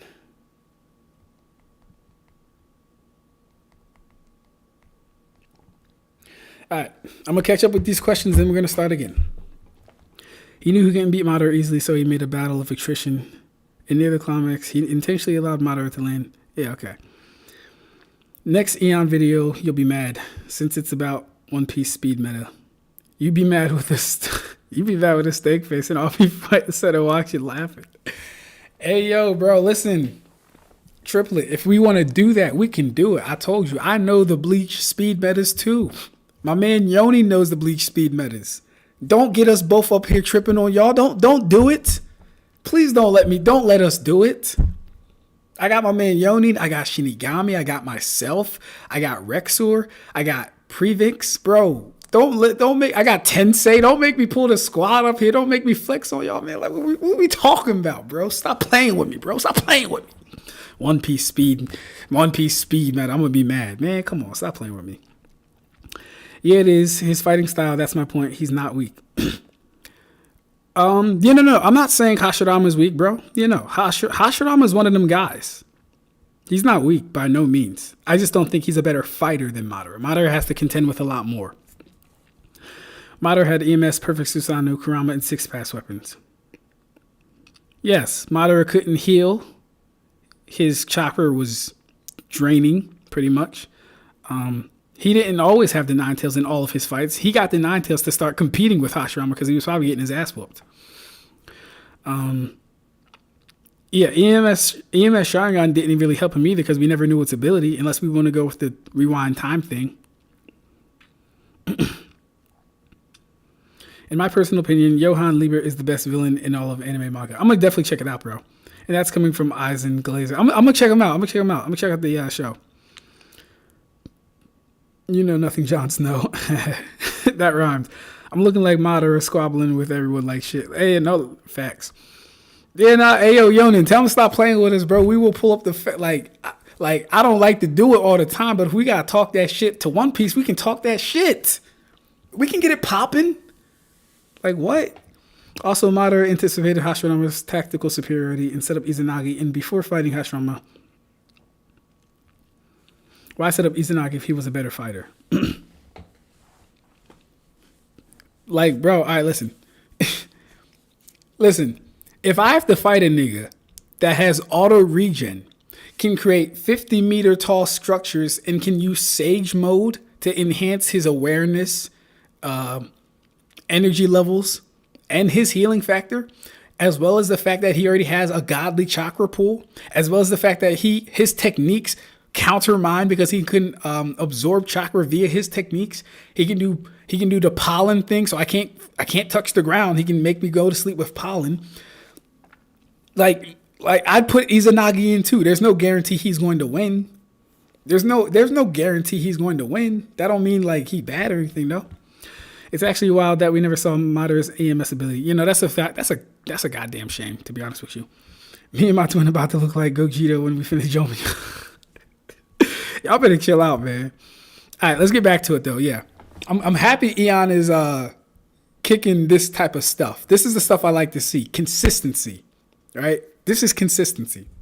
Has some kind of chakra around it. They were both basically out of chakra. I do want to add that in both of their battles, where he did have EMS, Madara's chakra reserves did last about a period of at least 24 hours. I feel like it's important to show you that even though he does have extremely impressive durability feats, when it comes to the Susanoo, it's difficult to make an argument that his own body is so tough he can just tank any attack without suffering any damage, let alone Sukuna's slashes. Scaling his Susanoo's durability can be a bit difficult, especially if you go under the assumption that it's tougher than Sasuke's or Itachi's Susanoo's. He was able to tank a massive Rasengan from Naruto. In the databooks, it stated that Jiraiya's Sage massive Rasengan could carve away mountains, but the massive Rasengan that So, back to our AP conversation. What do we think the AP of this is? It can carve away mountains. Let's see real quick. So it can carve away mountains, but we see here that it's not vaporizing the mountain, right? It's not even pulverizing the mountain. because this is too much dust particles for it to even be pulverization. Hey, yo, take it easy, red hair. Take it easy, Trip. It was good, Shinigami. We're just watching Eon's video about Sukuna versus Madara right now. And I'm trying to, like, you know, we good. We just chilling. That a block came from a shadow clone that was in base. I'm not sure if one could argue Naruto's base clone has a massive rusting. It doesn't matter. A fight is a fight. No guarantee means he's not a better fighter. They're relative. Like, you can be relative, but you only be able to compete because of a certain attribute. That wouldn't make you not relative. Like, don't, like, I think you think that I think that Hashirama isn't a good fighter. That's not the case, right? Each one of them have their own skills and abilities that make them who they are. I just think on the combat side, Hashirama's better. And he would have to be, because he doesn't have the benefit of the doubt of auto healing, right? He doesn't have the benefit of the doubt of Sage Mode covering his ass and all this other stuff. Dragon Ball writing. Oh crap, we ran out of hair dye colors for Goku. We might actually have to be creative. That's a hill, bro. Madara versus Sukuna, the battle of the frauds. Madara, the biggest fraud in history. Sukuna, the biggest fraud of today. Laugh my ass off. I don't think Sukuna was a fraud, though. Sukuna almost ran like an Aizen-like gauntlet. Like, Sukuna took on more people, but Aizen took on a higher class of people. On that's as powerful as Sage Jiraiya's, but let's just say that it is. Madara's Susanoo ribcage did block it momentarily, but he did ramp it up to a humanoid Susanoo in order to blow it away. High temperature heats, like Mei's lava-style jutsu, could also partially melt the humanoid Susanoo, and while it was melting, Ace punches amped by Inoki could also break the inner ribcage. Ace should be comparable to the Eight Tails Gyuki, who should have the capacity to easily wipe out mountains like the other tailed beasts.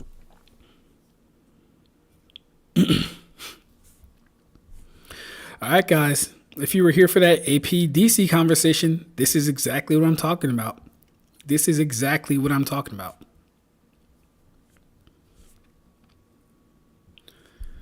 So we have these attacks that are heavily reliant on large AoE, right? So, and one of these days, I might do a video breaking down exactly how powerful a tailed beast bomb is. Yeah, we could do that probably. That would actually be a fun video. We might do that one day. But yeah, don't let this fool you. Do not let this fool you. Anyone that is above rock vaporization levels, and if you look here,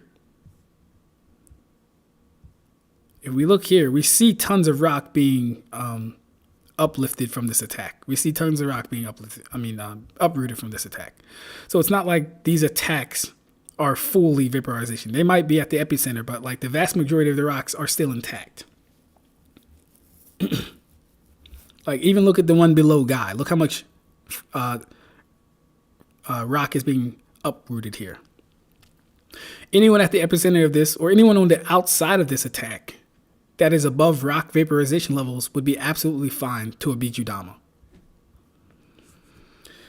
Counter argument: Madara has the benefit of Susanoo and Hashirama doesn't. Okay, I'll let you go. One blocks everything, the other heals everything. I'd say that cancels out. All right, well, here's what I would say to that. You could say Madara has the Susanoo, but Hashirama literally has the wood golem and the wood dragon and the 100 and the Buddha statue. Like, it's really not fair. And then Madara's biggest, strongest weapon can be absorbed by the dragon. And mind you, the dragon can combo with the golem. It's really not fair. The difference between Aizen's gauntlet and Sukuna's gauntlet is Aizen nullified the strongest dude's ability before fighting. Sukuna did it mid-fight. That's true. Plus, Sukuna had a lot of help. He had Mahuraga and he had the 10 Shadows, which I don't know how much it helped, but it helped. I'd like to point out Ichigo and Aizen were casually atomizing mountains with just the wind pressure of their swords, not even using abilities. Right. And Mugetsu, bro, like, that's one thing I'll always say. When we're talking about that feat, the one that people like to downplay, hill level Bleach in 2025, like, you can only downplay it if you don't understand AP versus DC. If you don't understand total Joules versus AP. That's the only way you can downplay that feat. Because the feat itself, number one, as you just said, it's casual. Number two, it's air pressure. You can't show me a Naruto attack that has anywhere close to the same volume of a sword that is pulverizing, atomizing a heel like that, or any structure like that. The closest you'll get is the end of series Naruto, where Madara uses his fucking 300-meter Susanoo to smash some mountaintops. But when you factor in the overall size of it and the size of the blade, how impressive is that really? Not really impressive. The rock getting fragmented like that can be explained pretty simply by the shock wave inherently produced by an attack of that magnitude. Okay, I would say that's fair reasoning. You could give it the shockwave. Plus, you're right. If you look at the, I guess that's true. Yeah, look at these circles here, and then I guess these halos are kind of like shockwave indicators, I think. But my argument would still stand, though, right? Because let's just say it's vaporizing rock. Anyone higher than vaporizing rock level durability would be fine within the Bijudama, because all of that's not compressed into a single attack. I don't know if you were here amid for my explanation on AP and DC and why attacks like this don't carry the full AP. I don't know if you were here for all that, but anyone that outscales rock level vaporization would be fine in an attack like this. And Madara has full Kurama, and just half of Kurama has more chakra than Naruto. Hey, Ronin, you really fighting for this. You really fighting for this guy Hashirama. You know what? Alright, fine, nigga. Fine. They're relative. They're even. I get what you're saying. Hashirama himself said that a half Kurama amp Naruto almost has as much chakra as himself. Yes, but I mean, even with that though, it's not like Madara was the Jinchuriki of the Nine Tails. It was just the Nine Tails by itself, and it's way less powerful by itself. We can admit that. I don't think Madara was outclassed in the chakra department either. So you think Madara had as much chakra? He said, "I'm dying on that hill." Ab-Stract. Like shit, bro. That's all good. That's all good. That's fine. I mean, like, there's as much evidence on both sides to say, okay, one was better, one was not as good, or they were both relative. So I get you.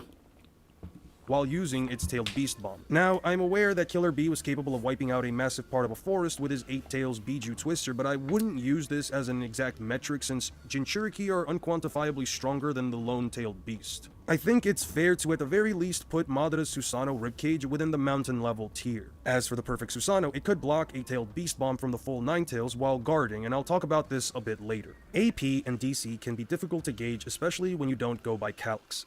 As I've mentioned in my live streams, attack potency isn't reliant on destructive capacity, but destructive capacity... Hold up, what my man talking about? Let's go back for that. I want to make sure, because I was reading some comments.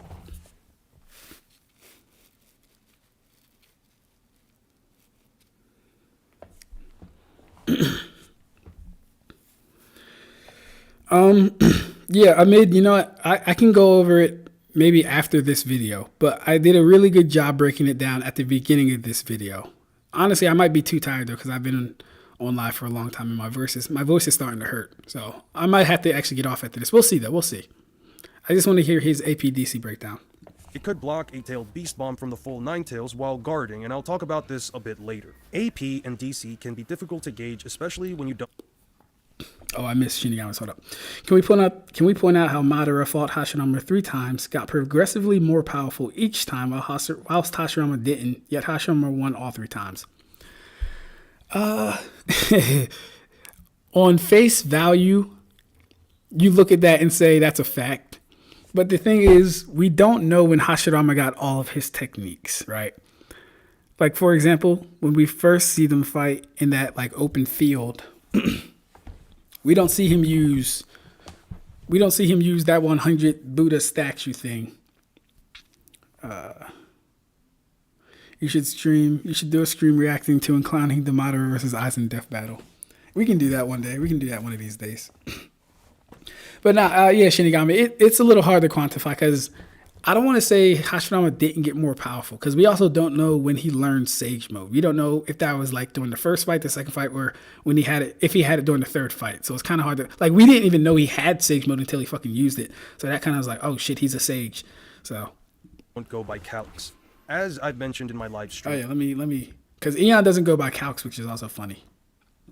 Put Madara's Susanoo ribcage within the mountain level tier. As for the perfect Susanoo, it could block a tailed beast bomb from the full 9 tails while guarding, and I'll talk about this a bit later. So here's the thing. Here's the thing about like blocking that tailed beast bomb from the creature. I'm sorry, from the wood golem. Are we treating the weight and power of the tailed beast bomb as it would be if it exploded versus just having the ball be in ball form? If I throw a grenade at you, are you getting hit with the force of the explosion or the grenade itself? Do we get that analogy? He's hitting it with a tailed beast bomb, yes. But how powerful is that void of the explosion? Because that's where the power is going to come in at. The explosion part. So, Shinigami, you can definitely join that, bro. It could block a tailed beast bomb from the full 9 tails while guarding, and I'll talk about this a bit later. AP and DC can be difficult to gauge, especially when you don't go by calcs. As I've mentioned in my live streams, attack potency isn't reliant on destructive capacity, but destructive capacity is reliant on attack potency. In other words, can have an attack that deals more damage than its maximum range may imply, but you can't destroy something without having the proper damage output to destroy it in the first place. When it comes to EMS Madara, there isn't a lot to go off of in regards to his low end. His fire-style jutsu, specifically the Majestic Destroyer Flame, was so intense it took approximately 6 to 7 water walls in order to extinguish the flame. His Dragon Flame Caterwall was capable of damaging Tsunade's arms after she knocked them away, heavily burning her. In terms of taijutsu, he can knock away several shinobi by simply running past them or knocking them into one another. He shows the capacity to easily take out most of, if not all of the platoon's ninjas in a single hit. His Susanoo blades can easily penetrate Tsunade's midsection, and his Yasaka Magatama can easily blast her across the battlefield. Why don't you own an apartment building? And I'm serious right now. Let me show you a path that could change your life, your financial future. My name is Tyler Devereaux, and I'm going to show a sneak peek right now of some of the game-changing strategies with you that I've been able to use in my life and teach thousands of others to do the same thing. And if it also took a combination of Gaara's Sand and Inoki's Stone Golem to block it. The humanoid Susanoo did overpower the Kage, but it was more of a numbers advantage rather than the raw power of a single Susanoo, as Tsunade was capable of knocking them down and A could stop their attacks. Granted, they were the physically strongest Kage there. One thing I will make note of is that in this fight, Madara won't have the Susanoo clones since he specifically made them from wood clones, and he's never shown the capacity to make shadow clone Susanoo. As for his full power, the perfect Susanoo, its best display of power happened during its debut, where he demonstrated the ability to slash away the top of 2 mountains with the force of its blade unsheathing. Now, some of you may not believe me, but there really aren't that many displays of the perfect Susanoo's power, or at least when it comes to Madara's Susanoo. He reveals its power to the Kage. We see it in a flashback where he fights Hashirama, but it's turned into the majestic attire Susanoo, which would be more powerful than the perfect Susanoo alone. He uses it again against Hashirama in the war arc, but there really aren't any concrete displays of power since they mostly clash off screen. The 2 mountaintop cutting feat is pretty much the only thing one can go off of when it comes to its power, and I know some will say that it has the power to rival the Biju, however the term Biju doesn't give us the full picture. Kurama is by far the strongest of all the Biju, and it's the strongest by an extremely large margin. I'm not gonna say whether or not it's as strong as Kurama, but if its power is comparable to Kurama, why not just compare it directly to him? He did need Kurama in order to fight Hashirama alone. The reason why I bring this up is because many people argue that Kurama is planetary. This comes from the idea that there's a statement in the data book that specifically states Kurama has the power to turn the world to ash. Power scaling is all about interpretation. Boy, oh boy, that fucking statement. That's what started all this bullshit. All right. Hashirama was constantly healing anytime he fought Madara. Hashi and base can heal so well that dudes in Boruto hyping up how just his cells can make people absurdly strong. Madara is not relevant. What's the dumbest Bleach downplay you've ever heard? For me, it's Bleach characters are speed of sound, because Sonito means sound. By that logic, Kamehameha has the same power as throwing a turtle. That's funny as shit. That's a tough one, Mugetsu. What is the dumbest Bleach downplay I've heard? Probably something on Twitter, to be honest with you. Oh, it's dark as shit over here. Hold up.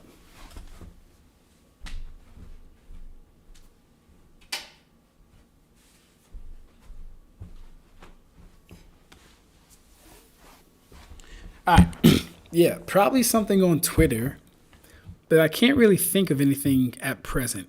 I'll let you know if something comes up as far as the dumbest like downplay I've heard.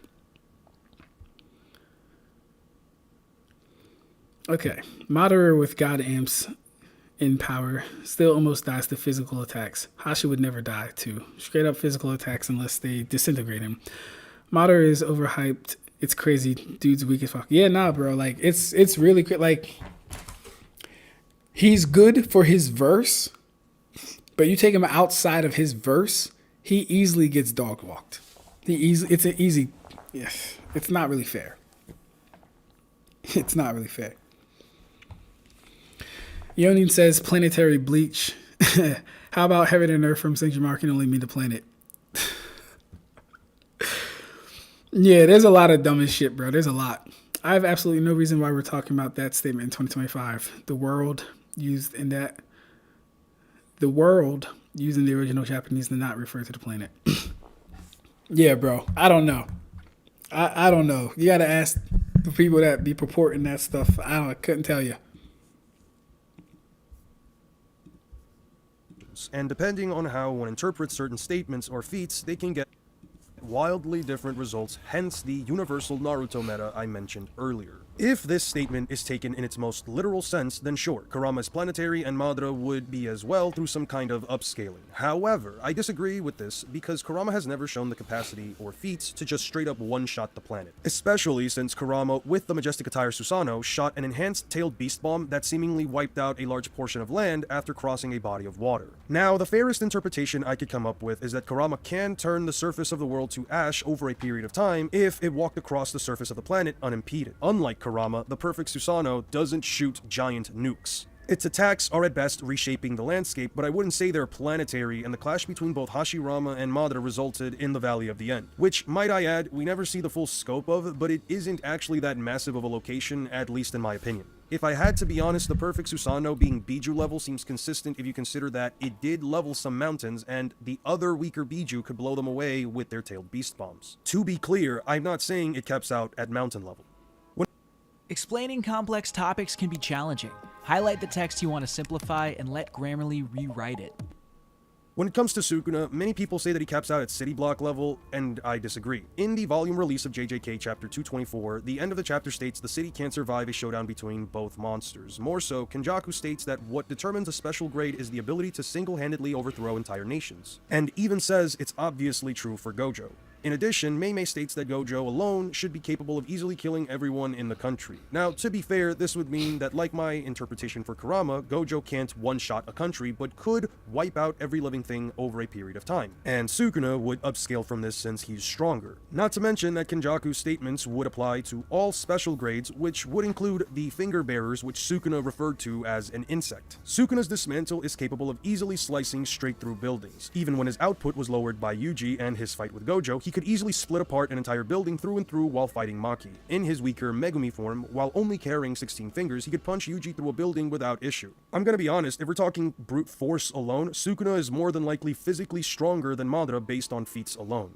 His secondary slashing attack Cleave needs to make physical contact, but it can be adjusted to the target's toughness and cursed energy to cut them down in one fell swoop.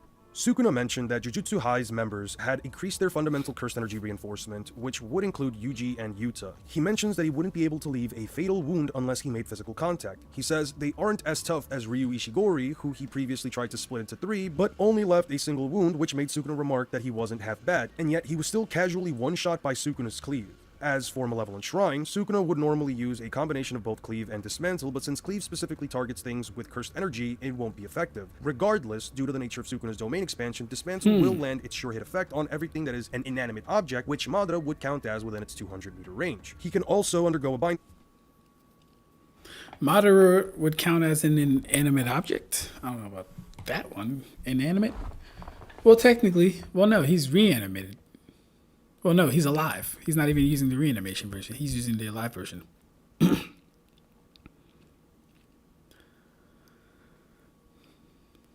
People think Garganta is the universe and the realms are planets. I've stumbled upon a video about Urza from Fairy Tail versus Kenpachi, and dude said Urza smokes all of Bleach. Oh my god. Oh my fucking god. Oh yeah, some YouTuber who rides 7Ds made a Yuha versus King Arthur video, and oh boy, the downplay is immense. Of course. Senjumara literally uses the two kanji, meaning universe, and Tenchi, meaning heavens. If she meant planet, she would have used Sekai, meaning earth or world. Sukuna doesn't upscale Gojo. He's relative to him. Yeah, his scaling, getting them, he said most people have them at city block level.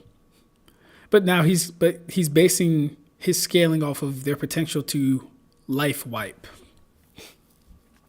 which isn't an energy value. So he's not done yet, and I'm trying to see where he goes, but it's not making total sense to me. But then again, Eon doesn't use calcs, so this might be the best he can do without using calcs.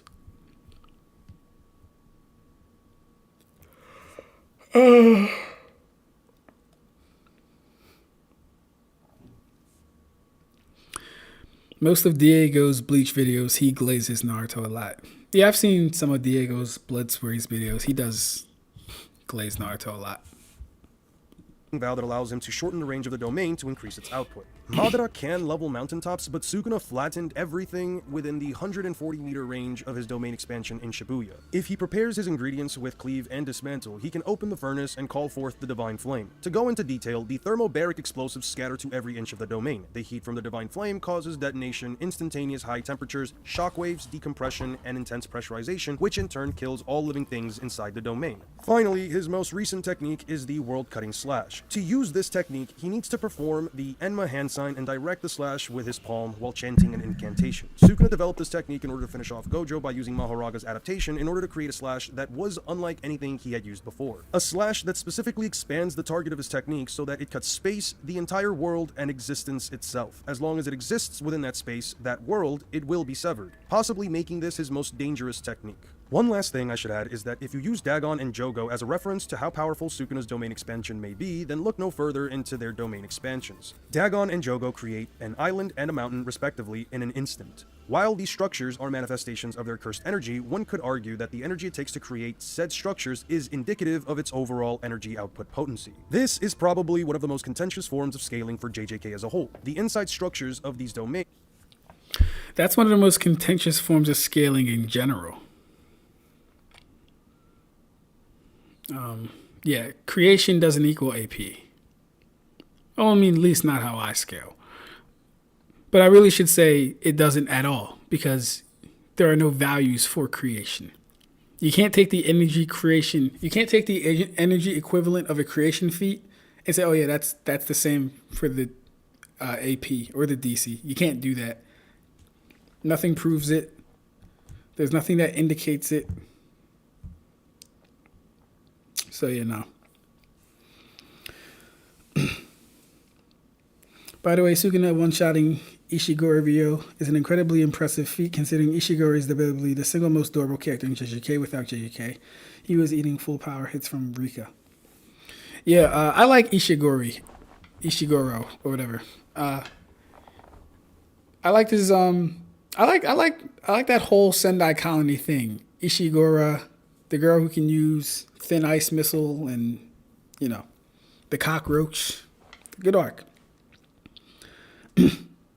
Though I agree the realm universes, Senjumara never said Uchi. That's only in the novels, and Sekai doesn't inherently mean Earth. They could use Sekai for Bleach cosmology. It just means world. Yeah, right. Which is just a broad term, likely billions, I mean. The novels are canon. Kubo himself said to treat Narita's pen as his own. Oh, that's fire. I didn't know that. That Igneo guy is completely brain dead. I actually smoked dude in the comment section of my Ainz versus Asta video. Igneo thinks Ainz is universal plus and immeasurable speed.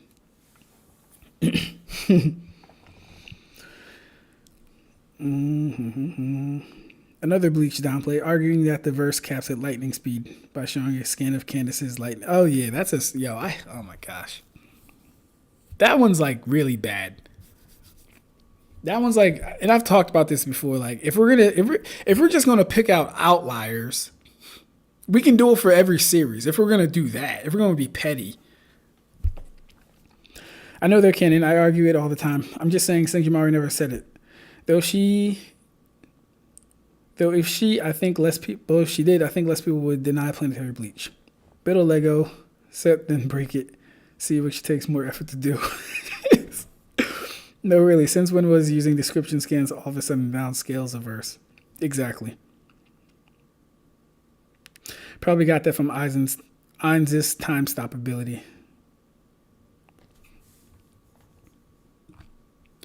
Alright, we gotta finish this video. I am actually getting... I kind of want to... I might have to skip, guys. I don't know if all this is going to be pertinent. I can't view the chapters for some reason. Alright, yeah, I'm not listening to the Battle IQ section at all. We're not doing that. Oh, there it is.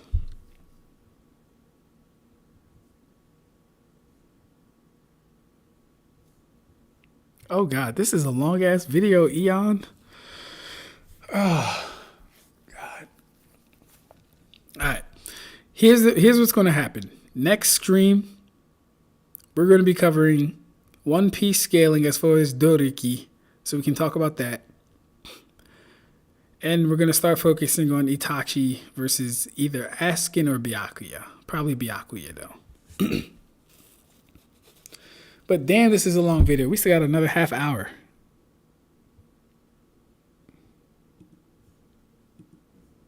If you pay over $100 a month for car insurance, something strange could actually be happening right under your nose without you knowing it. Listen, your car insurance company might charge you more because of things that you can't control, like your age, your gender, or other sensitive personal... During a majority of the war arc, where we get to see Madara fight his opponents, we don't really get to see that many examples of him identifying his opponent's strengths and weaknesses. Was Roshi blowing up the moon in OG Dragon Ball an outlier for that point in time? OG Dragon Ball. I don't remember. Probably not, though. Not gonna lie. Considering Dragon Ball's like lore scaling history, and remember what I said about lore scaling. We either need feats of past events or like actual showings. We have both. So we can use Dragon Ball lore scaling. But no, I don't think it was an outlier, personally. Imagine if I argued that Boruto, Sasuke is only lightning speed because Chidori's lightning bill. Yo, we could even go even harder than that. We could say Sasuke scales to a goddamn Jurassic Park raptor. Why is Sasuke out here not even one-tapping a raptor? Why is Sasuke having to dodge attacks from a raptor? But we don't do that. You know, we say these things are isolated events, probably outliers, and don't scale the entirety of the verse. But if we want to get petty, we can get petty. Like, we can do it. The funny thing, it isn't even Candace feat. The funny thing, it isn't even Candace feat, isn't even an outlier. Okay, the Candace feat isn't an outlier. It's mentioned numerous. And even in interviews, she was weakened and Ginjo laughed at how slow it was. Exactly. I'll make a thread and tag you. I have some of it done. Bet. Appreciate you, bro. Definitely do that, please. But then you mentioned how Zetsu says that the verse caps at lightning speed is wrong. Or how that light speed teleport also downscales the verse, yet people will go against it. All you need to know about the battle IQ is Sukuna is much higher. Listen. Here's the thing with battle IQ. Especially considering Madara. Madara wasn't fighting anyone that he had to like outthink. He scaled way above everybody. Now, here's the thing about Sukuna. You could say the same thing about Sukuna, except Sukuna was in a much more compromising situation to where Sukuna needed to use 100% of his brain power to overcome everything that he did.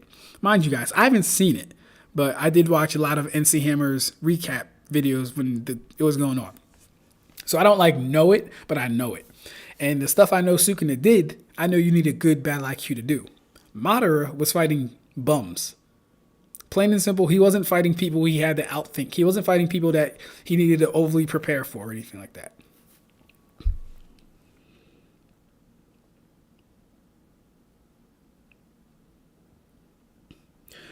Roshi's moon feat was literally in the second arc.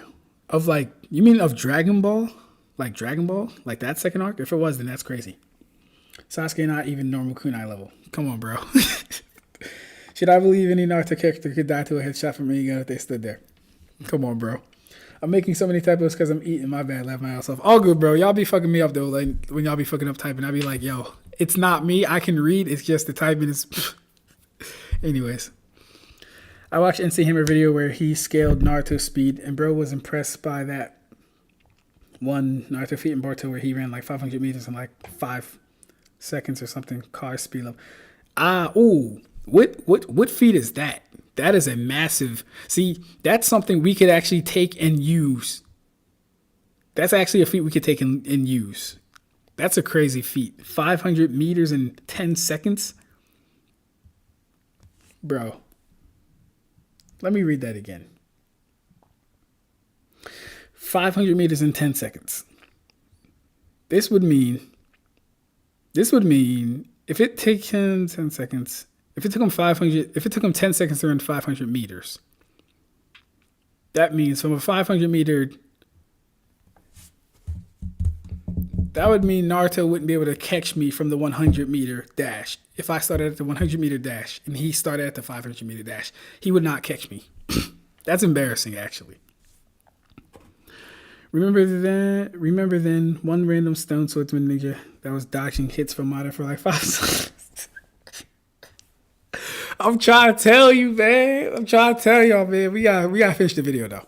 He does say that Mei's lava-style jutsu isn't worth absorbing. He does make remarks on Tsunade's strength, Ei's speed, and the Kage's impressive defenses, and every now and then, he does compliment the Kage. However, he also looks down on them to such a degree that when they finally put him in a position where his back is against the wall, he simply overpowers them with the perfect Susanoo. Even when he thought he outplayed them with a wood clone Susanoo, Tsunade claimed that they forced him to substitute with his clone, and his response was to simply make more clones. We do see Madara realize that he needs Sage Mode in order to defeat Obito. By the time he does become the Ten Tails Jinchuriki, he immediately identifies that Naruto and Sasuke have gained 6 paths Senjutsu and the Rinnegan respectively. However, he also declares that he already has both of these abilities and boldly claims this would be the final battle. This is important to note because he's quickly proven wrong and he has to immediately retreat in order to retrieve his second Rinnegan. Okay, so change of plans. I realize that I made the section of Sukuna's analysis too short, and I know for a fact that a good number of you aren't going to actually look at the information that's on the screen, so I figured, you know what, let me actually break it down for you, because I know some people are going to just say I'm downplaying Madara's intelligence, and that I'm completely glazing how smart Sukuna actually is. In addition to him quickly breaking down the sorcerer's improvements when it...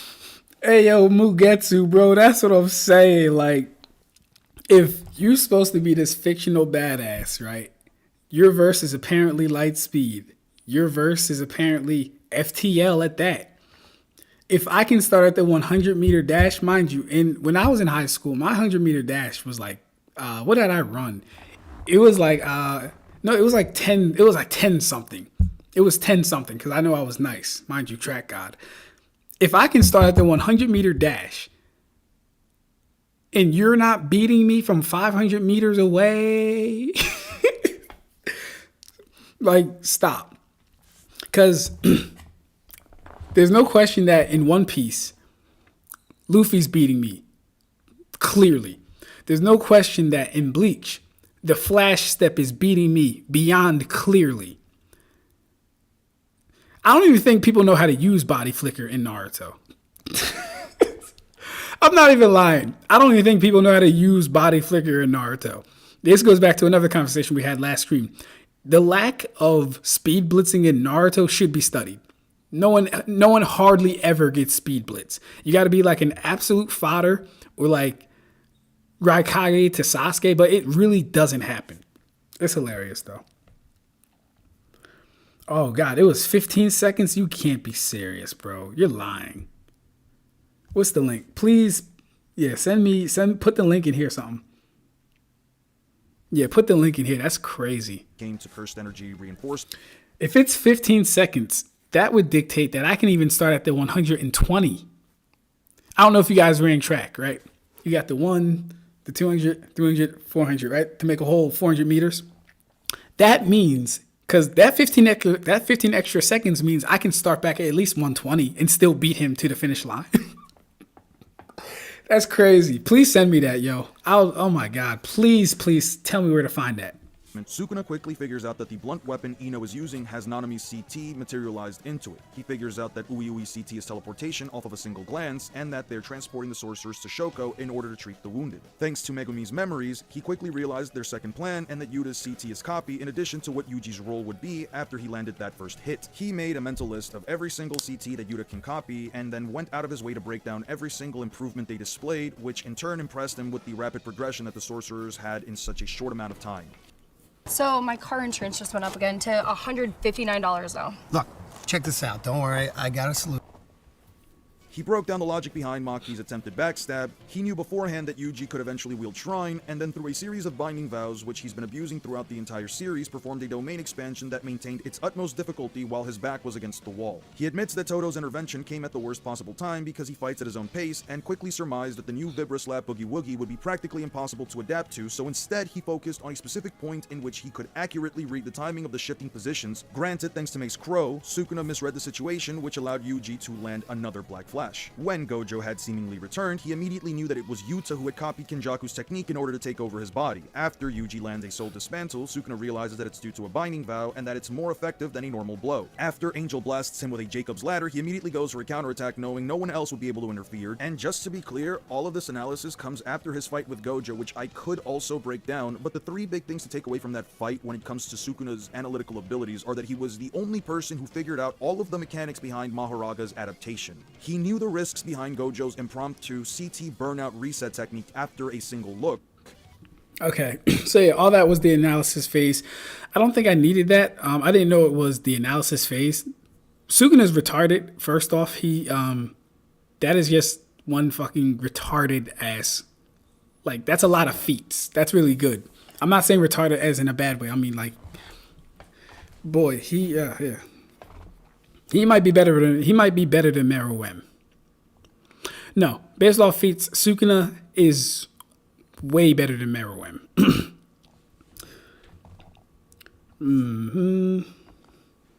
He was conversing with Kakashi, and then he saw a balloon in the distance and started running toward it. The balloon got bigger before he got there. Mind you, he was trying to stop them from inflating the balloon. Oh my gosh. Body flicker might be the worst speed amping technique in all of shonen. Facts, bro. Like, I swear to God, you might see someone use body flicker less than you can count on the amount of fingers you have on your hand. Someone actually used body flicker. Like,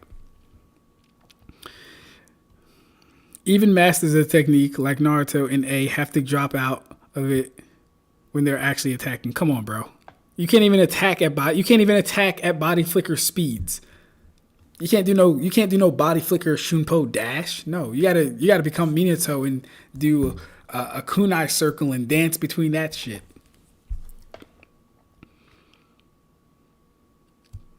Yeah, it's just bursts of speed across short distances. Yeah, it's not crazy at all. I don't even think we see it offensively used more than 3 times. I can't tell you 3 times body flicker was offensively used. Right? Because what Sakura did versus Ino, all she did was put chakra to her feet. That's like, that might be how body flicker functions, but it's still a technique. That's not body flicker what she was doing. She was just putting chakra to her feet for a burst of speed. Body flicker would be more along the lines of a shunpo, like an actual technique using that chakra. I don't even think we see that. The current world record for 500 meter dash is David Rudashi's 57 seconds. Damn. Did you know in high school, my 400 meter dash was 57 seconds. This would dictate that this man was running so fast. He could start at the 200 and I could start at the 400. No, you said 500. So one back. He can't start at the one. You know, he'd have to start at the, he could start at the 200s place and I could start at the 100.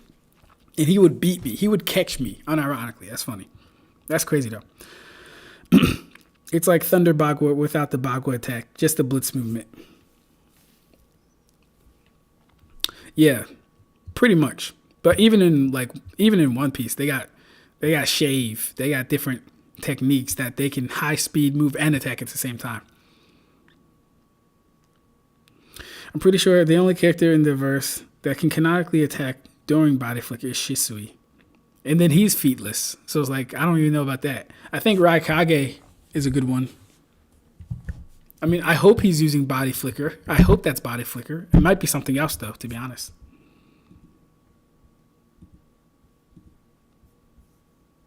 Analysis.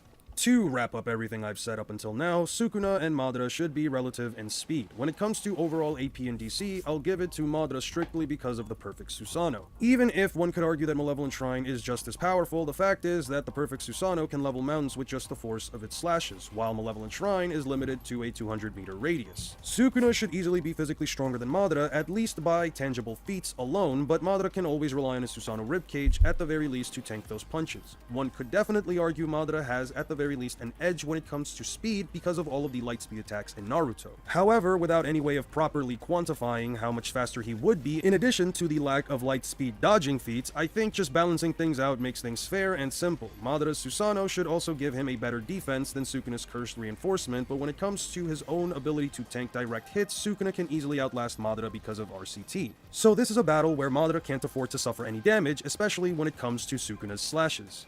I almost forgot to talk about them, but their respective weapons, Kumatoke and the Uchiha Gunbai, are kind of useless. Kumatoke can release a torrent of lightning that Sukuna can use to set up his opponents for attacks, but the Sharingan invalidates this since Madara can predict the motion of his arms and should have the speed to always dodge the lightning. I say this in part because the manga didn't do a very good job in depicting the power of this cursed tool since he used it against the one guy that has natural electric resistances, but the anime may change my mind. As for the Gunbai, it can be used to reflect attacks back at the opponent by converting the chakra from their ninjutsu into wind nature transformation, which Sukuna obviously doesn't have. He can at the very least use it as a shield until Sukuna slashes it. So, who do I think wins this fight?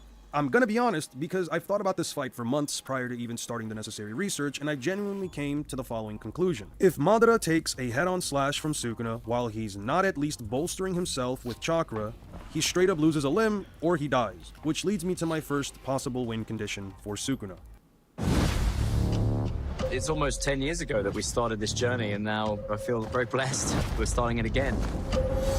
It's not entirely unpleasant seeing you again. We love the original Daredevil show, and it's been a real source of inspiration for Daredevil Born Again. There is such a richness to the story that's already been told that we didn't want to run away from. We just wanted to expand on it. I'm watching this commercial because I am actually a huge Marvel Defenders fan, and Daredevil is actually one of my favorite characters.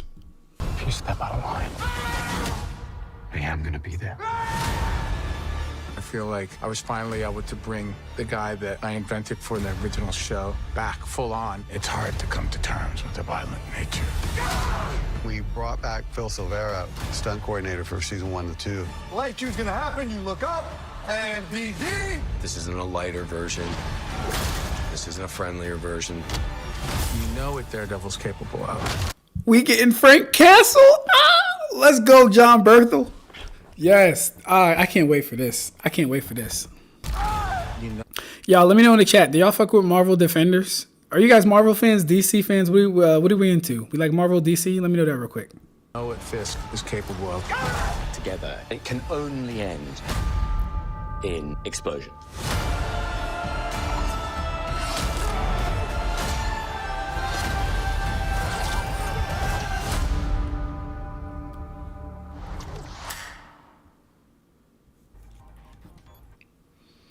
Yeah, Mugetsu. Yeah, that's Shane from The Walking Dead, man. Ever since The Walking Dead, I've liked John Berthel's acting and his portrayal. He really does his characters justice. Whenever he like goes for a character, he really does them justice. Let me catch up real quick. Oh, Ronan, you DC? Come on, bro. Stop it. Why? No one's DC. No one likes DC. Let me stop. All right. There's no confirmation that Shisui can attack. There's no confirmation that Shisui can attack during body flicker. We just know he was skilled with it.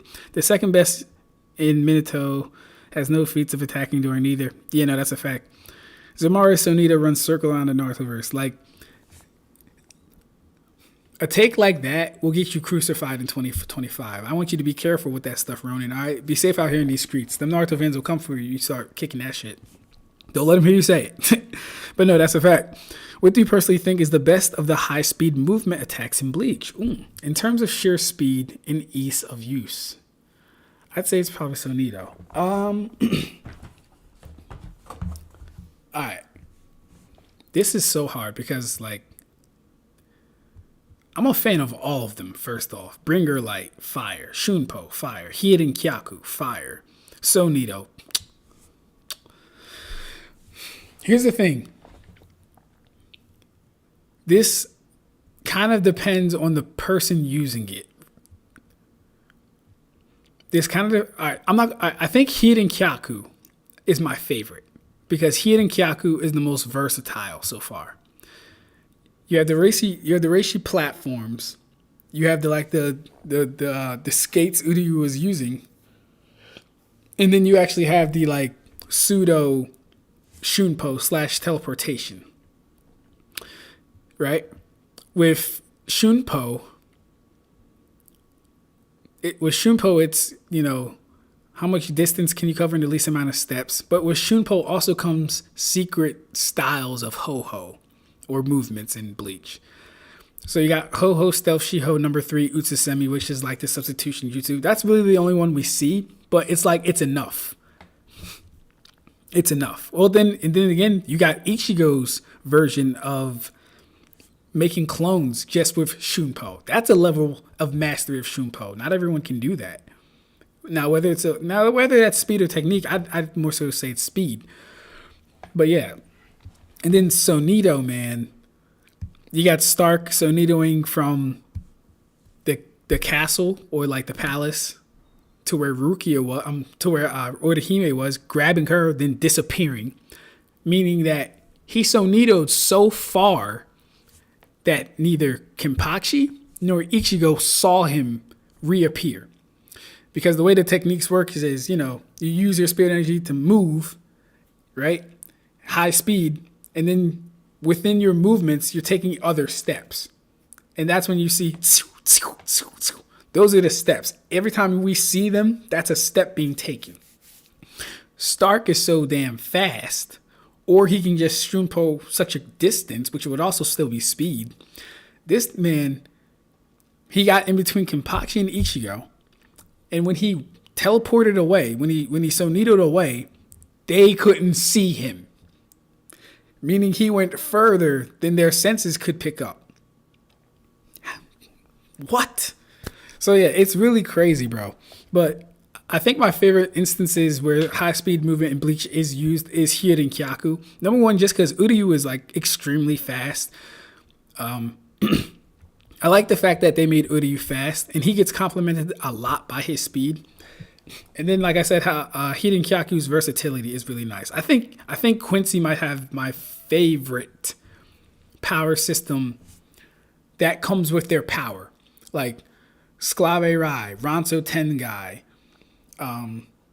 Zellischneider, Litregen, all like I think the Quincy might have my favorite things that come with their power system. This isn't to say that Zanpakuto are bad or anything. I love Zanpakuto, boy oh boy. But I think the Quincy got like the best stuff for me personally. And then we get the Bringer Light. Bringer Light's kind of crazy too. I can't speak too much about Bringer Light because I'm not gonna lie. As far as the what's it called? As far as the manga and the anime, I only watched the full Bringer arc maybe like twice. And then I kind of teetered just watching between Wake Mundo arc and Soul Society arc. But this was when I was like younger, and I didn't really appreciate the Lost Agent arc. But no, the Lost Agent arc is fire. But I had to like learn a little bit more about Fullbring. I know they manipulate the souls of things, and that's how they can move and stuff. And there's even some advantages to Fullbring's movement speed that I don't know. I know that much because I remember reading it, but I don't like remember it off the top of my head. All right, let me catch up real quick. I didn't watch Defenders, but I watched Daredevil and The Punisher. Oh my gosh, yeah. Bro, Daredevil and The Punisher was such a good show. I still watch The Punisher. Superman is my GOAT. Him and Ichigo and Spider-Goat. Superman, okay. I give you Spider-Man and Ichigo, but I don't know about Superman. That's my trinity in fiction. Did anyone else think that scene where Shane was going, no, wait. Hey, yo, bro, he be going crazy. Punisher, a.k.a. John Berth, will be going crazy, bro. And his voice is so fun. Lieberman, is that what you want to do? Yo, he be going crazy, bro. He be killing me, bro. All right. The Sonito sound effect goes so hard for no reason. Yes, but what I like about the Shunpo is that they went out their way to make each Shunpo distinctive. And Byakuya, hands down, has the best Shunpo sound effect.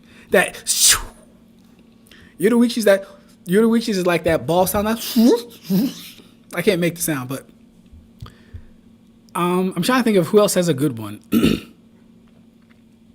Ichigo's is kind of basic, not gonna lie. Ichigo's is kind of basic, but he can use all 4 type of movements though, except for Hiden Kyaku. We haven't seen him use Hiden Kyaku, but he's a Quincy, so he can use it. But yeah, Sonito does go hard for no reason. It's just no individuality with Sonito, but that's fine, you know. Wait, I meant Sonito when I said Shunpo. Laugh my ass off. It's all good. I even hyped up Zamari only to say Shunpo. All good, bro. I got you. Hiden Kyaku is teleportation, but you need to set Reishi down to teleport to. It's conditional teleportation. Ooh. Hey, Mugetsu, where is that described, bro? Let me see that. To defend Naruto's speed just a little, Kakashi Hidan has a statement of Kakashi being able to cover in about a day what would take a horse a week to do.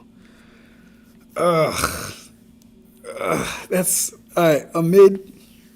I get it. Okay. I'm not gonna lie, that's bad. I'm not gonna lie to you, bro. That's bad. That's still kind of bad. I'm not gonna lie. For anime, that's bad. For Naruto and Kakashi, that might be good. For anime, that's kind of bad. Horses aren't beating out cars, bro. Horses aren't beating out Bugattis. A Bugatti can do what a horse can do can they do it in a day? I don't know about a day. If we're going full throttle and I don't got a refill for gas, probably though. It depends on the distance. I'll say that. It depends on the distance, but that's not, I wouldn't praise that feat. Honestly, you probably should have told me that. Kubo said that Sonito was done by having a hollow disintegrate. Ooh. Kubo said that Sonito was done by having a hollow disintegrate on an atomic level and reappear anywhere in space. Ooh. It's a scientific definition of instant teleportation. Butterfly Aizen did similar. Wow. Y'all be finding some shit I really don't know about.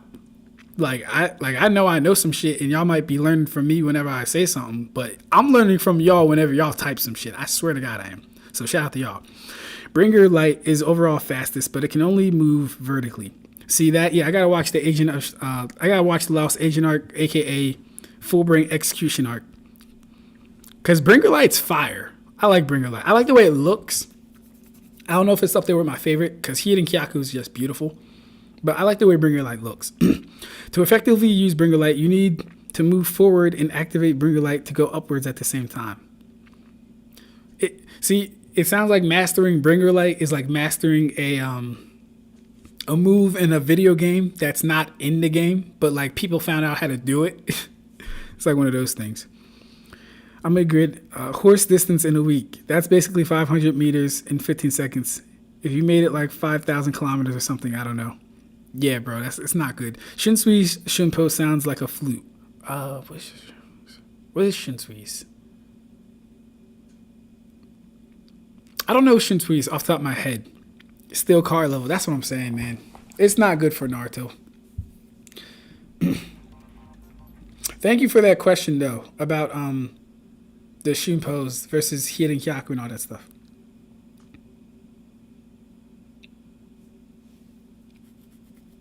Okay, Mr. Tomo covered it. Bet. I got to start doing the Kubo Club Outside questions, too. I got to start giving y'all my opinion on that stuff. Okay, so hear me out. I know this is already getting off to a wild start, but think about it just for a second. I looked through every piece of evidence that I could find in regards to the Sharingan. It grants many things, but it does not grant the ability to see changes in air pressure. I've looked through multiple sources, including the databooks, the fandom wiki, and even other videos that explain the Sharingan, and none of them imply that the user could see changes in air pressure, nor are there any feats that could help support this. Sukuna can send out slashes without moving a muscle. The Sharingan specifically allows the user to see their opponent's next move by picking up on the slightest flex in their muscles, like when it showed Sasuke the entire path Naruto was going to take just from seeing his muscles moving in real time. The Mangekyo Sharingan is said to be even more advanced than this, but again, it's never stated to allow the user to see changes in the atmosphere. Therefore, Madara cannot see Sukuna's slashes. I've seen people bring up that because Maki could see them, that Madara should be capable of doing it as well. But Madara isn't Maki, and she only has this ability because of her heavenly restriction. There is absolutely no line of reasoning I could come up with for Madara being capable of seeing Sukuna's slashes without equalizing the verses or straight up saying he can, because why not? I could see at the very start of the fight, if they even have any kind of dialogue, which in character they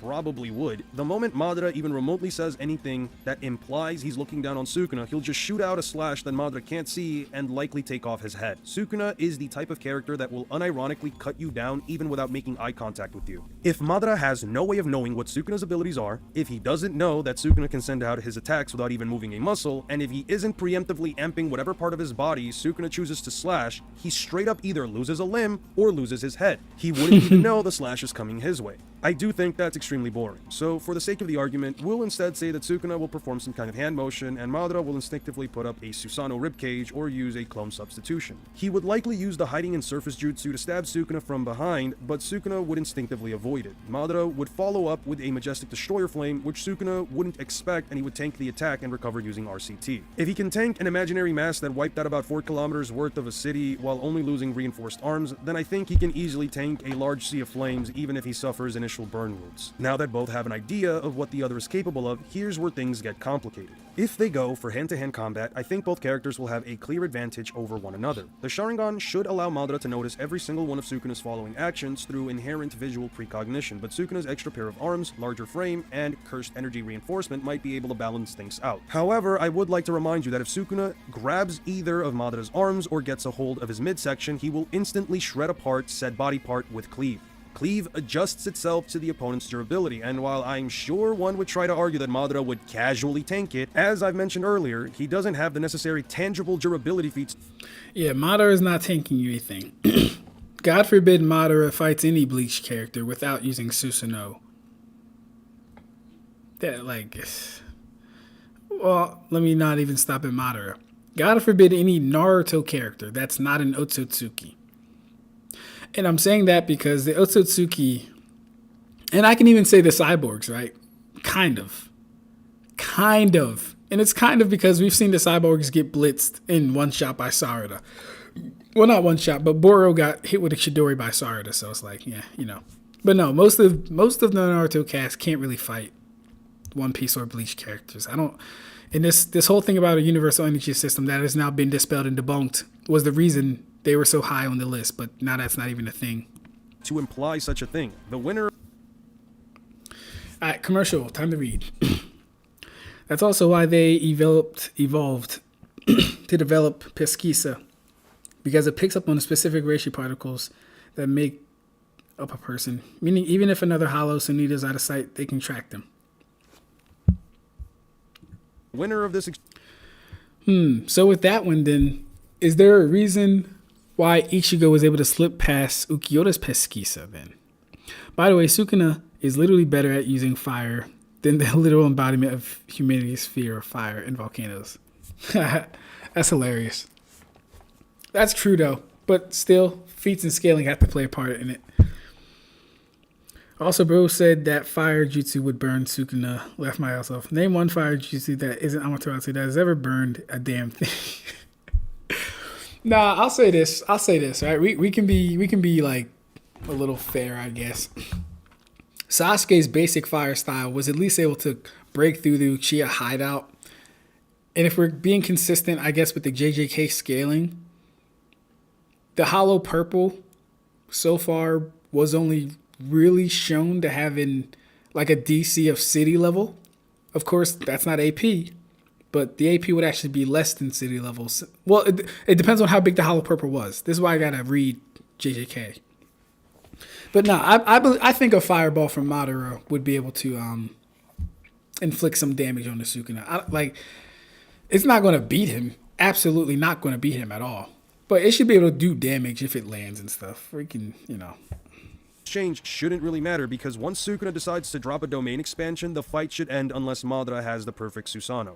The Susanoo ribcage alone shouldn't be capable of blocking Malevolent Shrine's sure hit effect since it targets everything within the domain, and both Madara and the ribcage might be treated as separate entities. When Sasuke fought against the 5 Kage, Mei performed the Skill Mist Jutsu, which created a corrosive mist that affected both himself and the Susanoo. While it does provide a surrounding defense, it doesn't keep everything out.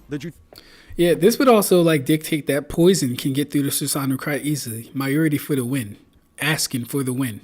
Jutsu sorcerers describe Sukuna's open domain as accumulating water without a container or using software without any hardware. I don't think it's disingenuous of me to say that if Mei is capable of burning Sasuke because she changed the pH balance of the mist in a contained space, then Sukuna should be capable of tearing Madara to shreds even through the Susanoo ribcage. I'm sure some would say that if Gojo was capable of surviving Malevolent Shrine, then Madara should easily tank it, even if the slashes hit him, but there's a couple of factors that should be taken into consideration first. Unlike Gojo, Madara doesn't have any idea what domain expansion is and how exactly it would damage him. He would have to preemptively bolster his entire body with chakra to tank the countless slashes that would. So this whole line of reasoning and logic that Madara can just send chakra through his entire body and defend against things is a myth. It's never shown in the series. It's never shown, suggested, or implicated to be the case. Saying that they can do that is only thinking that they can do it. Nothing proves that they can do it. In fact, the things that would disprove this notion, and I'll say this, my fault. Let's slow down. I'll say this. That whore Sakura learned a technique that allowed her to focus chakra to certain parts of her body to stop incoming damage.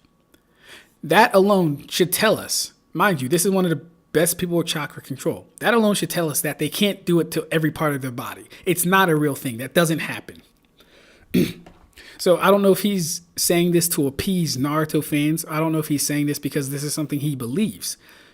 But the reason I have the Naruto versus durability where I have them is because they don't scale to their chakra, and their chakra isn't an active or passive defense for themselves. We can soft watch my video next, not even soft watch. Well, yeah, we can skim through my video next live, and we can go through every instance where they're taking damage from something they shouldn't have taken damage from. And my favorite example I like to use is the one with Kisame. The tailless tailed beast got injured by a regular sword. So yeah, every time I hear that from anybody, I have to stop them dead in their tracks and let them know no. And if Eon does watch this video back, hey bro, get with me. We can talk about some Naruto stuff. And here's the thing. Like I said, you're probably not doing this for you. You're probably doing this to appease the Naruto guys. But just ask those Naruto guys in your comments to show you an instance where chakra was used passively or actively as a defense outside of ninjutsu, bichu cloaks, or senjutsu.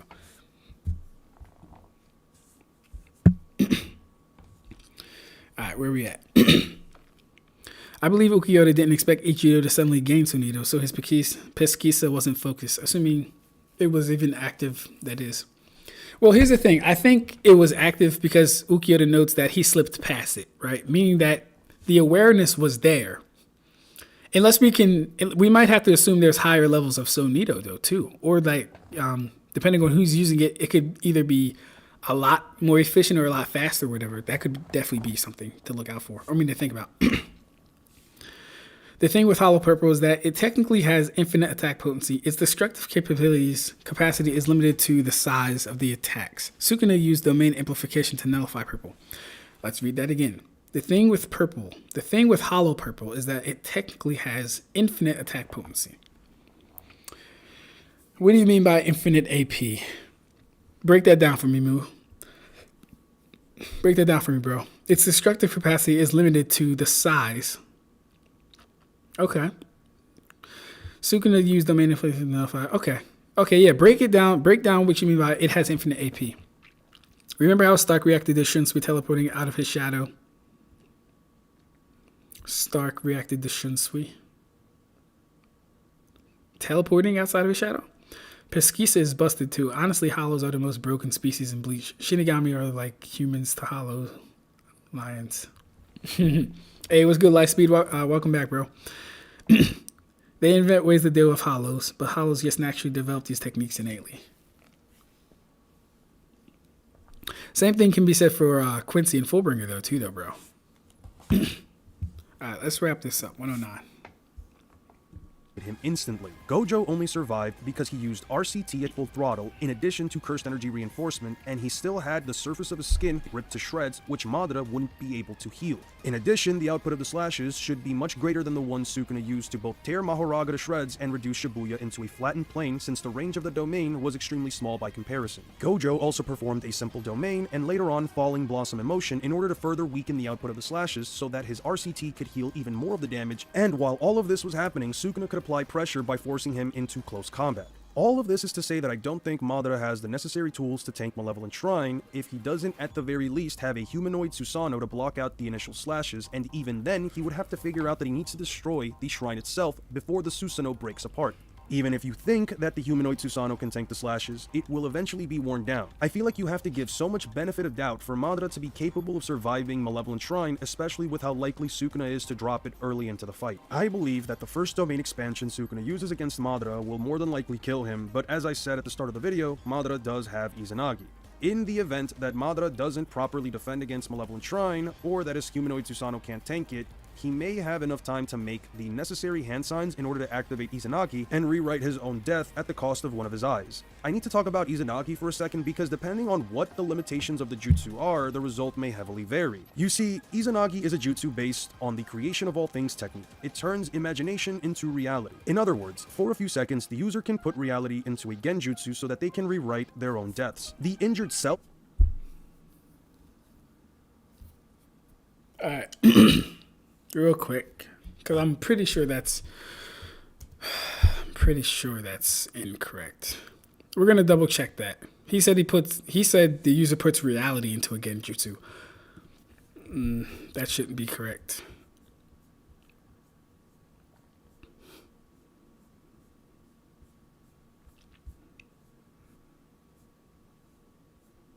We're just gonna find it real quick.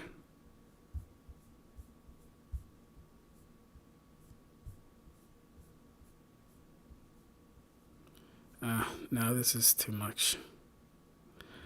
You know what? I'll find it. I know what to do. We're gonna check that though. Fades away while the non-injured self materializes themselves in their place. According to the 4th data book, the duration of the jutsu changes depending on the user's power capacity. The exact time frame isn't quantifiable since Danzo could have Izanagi active for an entire minute per Sharingan, effectively making him immortal for 10 minutes, and Obito could survive Konan's 600 billion paper bombs for 10 minutes. But the difference between them and Madara is that they have Hashirama cells. A combination of both Uchiha and Senju power is necessary to maximize the capabilities of the jutsu, which this version of Madara can't exactly do due to the lack of Hashirama cells. Yep, no, I found it. Okay.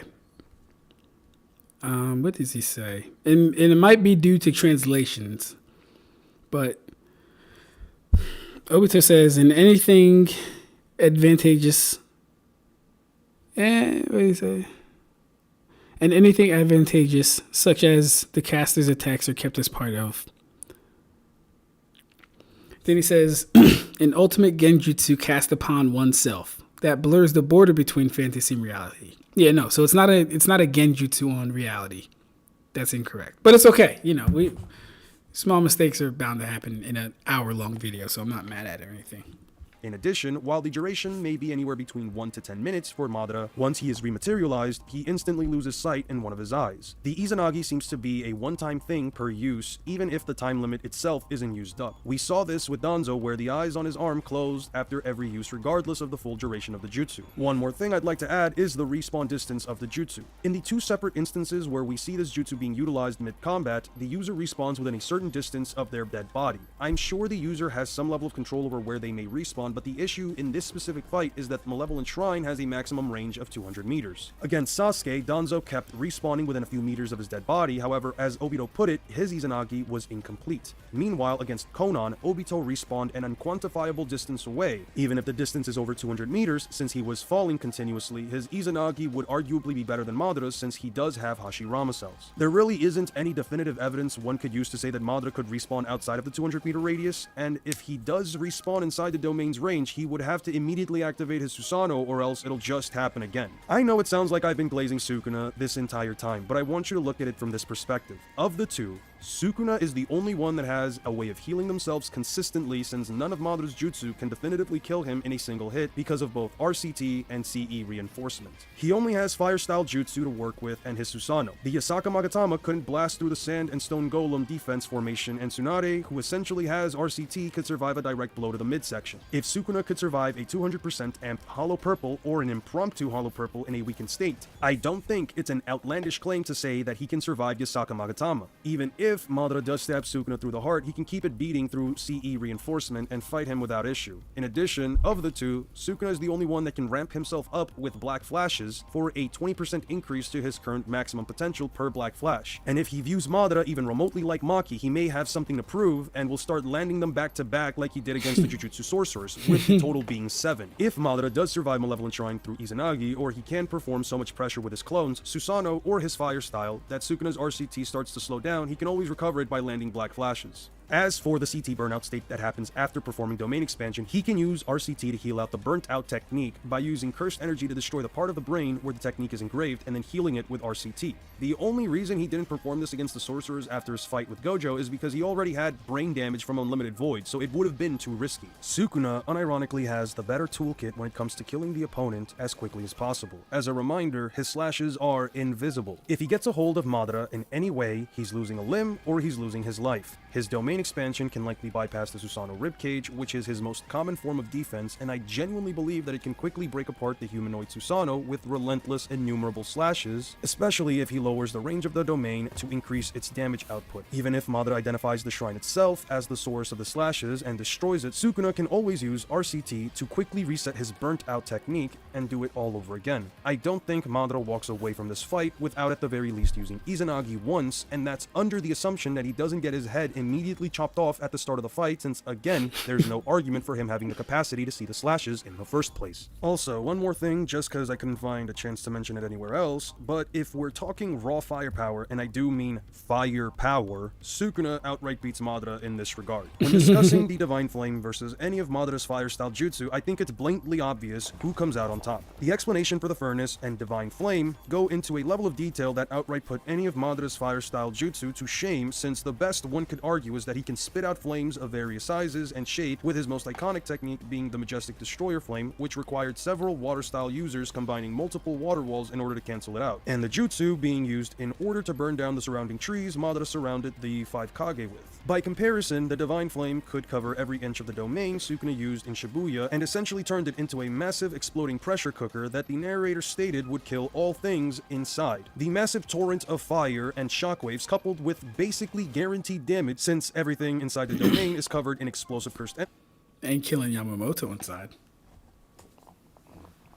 And killing Ichigo. Madara, though, he cooked. Let's catch up real quick. It doesn't have... Okay. It doesn't have infinite AP necessarily. It has black hole-like properties like Kudohutsuki. Okay. Following inverse logic, I can see that it has infinite AP because Yoruizu's Yoroz's infinite pressure was shrugged off by Maharaga. Okay. Oh, y'all having your own conversation. AC versus DC. Nah, AP, bro. What's good though, Candle, bro? How you doing?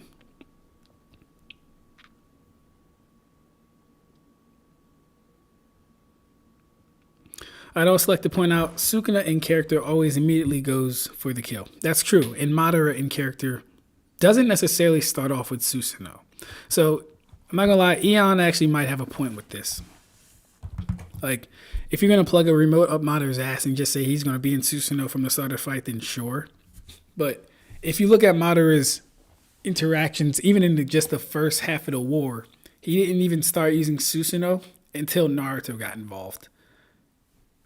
And like no, it wasn't Naruto. No, I don't think he started using Susanoo until Naruto got involved. And that's a very good point too, Mugetsu. Madara wants to dance. Madara wants to dance. So he's going to want to use taijutsu hand to hand and all this other stuff. And Sukuna is going to be extremely relative based on Aeon's scaling. And it really could get bad for Madara. It really could get bad for Madara, yeah. Energy leads me to the conclusion that if these two decide to go band for band with their fire techniques, Sukuna would come out on top. However, the fact that Sukuna has to prepare his ingredients first, meaning he has to land both cleave and dismantle in order to use this technique, makes me wonder how exactly he would go about this during the fight, so I didn't factor this ability when thinking about how a fight between the two would go. Since Madara wouldn't be targeted with cleave within Malevolent Shrine due to a lack of cursed energy, Sukuna would have to land it directly, which I already said would result in him losing an arm or his life. In addition, if anyone doubts the power of the furnace, you should consider that he used this very technique to burn down Jogo, who was a curse born from humanity's fear of volcanoes. He used it again against Maharaga in order to instantly one-shot it, like how Gojo did with Hollow Purple, and the narrator called this his ultimate move. Okay, so now that I got all of that out of the way, let's talk about how Madara can actually win this fight. With hotels and vacation rentals, Booking.com has something for everyone. This is a good video, though. You got anything? Yeah, this is a good video overall. Pretty lengthy. I think this could have been summed up in maybe about 30 minutes, honestly. Pretty lengthy, but overall good video. Eon makes good content. He's cool. He can come to the cookout. I genuinely think that the perfect Susanoo might unironically be way too much for most of Sukuna's toolkit to handle if you don't think that the Malevolent Shrine has the capacity to damage it via the Jogo/Dagon scaling. The sword alone, if it tags Sukuna, would more than likely kill him since it'll likely damage his body beyond RCT's healing capabilities. I don't think I can make any arguments that could support Sukuna tanking a direct hit without at least suffering massive damage, especially since the force of its sword slash as it unsheathes can split two mountains and a direct hit would likely be even more powerful. The perfect Susanoo is so tough it's capable of tanking a tailed beast bomb from Kurama while in a weaker state, and it took an entire barrage of 1,000 punches from the Shinsu Senju just to tear it off the Nine Tails, leaving Madara virtually unscathed. I don't think I can necessarily make an argument that the Divine Flame can blast right through it. Either way, I don't want to go through the hassle of trying to convince anyone that the attack could even do it. The one thing I will say is that I'm not exactly sure if the perfect Susanoo can attack with a light speed sword slash, since there aren't any statements or tangible feats that would at least support this idea. I'm not saying its sword swing isn't fast, only that there isn't any definitive evidence that it's that fast.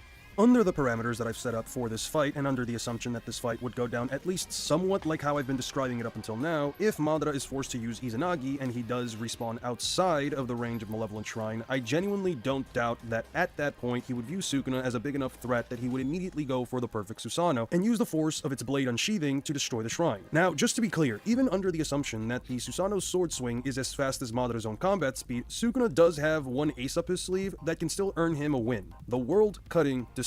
I would have made this video regardless of whether or not Sukuna would lose, but the fact that there is a legitimate argument that he could win is what prompted me to go as in-depth as possible, especially since arguing that Madara Uchiha would lose any cross-verse fight is always an uphill battle because of the fanbase's obvious reactions. The world-cutting dismantle cuts through everything within the target's range as long as it exists within that space, regardless of whether or not you believe that the perfect Susanoo is so tough that no attack could ever damage it. The fact is, if Sukuna fires it directly at the forehead gem that Madara stands in, he's going to die. As he described after his fight with Gojo, everything that exists within the target's range is...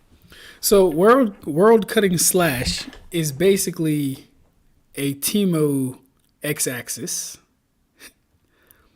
Is that fair to say? World Cutting Slash is a dollar store X-axis Lily Barrow attack. Is that fair to say?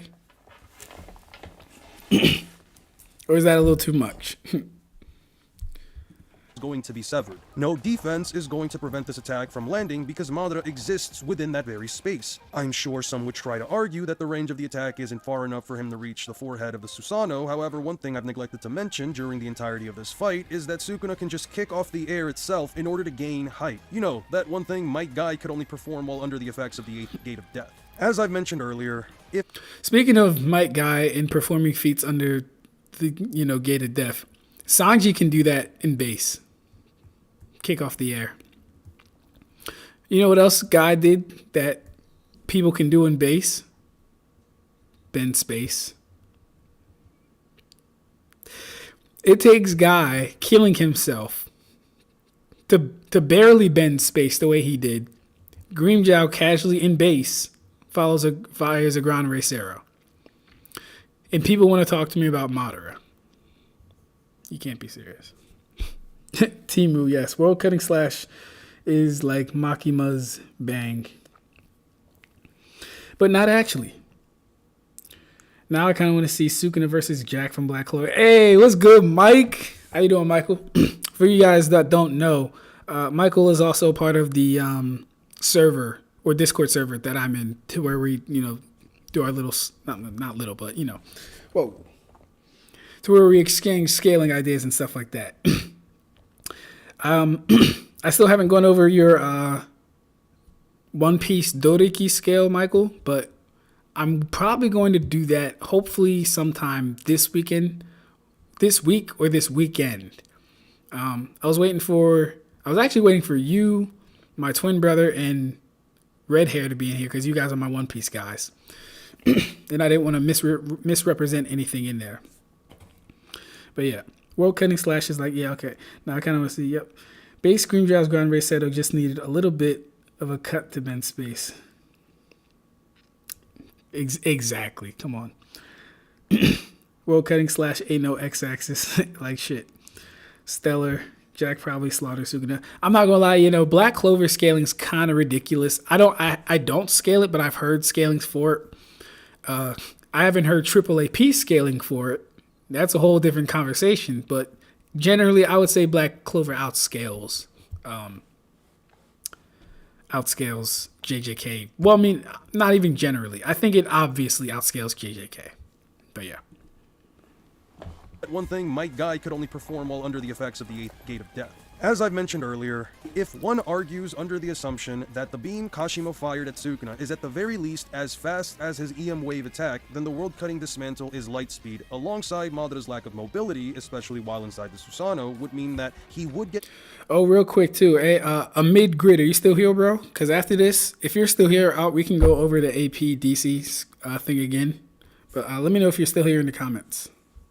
Tagged by this attack, especially if he's certain that the perfect Susanoo can tank all of his other slashes. The way I like to see this exchange is that as Madara forms the perfect Susanoo, Sukuna chants the world-cutting slash's incantation, and they both fire their final attack as the screen fades to white and the outcome of the winner is left up to you.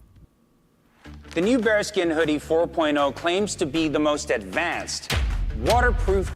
The viewer. This is probably the most difficult fight I've ever had to construct an argument for. It's extremely hard to formulate an argument, especially against a character like Madara Uchiha, not because he's so overpowered that any character in fiction would have a tough time combating him, more so because the fanbase can get very defensive. The purpose of this fight, at least for me, is to challenge the idea that a character like Madara can lose a fight against a character from a weaker verse, especially if one is capable of constructing a comprehensive argument. He's not this infallible, unstoppable force of nature that can't lose under any circumstance. I do find it interesting that for many, this is the conclusion that they've reached, because Kishimoto did a wonderful job at depicting a character that seems nigh invincible within his story. Madara straight up looks strong and almost perfect throughout the entirety of Naruto. However, his biggest flaw is the fact that if your name isn't Hashirama Senju, he's not pulling out the perfect Susanoo at the start of a fight. I got into power scaling about 7 or 8 years ago, and Naruto was the first series where I tried to learn its scaling, mostly because at the time, it was my favorite series. Trust me when I say I was one of those those Madara glazers who genuinely thought he could never lose a versus battle. Hell, at the time I tried to argue that he could beat any form of Aizen because he could drop meteors on top of him and his perfect Susanoo could easily wipe out mountains, whereas Aizen...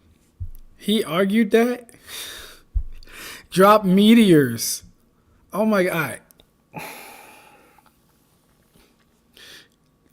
Dropping meteors is only effective.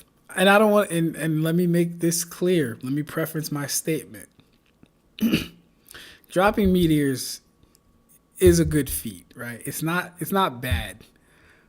But if we're doing verse equalization, mind you, the only reason that meteor was a threat in Bleach is because who was imagined by, number one. And number two, they couldn't fly in the Soul Society at that time. Then again, it's not really, I don't even think it was a threat. If we're being completely honest, and the 1,000-Year Blood War did actually change this. No one was worried about that goddamn meteor. No one was worried about that goddamn meteor. That's number one. He's about to go into heal level Ichigo though, so let me back up for a minute. Eon arguing Madara versus Aizen is hilarious. He could never lose a versus battle. Hell, at the time I tried to argue that he could beat any form of Aizen because he could drop meteors on top of him and his perfect Susanoo could easily wipe out mountains, whereas Aizen couldn't even destroy a large hill. Obviously, I'm pretty sure that I might have went over this at least 2 times in this video again already. But this just comes down to understanding AP and DC again, and most people, including good brother Eon, not having a complete understanding on AP. Okay. Check Discord DMs. I sent scans that prove JJK slams Naruto. I got you, Moo. Oh, Tay is here. Okay. Hey, Tay. Damn. I didn't know you were here, Tay. Okay, yeah, it's okay.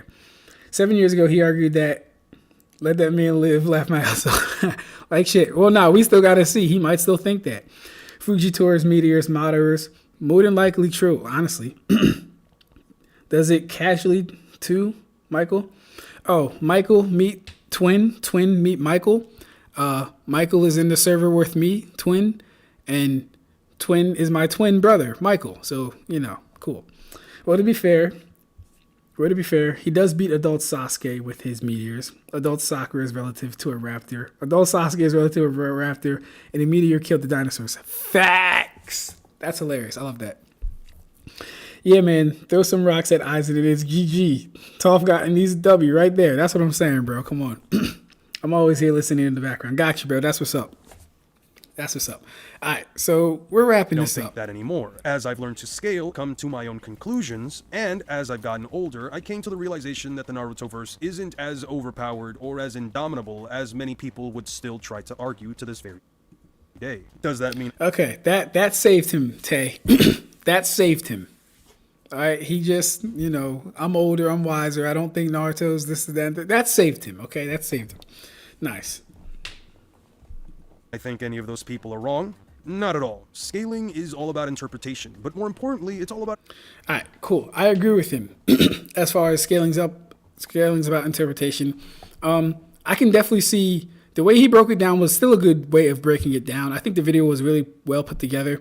I do think I do think Sukuna definitely has a chance, especially given Madara's character as a fighter. Given Madara's character as a fighter, I think he definitely has a chance. Now, real quick, let's talk about AP and DC, right? And I'll kind of give you guys the cliff notes of the conversation that I had with the people who were here in the first half of the chat, going over AP and DC. So, understanding attack potency, AP. Attack potency, and mind you guys, this isn't going to be all of DC, this isn't going to be all of total Joules, all that other stuff. We can get into that later. I just want to kind of talk about AP. So, attack potency, or AP, measures the energy per unit volume, specifically in joules per centimeter cubed. And we can calculate it using this formula, AP equals E over V, where AP is in joules per centimeter cubed, E is the total energy in joules, and V is the volume in cubic centimeters. Hey, what's good, Karibo? How you doing, bro? You're a little late to the party, but, you know, nice to have you here. So everyone got that? We got AP, and we calculate AP by AP equals E over V, energy over volume. That's what we're looking for when we're looking for AP. Now let's go to a example. Here we have John the Blastus, right? And here we have Tim, the durability guy. John the Blastus has an attack that has a total energy of 400 joules with a volume of 400 cubic centimeters. Now, plugging in our formula, AP equals energy over volume, right? That's literally like the same as saying for every 400 cubic centimeters, there's 1 joule of energy. And here's the formula here. We got 400 joules, 400 cubic centimeters equals 1 joule per cubic centimeter, right? Now, can anyone in the class tell me what would happen if Tim, the durability guy, got hit by this attack that has 400 joules with only a durability of 200? Can anyone except for Michael tell me? Michael, you can't tell me. Can anyone except for Michael tell me what would happen if Tim, the durability guy, got hit by this 400 joule attack that carries 1 joule per cubic centimeter? Anyone at all? Also, Ronin, you can't tell me because you were here earlier. What is going to happen to our friend Tim?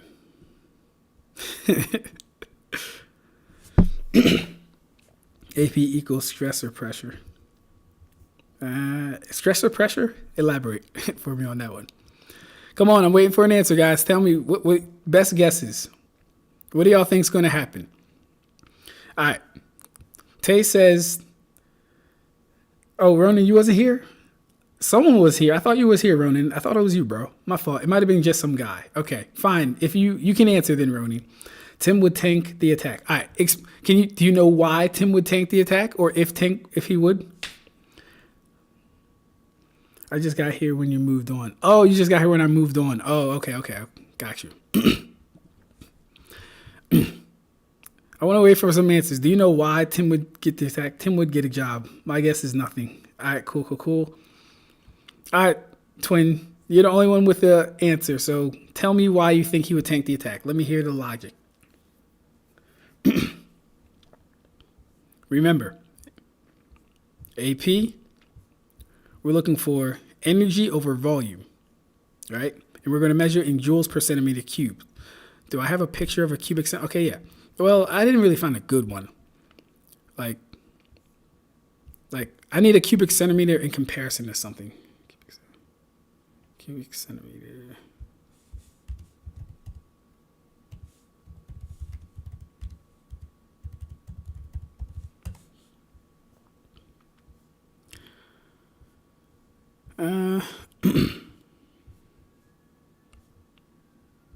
Okay, I can't find. I'll find that later. All right. Likely because of the joule per centimeter cube value. 1 joule, 1 particle of pressure. 1 joule. Okay, so you're using pressure. Okay, you're using pressure instead of joules then. Okay, interesting. I didn't know you used pressure. But I think it's still the same principle that applies. But all right. We can move on. Let's move on. So, quick recap. Okay, if my overall durability is 200, then you'd need 200 joules per centimeter cube spread across my body to actually damage me. That is correct, sir. Give it up to Revenant. That is a correct statement. That is a correct statement. But let's further analyze. Okay, cool. Got you, Michael. Let's further analyze that answer. So the AP, 400 joules over 400 cubic centimeters, that's 1 joule per cubic centimeter, represented by all these ones. Now, probably to no shock to all you guys, Tim the durability guy would actually be completely fine from this attack. Why would Tim be fine from an attack that had 400 total joules with only a durability of 200? Well, because the attack's AP is only 1/200th of the target's durability. The energy delivered is far too low to overcome the target's defensive threshold. Remember, you need 200. You need an attack of 200, right? But when we look at how big this attack is, and the cubic centimeters, and how much energy is spread across it, per cubic centimeter, it doesn't even carry enough energy to practically wound Tim the durability guy. So we see that the energy density is so low that the attack would likely have little to no effect on Tim. Even though the attack delivers 400 joules in total, spreading that energy over 400 cubic centimeters dilutes its impact, making it far too weak to break through a durability rating of 200. Does this make sense? Does this make sense? Ronan was correct in his analysis. What you would necessarily need is an attack that compressed this energy. Let me get the ball. What you would need is an attack that compressed this energy. Right? And then we go further. So let's do it. Attack number 1 has a total energy of the same that we had before, 400 joules. Except this time, we have a volume of 1 cubic centimeter. Right? So how does this change our equation? Well, this is the same as having 400 joules per cubic centimeter. Right? So now John the Blastus's attack, which carries 400 joules. Where's the ball at? Oh, here it is. So yeah, now John the Blastus's attack that carries 400 joules in a single cubic centimeter, Tim the durability guy is going to get really hurt from this attack. It's going to hurt because all the joules, aka all the AP, is now condensed to a single cubic centimeter. This will more than punch through his durability. In fact, he might not survive a direct hit. Say to the head at least, right? It's definitely punching through anything through his body. But say to the head, he's probably going to get killed. So when we're talking about AP, this is what we want to look for.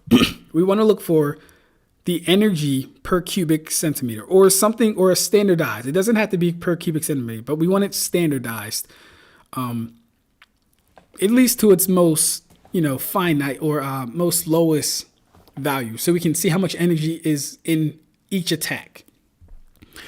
Durability does not care about DC. Durability does not care about total joules. As we just seen, you can have an attack. You can have an attack that eclipses your whole body, but if you're only getting hit with ones or fractions upon fractions of that energy, you're not really taking much damage, are you? Now, like I said in the video, compare this with Naruto's Biju bombs, and let's just say they vaporize rock. His Biju bombs are absolutely massive. More than Tim the durability guys. More than John the Blastus's attacks, right? His Biju bombs are massive, and they vaporize rock. So this would dictate that anyone with maybe 2 times higher than rock level vaporization as far as durability could get hit with a Biju Dama and be relatively fine. They would necessarily so be relatively fine because they can survive rock level potency, right? Or they can survive the vaporization of rock level potency. Now, Michael says, how would explosion feats work with triple AP scaling? Not just in terms of measuring in joules per centimeter cube, but in using the correct formula, i.e. the intensity formula VSB uses measure power. I'm not too sure what the I haven't been on VSB in a while. Like the last time I was on VSB was the look at KT's chakra thread thing. Let me read your question again though. He said the Shiesty Sorcerer solo is Naruto. How would explosion feats work with triple AP scaling? Which ones in general, Michael? Which ones? What type of explosion feats? Because they should be able to be calced pretty much the same. Once we have the total energy, we just have to divide the energy across what was destroyed and find the actual find the DC, find what was destroyed first.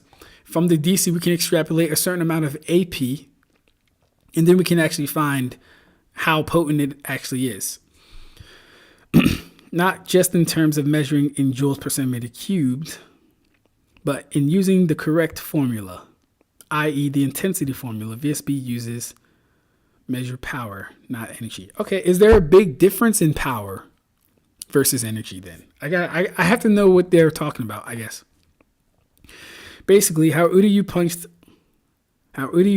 a hole through Senjumaru, Ichigo, and Renji when we've seen them tank bigger attacks.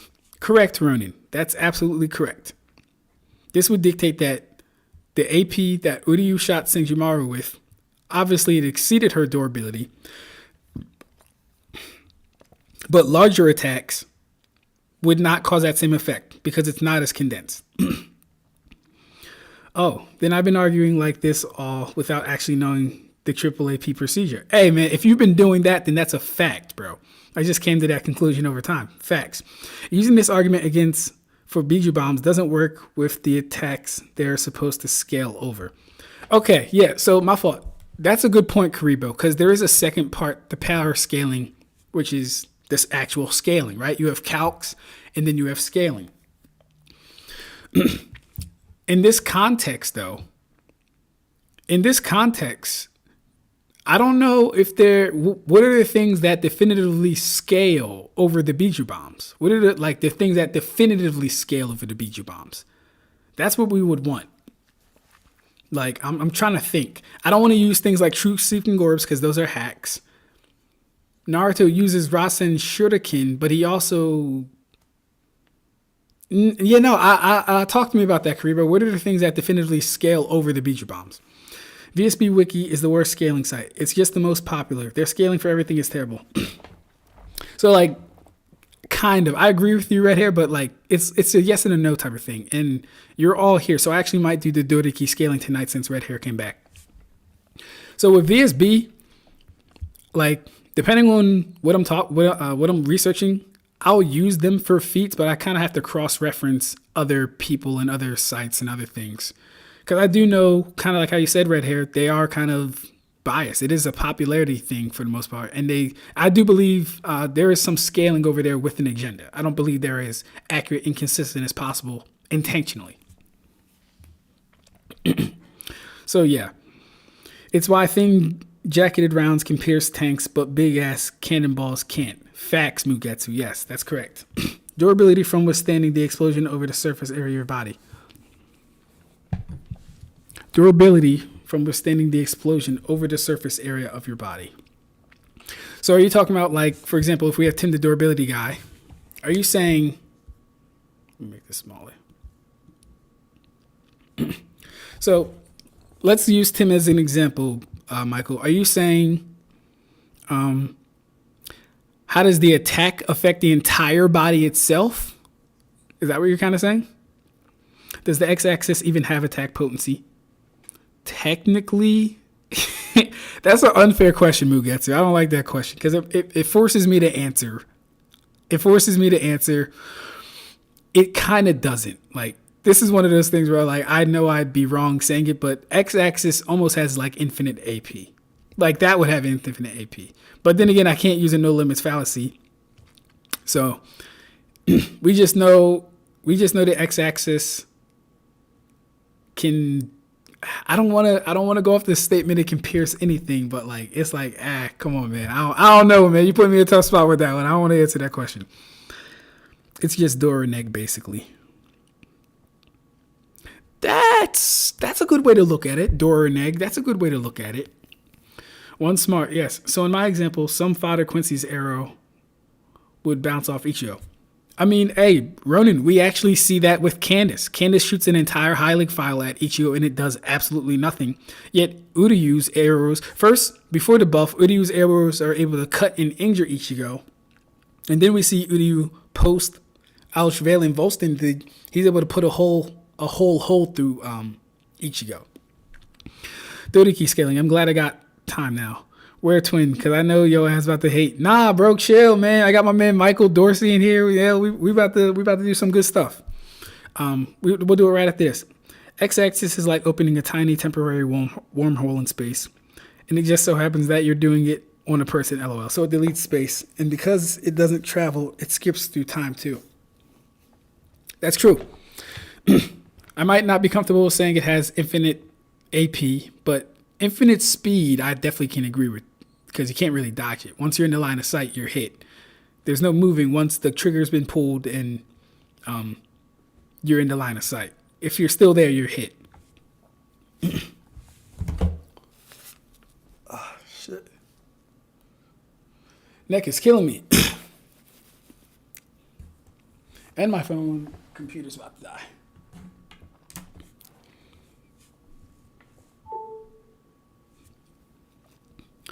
Jigen's rods scaling above Biju bombs, as Naruto took the entirety of an amped one from Momoshiki to protect the village. Inverse, the compressed Rasengan and giant one both have higher AP than base. Okay, so you're talking about Boruto then.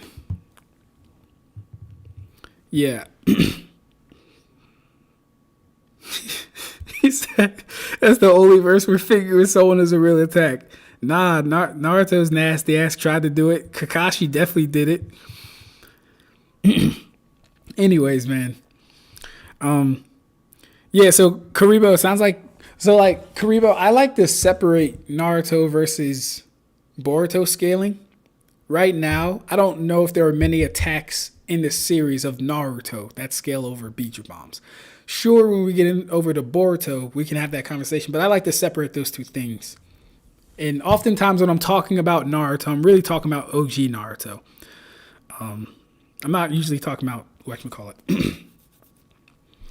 Fun fact, Uryu's arrow scales above Yuha's Qualqueris. Was the Qualqueris the defense one, or is that the one he used to shoot all those rocks at Ichigo and stuff like that? I don't remember. Ronnie, I don't know where you got that version of the X-axis, but this isn't even implied. LOL. Green Job fisted Rukia. Hey, yo, chill, bro. You got One Piece confused with Naruto, bro. They be putting figures on people's... Oh, my God. Hey, yo. Real quick, I'm going to go get a cough drop, but while I'm going, you guys can enjoy this song really quickly. Let me see if I can find it. Let me see if I can find it. Yeah.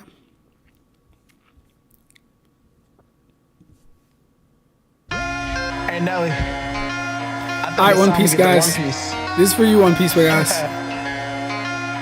Yeah. I'm a Marine like Kobe. All right, I'm using the bathroom. Check. I'm a Marine like Kobe. Yeah. We gon' Saba Odie. I'm a Marine like Kobe. My eyes see impact those who don't even know me.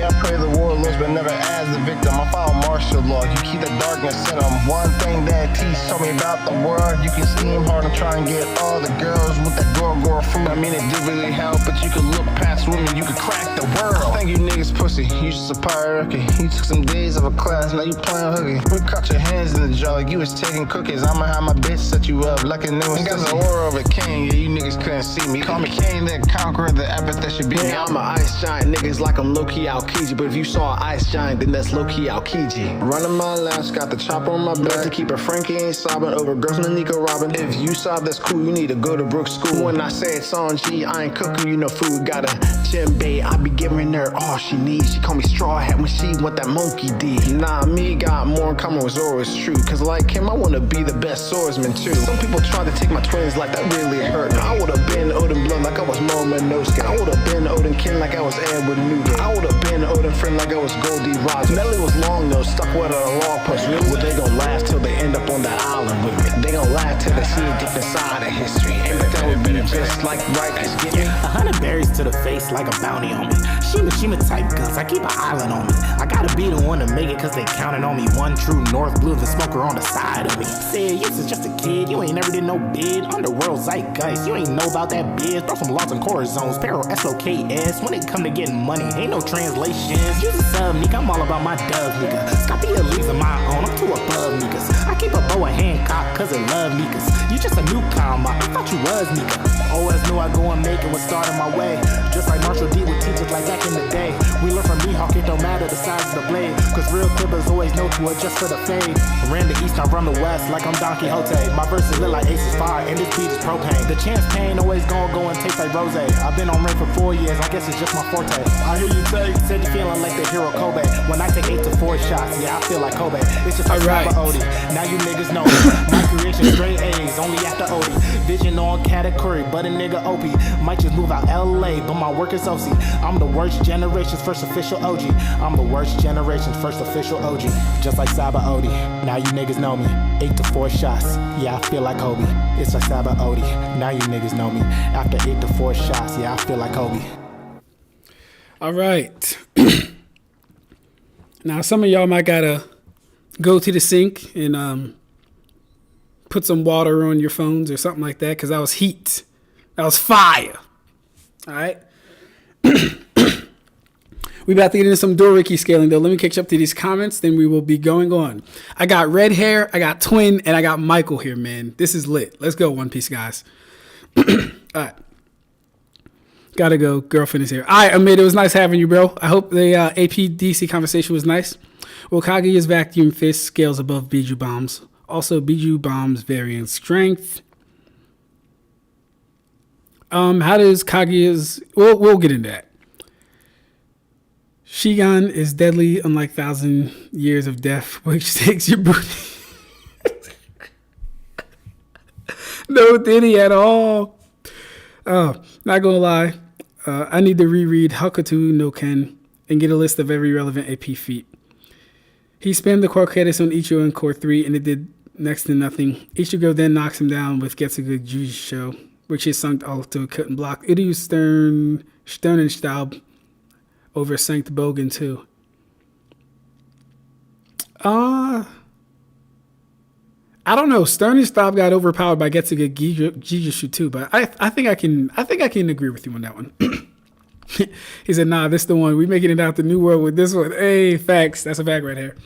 Can Luffy use Gear 3rd on his... Ayo, Moo, you gotta chill, bro. Red hair, you co-signing it? Y'all gotta chill, man. What's up with y'all, bro? All right. So, I got Michael, I got red hair, and I got twins and things, a.k.a. Date, my twin brother here. Let's get into this One Piece triple AP scaling. Hold up. Y'all see this, right? Y'all see this? Y'all know what this means? Y'all know where you at? Yeah. One Piece multiplier trip values, triple AP scaling. So let's do it. Hold up.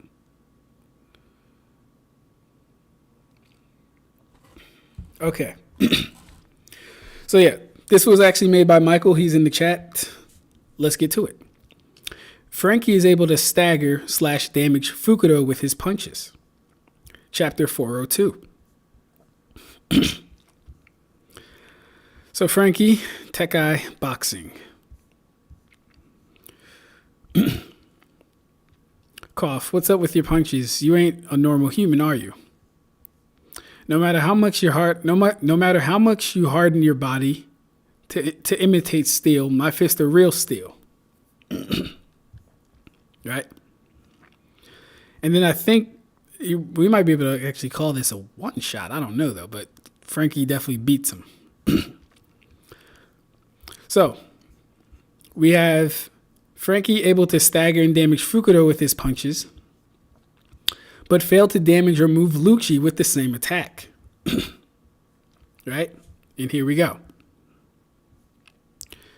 He hits him with all these finger pistols, sends him back. No. My mission is to go through that door.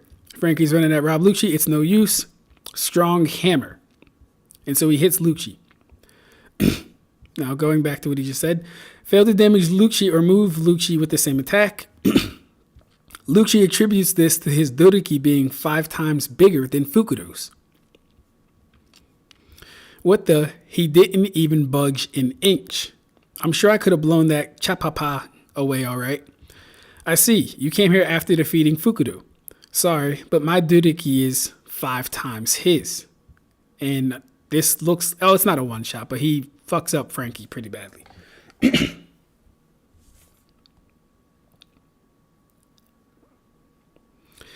All right. Red hair. Triple AP scaling is scaling as accurately and consistently as possible. That's what triple AP scaling is. We take necessary minimums. Excuse me. We take necessary minimums, meaning things that must be true. We scale using low balls. We don't take author statements. Not that we don't take author statements, but we believe in depth of the author way more than author's intent, and that would coincide with author's statements. And yeah, it's just about being consistent, essentially. So yeah, Doriki is measure of physical power / stats and is measured via striking. Now I want to make it clear that, and correct me if I'm wrong, Michael, this so far only goes into the physicals of Doriki. This does not implicate speed at all, right?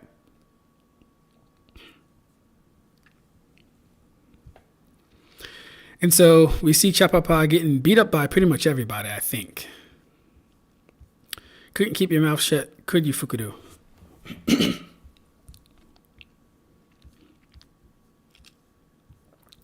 And then we actually see the listings of the Doriki scaling. I've already measured Jayapa's and Kumadori's strength, so everyone is ranked accordingly.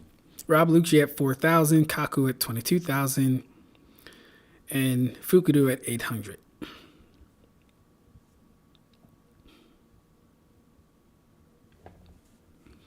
All right. Red Hair is saying, but Triple AP will be One Piece versus slower than cars since they travel on ships.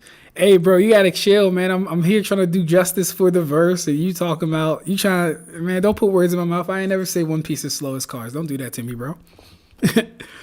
He said Doriki is speed too, not speed.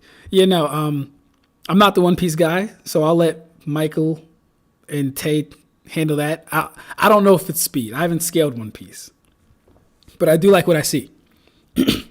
So now let's get to everything. Excuse me. Now let's get to everything. So in totality, we have Frankie being able to injure and move this person who has a Doriki of 800. Then we have Rob Lucci, who is 5 times that person's Doriki, not even being moved by Frankie, the same guy that could move him with the Doriki of 400, right? Now, the implication is if character / substance A has a durability that is 5 times character B's AP, character A will not take damage / give any ground from an attack. Now, what I like about this scaling is it's consistent in One Piece. In One Piece, you have people consistently not giving ground. You have people consistently no selling attacks. So I like this foundation already.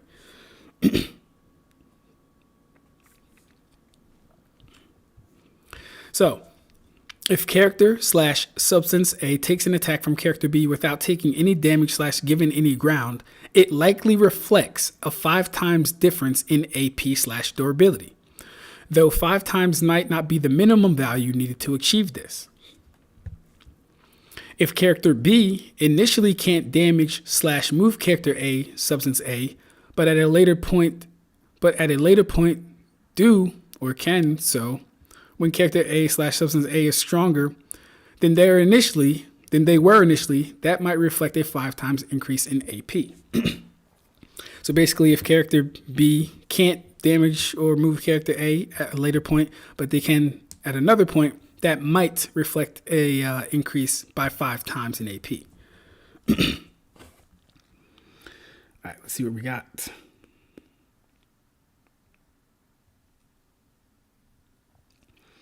That bum ain't even chopper level. Talking about over here, Yonka level. Laugh my ass off. Don't mean anything. Candace was boxing. True, she got Ichigo. Does she scale to Yuha then? Michael, it is definitely speed. Sanji was so much faster than Clefia, and Lucci blitzes Frankie several times before he could react. I'm going to keep going. Excuse me. 10 times multiplier. A 10 times difference in power is established between an impact dial and a reject dial in Skypiea. All right, now this one actually kind of confused me a little bit, so I'm glad I actually got you here so I can ask some questions, because I forget this whole Skypiea stuff, to be honest with you. What you saw was an impact dial. It absorbs and stores energy from impacts to be released later. They are usually fixed to the palm under a glove or a bandage. A direct hit is enough to kill a person or a normal person. Usopp doesn't that remind you of something? Yeah, the meatball priest was using the same thing. This is different from a mere punch. This is an impact.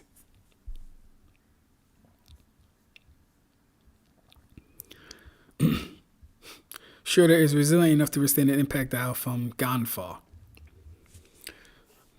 So, and Michael, Michael, I have a question. Does the impact dial vary on the user? Or is it solely the amount of stuff it stores up that it releases? Almost like vibranium.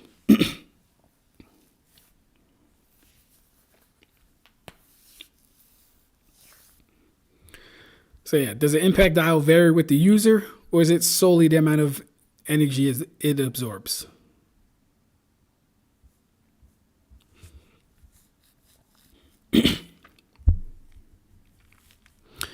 Okay.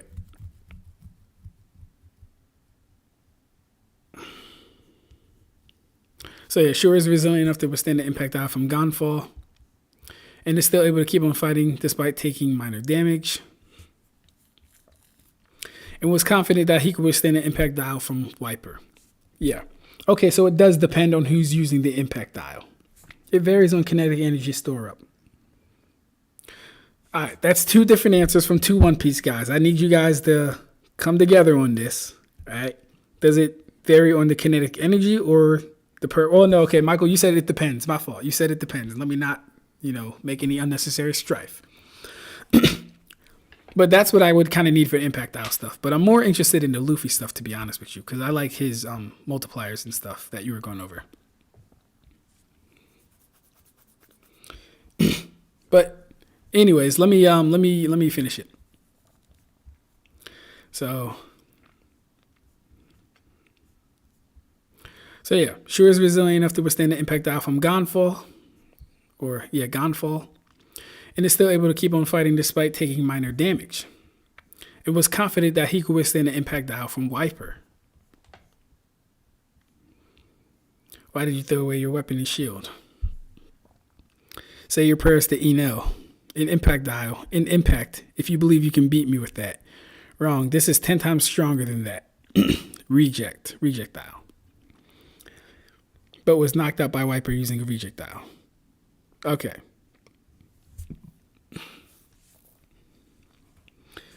For example, Usopp used it to absorb Luffy bazooka and used it back on Luffy.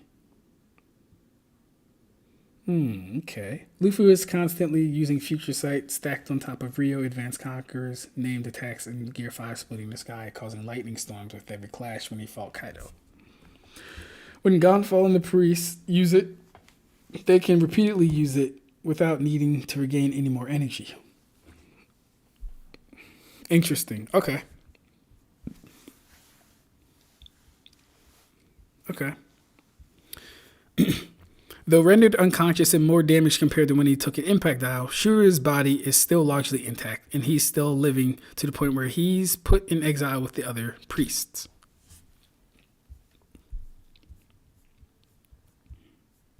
Chapter 300. Now, the implications of all these things. If character A has an AP that is 10 times character B's durability, the former can one-shot the latter. If character A one-shots character B in a manner where the latter is unconscious but still largely intact, that could reflect a 10 times difference between the former's AP and the latter's durability, though this is not inherently a minimum value. Like that. If character A one-shots character B in a manner where the latter is fragmented/killed, that indicates a 10 times minimum difference between the former's AP and the latter's durability, though the actual value should be some degree higher. I agree with that. If character A initially can't damage character/substance B to any capacity, but at a later point can fragment character/substance B, that would make character A 10 times stronger than before at a minimum. Does this all make sense to everybody? To look up 2004 Eminem, literally, It could vary based on how much energy is absorbed. But given that Gonfall, the Priest, Wiper all scale roughly to each other based on showings, I took it to mean that their impact dials would too. Relative, if not equal to each other. Implications in series and scaling. Gear 2. Base Luffy couldn't damage/move Marigold when she was blocking his attack with Haki. It was even forced back himself. It's lethal. Too bad for you. Gumma gumma no. Stomp. But Gear 2 Luffy could overpower the same Marigold easily. So we got Luffy not being able to overpower or even move Marigold, one of the Amazonians.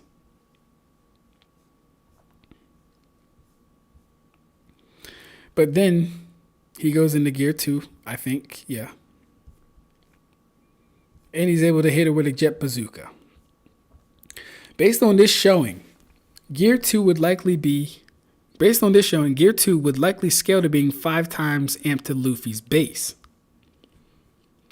Because going back to the whole Frankie and Lucci thing, if you can't move a character or injure them, they're 5 times your AP.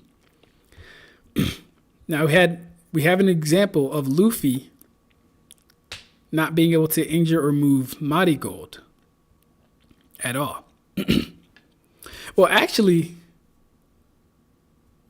correct me if I'm wrong, Michael, but technically, since he's able to move her to this degree, would this not be a 10 times amp to his base? Because he couldn't move her before. But with this attack, he was able to completely knock her off of the thing and injure her. So I could be wrong, but is this not more of a 10 times amp to Luffy's base? Because Luffy himself wasn't using Haki. Right? So Zoro awakens his armament Haki in Alabasta. Next example. So Zoro's fighting Mr. 2. Yada, yada, yada. He's a swordsman. Look me, it's your father. Base Zoro initially couldn't damage Daz Bones to any degree. Right? He did body, bullhorns, and did not cut him at all. So your body's basically as hard as a sword. And as long as I can't cut through iron, I won't be able to cut you either. Blows and blades cannot harm me. Well, there is quite the predicament. Since I can't cut through iron, I won't be able to beat you.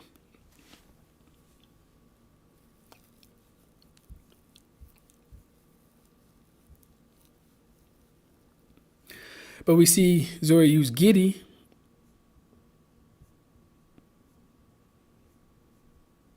And he's still not able to come.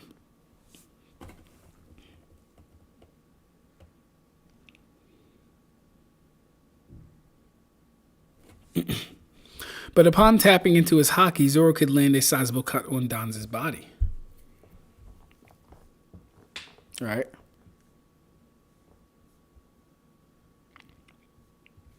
As Zoro went from failing to cause any damage to Daz to being able to cut him to a significant degree. This should reflect a 5 times amp from his haki. So, just gaining access to haki itself would be a 5 times multiplier. And Fishman Island Gear 2 Luffy could knock back / damage Hody Jones. And base Luffy could damage that same Hody to a similar degree when using armament haki.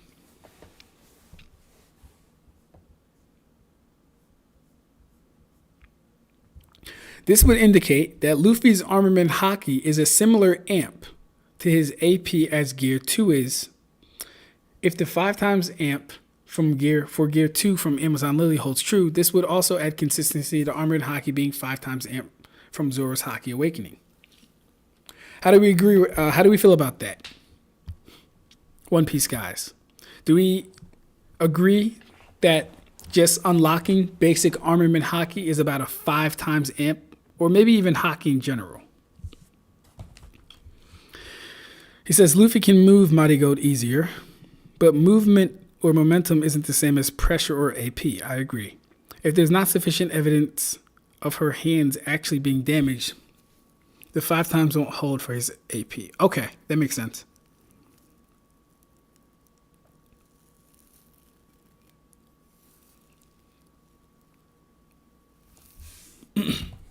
That makes sense. So Luffy encounters a reinforced door in his lobby that he uses Gear 3 to fragment.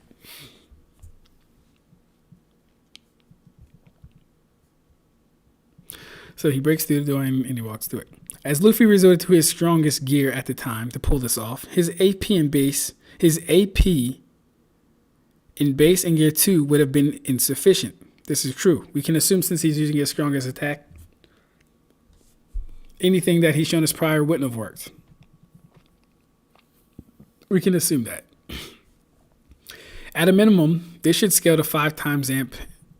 This should scale to a 5 times amp in base from base. 5 times amp in AP from base Luffy. If Gear 2 being a 5 times amp holds true, in accounting for Gear 3, scaling higher in AP. Just some guy says, Haki is not an amp at all. As of right now, I'm just taking this all in. I haven't heard anything I'd vehemently disagree with. Haki is definitely a bigger boost. Garp with no Haki is denting ships. With Haki, he's nuking an island. So then, I mean, it sounds like you guys don't disagree that Haki is at minimum at least a 5 times amp. Just some guy seems to disagree that it's not an amp at all. But the example of Zoro not being able to injure Mr. 2, but then being able to do so with Haki would indicate that. As Zoro went from failing to cause any damage to Daz to being able to cut him significant. This should reflect a 5 times amp from Haki. And this comes, I don't know if you just got here, just some guy, but that whole thing, that whole cipher comes from Doriki scaling with Frankie and Lucci. And there being a 5 times difference in power from Frankie to Lucci and from Fukudu to Lucci.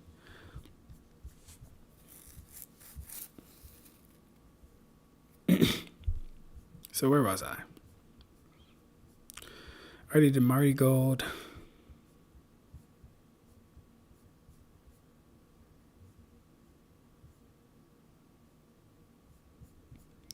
Oh, I went way up. Okay. All right, Luffy does the door. All right, let's read that last conclusion again. As Luffy resorted to his strongest gear at the time to pull this off, his AP and base in Gear 2 would have been insufficient. That's true, because he used the strongest attack. At a minimum, this should scale to a 5 times amp in AP from base Luffy. If Gear 2 being a 5 times amp holds true, and according for Gear 3, scaling higher in AP. Chapter 418, Gear 2 lands attacks on Hybrid Lucci, but the latter is still conscious. So yeah, Luffy is fighting Lucci, putting the work on him. He's faster now. He's hitting harder. He's in Gear 2. And he hits Lucci with a jet bazooka.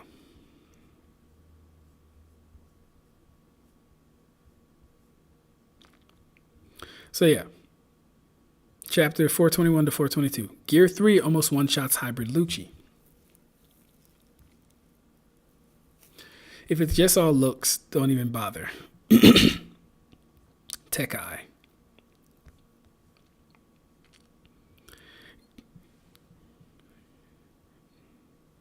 Gigant pistol. I'm losing consciousness. I can't fall into the ocean like this. So yeah. Then a 10 times amp for Gear 3 on top of base Luffy would be more likely, especially with the fragmenting of the door. So, basically, Luffy using Gear 3 was able to fragment the door that his base couldn't do and that his Gear 2 couldn't do. That would make Gear 3 from Luffy's base a 10 times amp. Does that all make sense?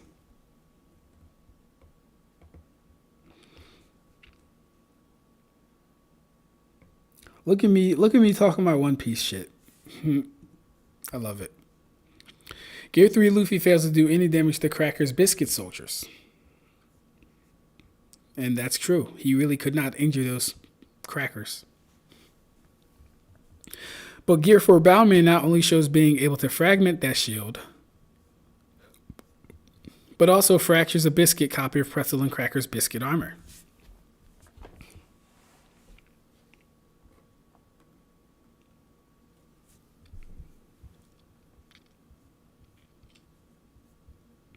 As Gear 4 fragmented something that Gear 3 couldn't do any damage to, this should make Gear 4 a 10 times amp on top of Gear 3. At a minimum. Do we understand that and do we agree with it? Mind you, let's make sure we got the scaling in order. Base Luffy and Gear 2 Luffy couldn't break down the iron door. Luffy needed at least a 10 times increase for that to break down the door. Right? So that would make Gear 3 at least a 10 times amp for AP, specifically. But then we get to Luffy fighting Cracker, and he can't even... Yeah, Luffy in Gear 3 can't even, penetrate one of the Cracker Soldier's shields at all. This is Gear 3. This is already 10 times his base for AP. And we've already established that the first establishment was that if someone is 5 times you, you can't even move them. But if they're 10 times you, you can't even cause any damage at all. Basically. I'm paraphrasing, but that's basically it. So then Luffy goes to Gear 4, right? And we see that as Gear 4 fragmented something that Gear 3 couldn't do any damage to, this should make Gear 4 a 10 times amp on top of Gear 3 at a minimum. Now, this is separate from speed scaling, or at least this portrayal is separate from speed scaling. I'm not going to say it's all separate from speed scaling, but at least on the physical side, this is separate from speed scaling, right? So this would make Gear 4 a 10 times amp onto Gear 3, because Gear 4 could injure something Gear 3 couldn't. I don't know why I was choking on that.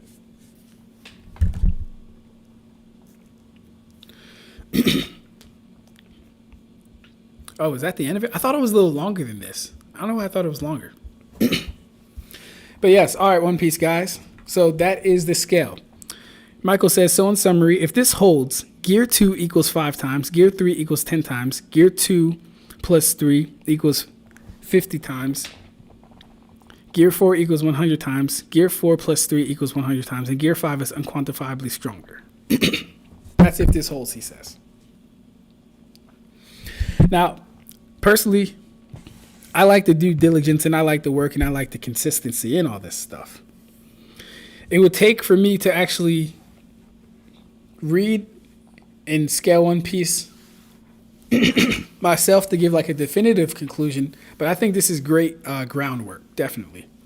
Like, I have no issues with it because everything was consistent. Like I said, One Piece is a show where people can no-sell attacks. And if you're no-selling attacks, that would actually intimate at least, at the very least, a 2 times difference in power. At the very least, right? But with the Doriki scaling, we have an actual minimum of being 5 times difference in power. So boom, that's the standard, 5 times difference. If you're 5 times weaker than someone, if your AP is 5 times less their durability, you will not injure them. You will not even move them, potentially. Then we get on to the impact dial stuff. All right, I'll say this, Michael. I'm not really a fan of the impact dial stuff. I think that needs to be cleared up just a little more. Maybe for one-shotting and that stuff. Yeah, maybe for the impact dial stuff, I'm not too much of a fan on that one. I think that might be the only thing I'd either change or take out or clarify more on. For example, Sabo could break the Coliseum platform by breaking its weak point, causing it to collapse. One could argue that Don Shinjao used a similar technique to split the continent and so on.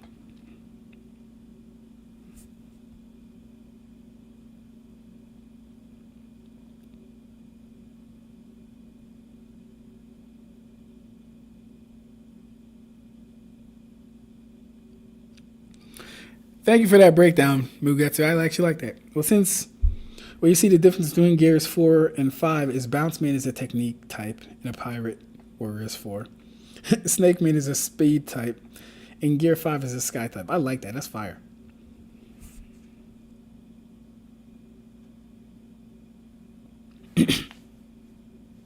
What's confusing about the impact dials? I think I just don't understand them. You said it was based on kinetic energy, but then Michael also brought up examples to where like it doesn't have to necessarily be about the kinetic energy. Let me go look at it again. It's just the one shot potential is just, I don't know if that's totally consistent. Don't get me wrong. I think it's consistent outside the show. Like you'll have instances like Kaido one-shotting Gear 4 Luffy, which would probably intimate somewhere more along the lines of a 20 times difference or some shit like that. I don't know as far as AP. But yeah.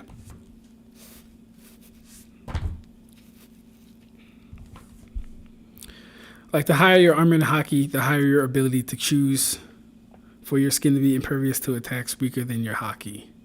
That sounds about right.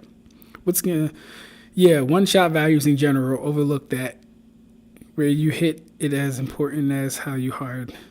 Oh, where you hit is as important as how hard you hit. Okay.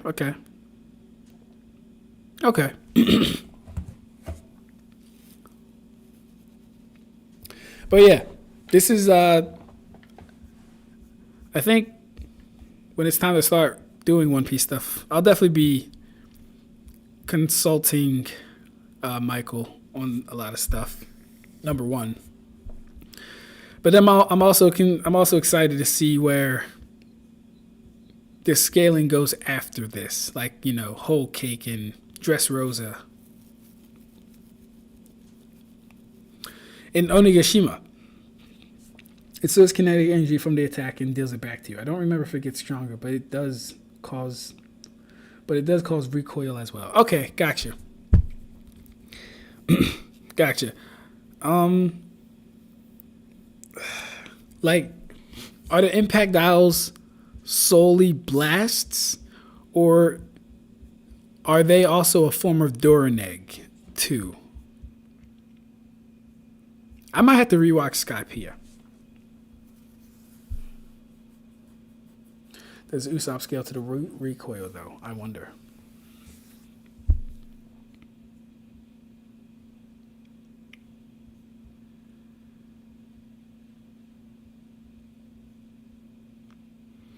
Yeah, see, like these, like you see this? This almost makes me think this is like a Doraneg attack though too. Can't be sure. But the fact that he's like forcing it in his chest and the explosion is it going behind him? Okay, yeah, like if there are shock waves, then that kind of ignores durability.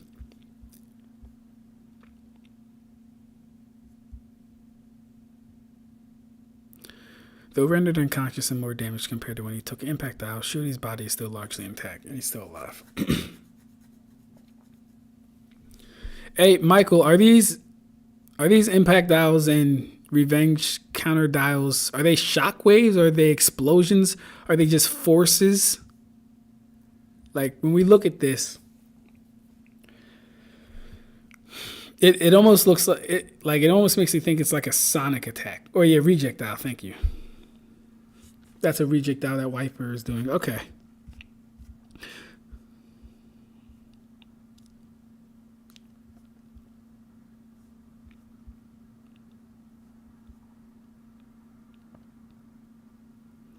The impact and reject dials use shockwaves to attack from the inside out, but they still result in environmental damage. Ooh, okay, hold up. Okay.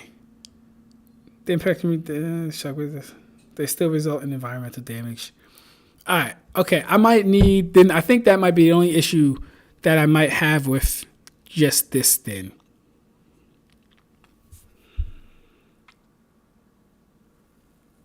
The impact and reject dials use shockwaves. Shockwaves. So, but like the fact that it's still a shockwave though, that is Doraneg. So it's not really, I don't want to say it's not really challenging durability. Because it is, but more on the internal level. Like, surviving this, how should I say? Surviving something like this would be a lot harder than, well, I don't want to say it would be harder. I don't know. It's different types of attacks, though. It's different types of attacks. So it's a little hard to, like, qualify me saying which one would be weaker or stronger or whatever. All bro does is spam flowers and shit.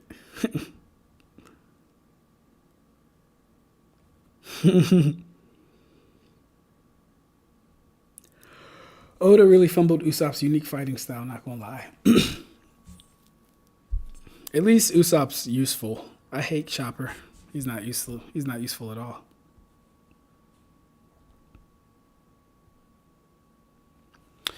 But hey,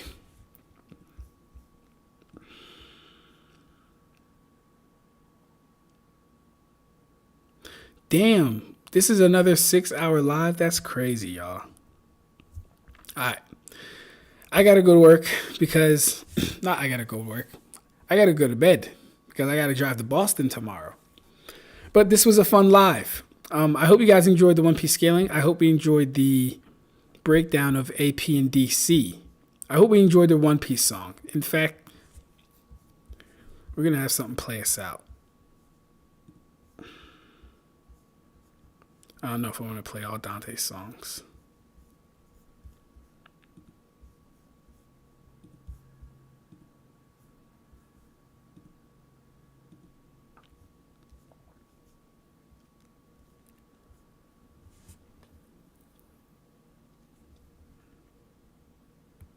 Chopper saved everyone at the dance floor in Wano. Don't disrespect my goat, Chopper. Hey, whoa, Moo. Moo, don't tell me Chopper's your goat. Don't tell me that.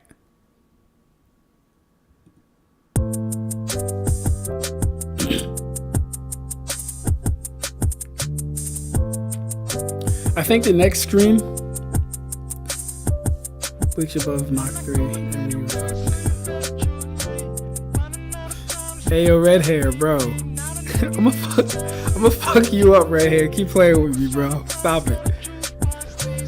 Anyways, I think the next stream we're gonna be reading Boruto and just catching up on that in general. Okay. I remember how we met and now we fell in love. How you kept talking to me, caught me by surprise. Dominated through your energy when you were me. Holding on to our latest and happy memory. I felt like we'll be together for a long time now. Coming together for the long time round. You beautiful. Okay, good. Cause I don't fuck with Chopper at all, bro. You're the world to me. I love it when my hands below your shoulders, yeah. I love it when your head becomes a woo. I love it when your head becomes a mess. And you stress against the lower woo. I wanna see you every day, but life is getting in my way. No. So let me take the time to say, I wanna see you every day. Yeah. So let me take the time to say how much you really mean to me. Throw your hands up in the air, show you what you do. Y'all do this another time. We'll start on Boruto next stream. And maybe get into Byakuya versus I'm blanking on the name. Itachi is his name.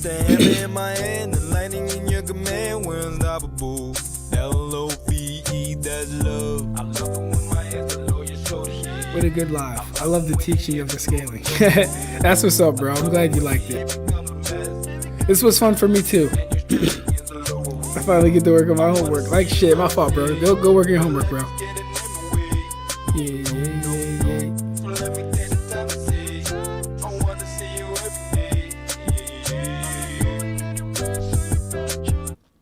Once again, that was a selection from the A-Train Productions. Aaron Jean-Marie, one of my favorite artists. Someone I work very closely with. In fact, we have many songs together. If you're just joining the stream, I'm about to leave. Like the video, subscribe to the channel. Keep the engagements up. Go back and watch the video. Let me know what you guys want more of. Although I'll tell you what I'm going to give you. Okay? But nah, we about to be out. Thanks for joining me on this Sunday. Sticking with me for 6 hours. Red hair, Mugetsu, I got you, bro. Lightspeed, Revenant, Ronin. Yeah, we out.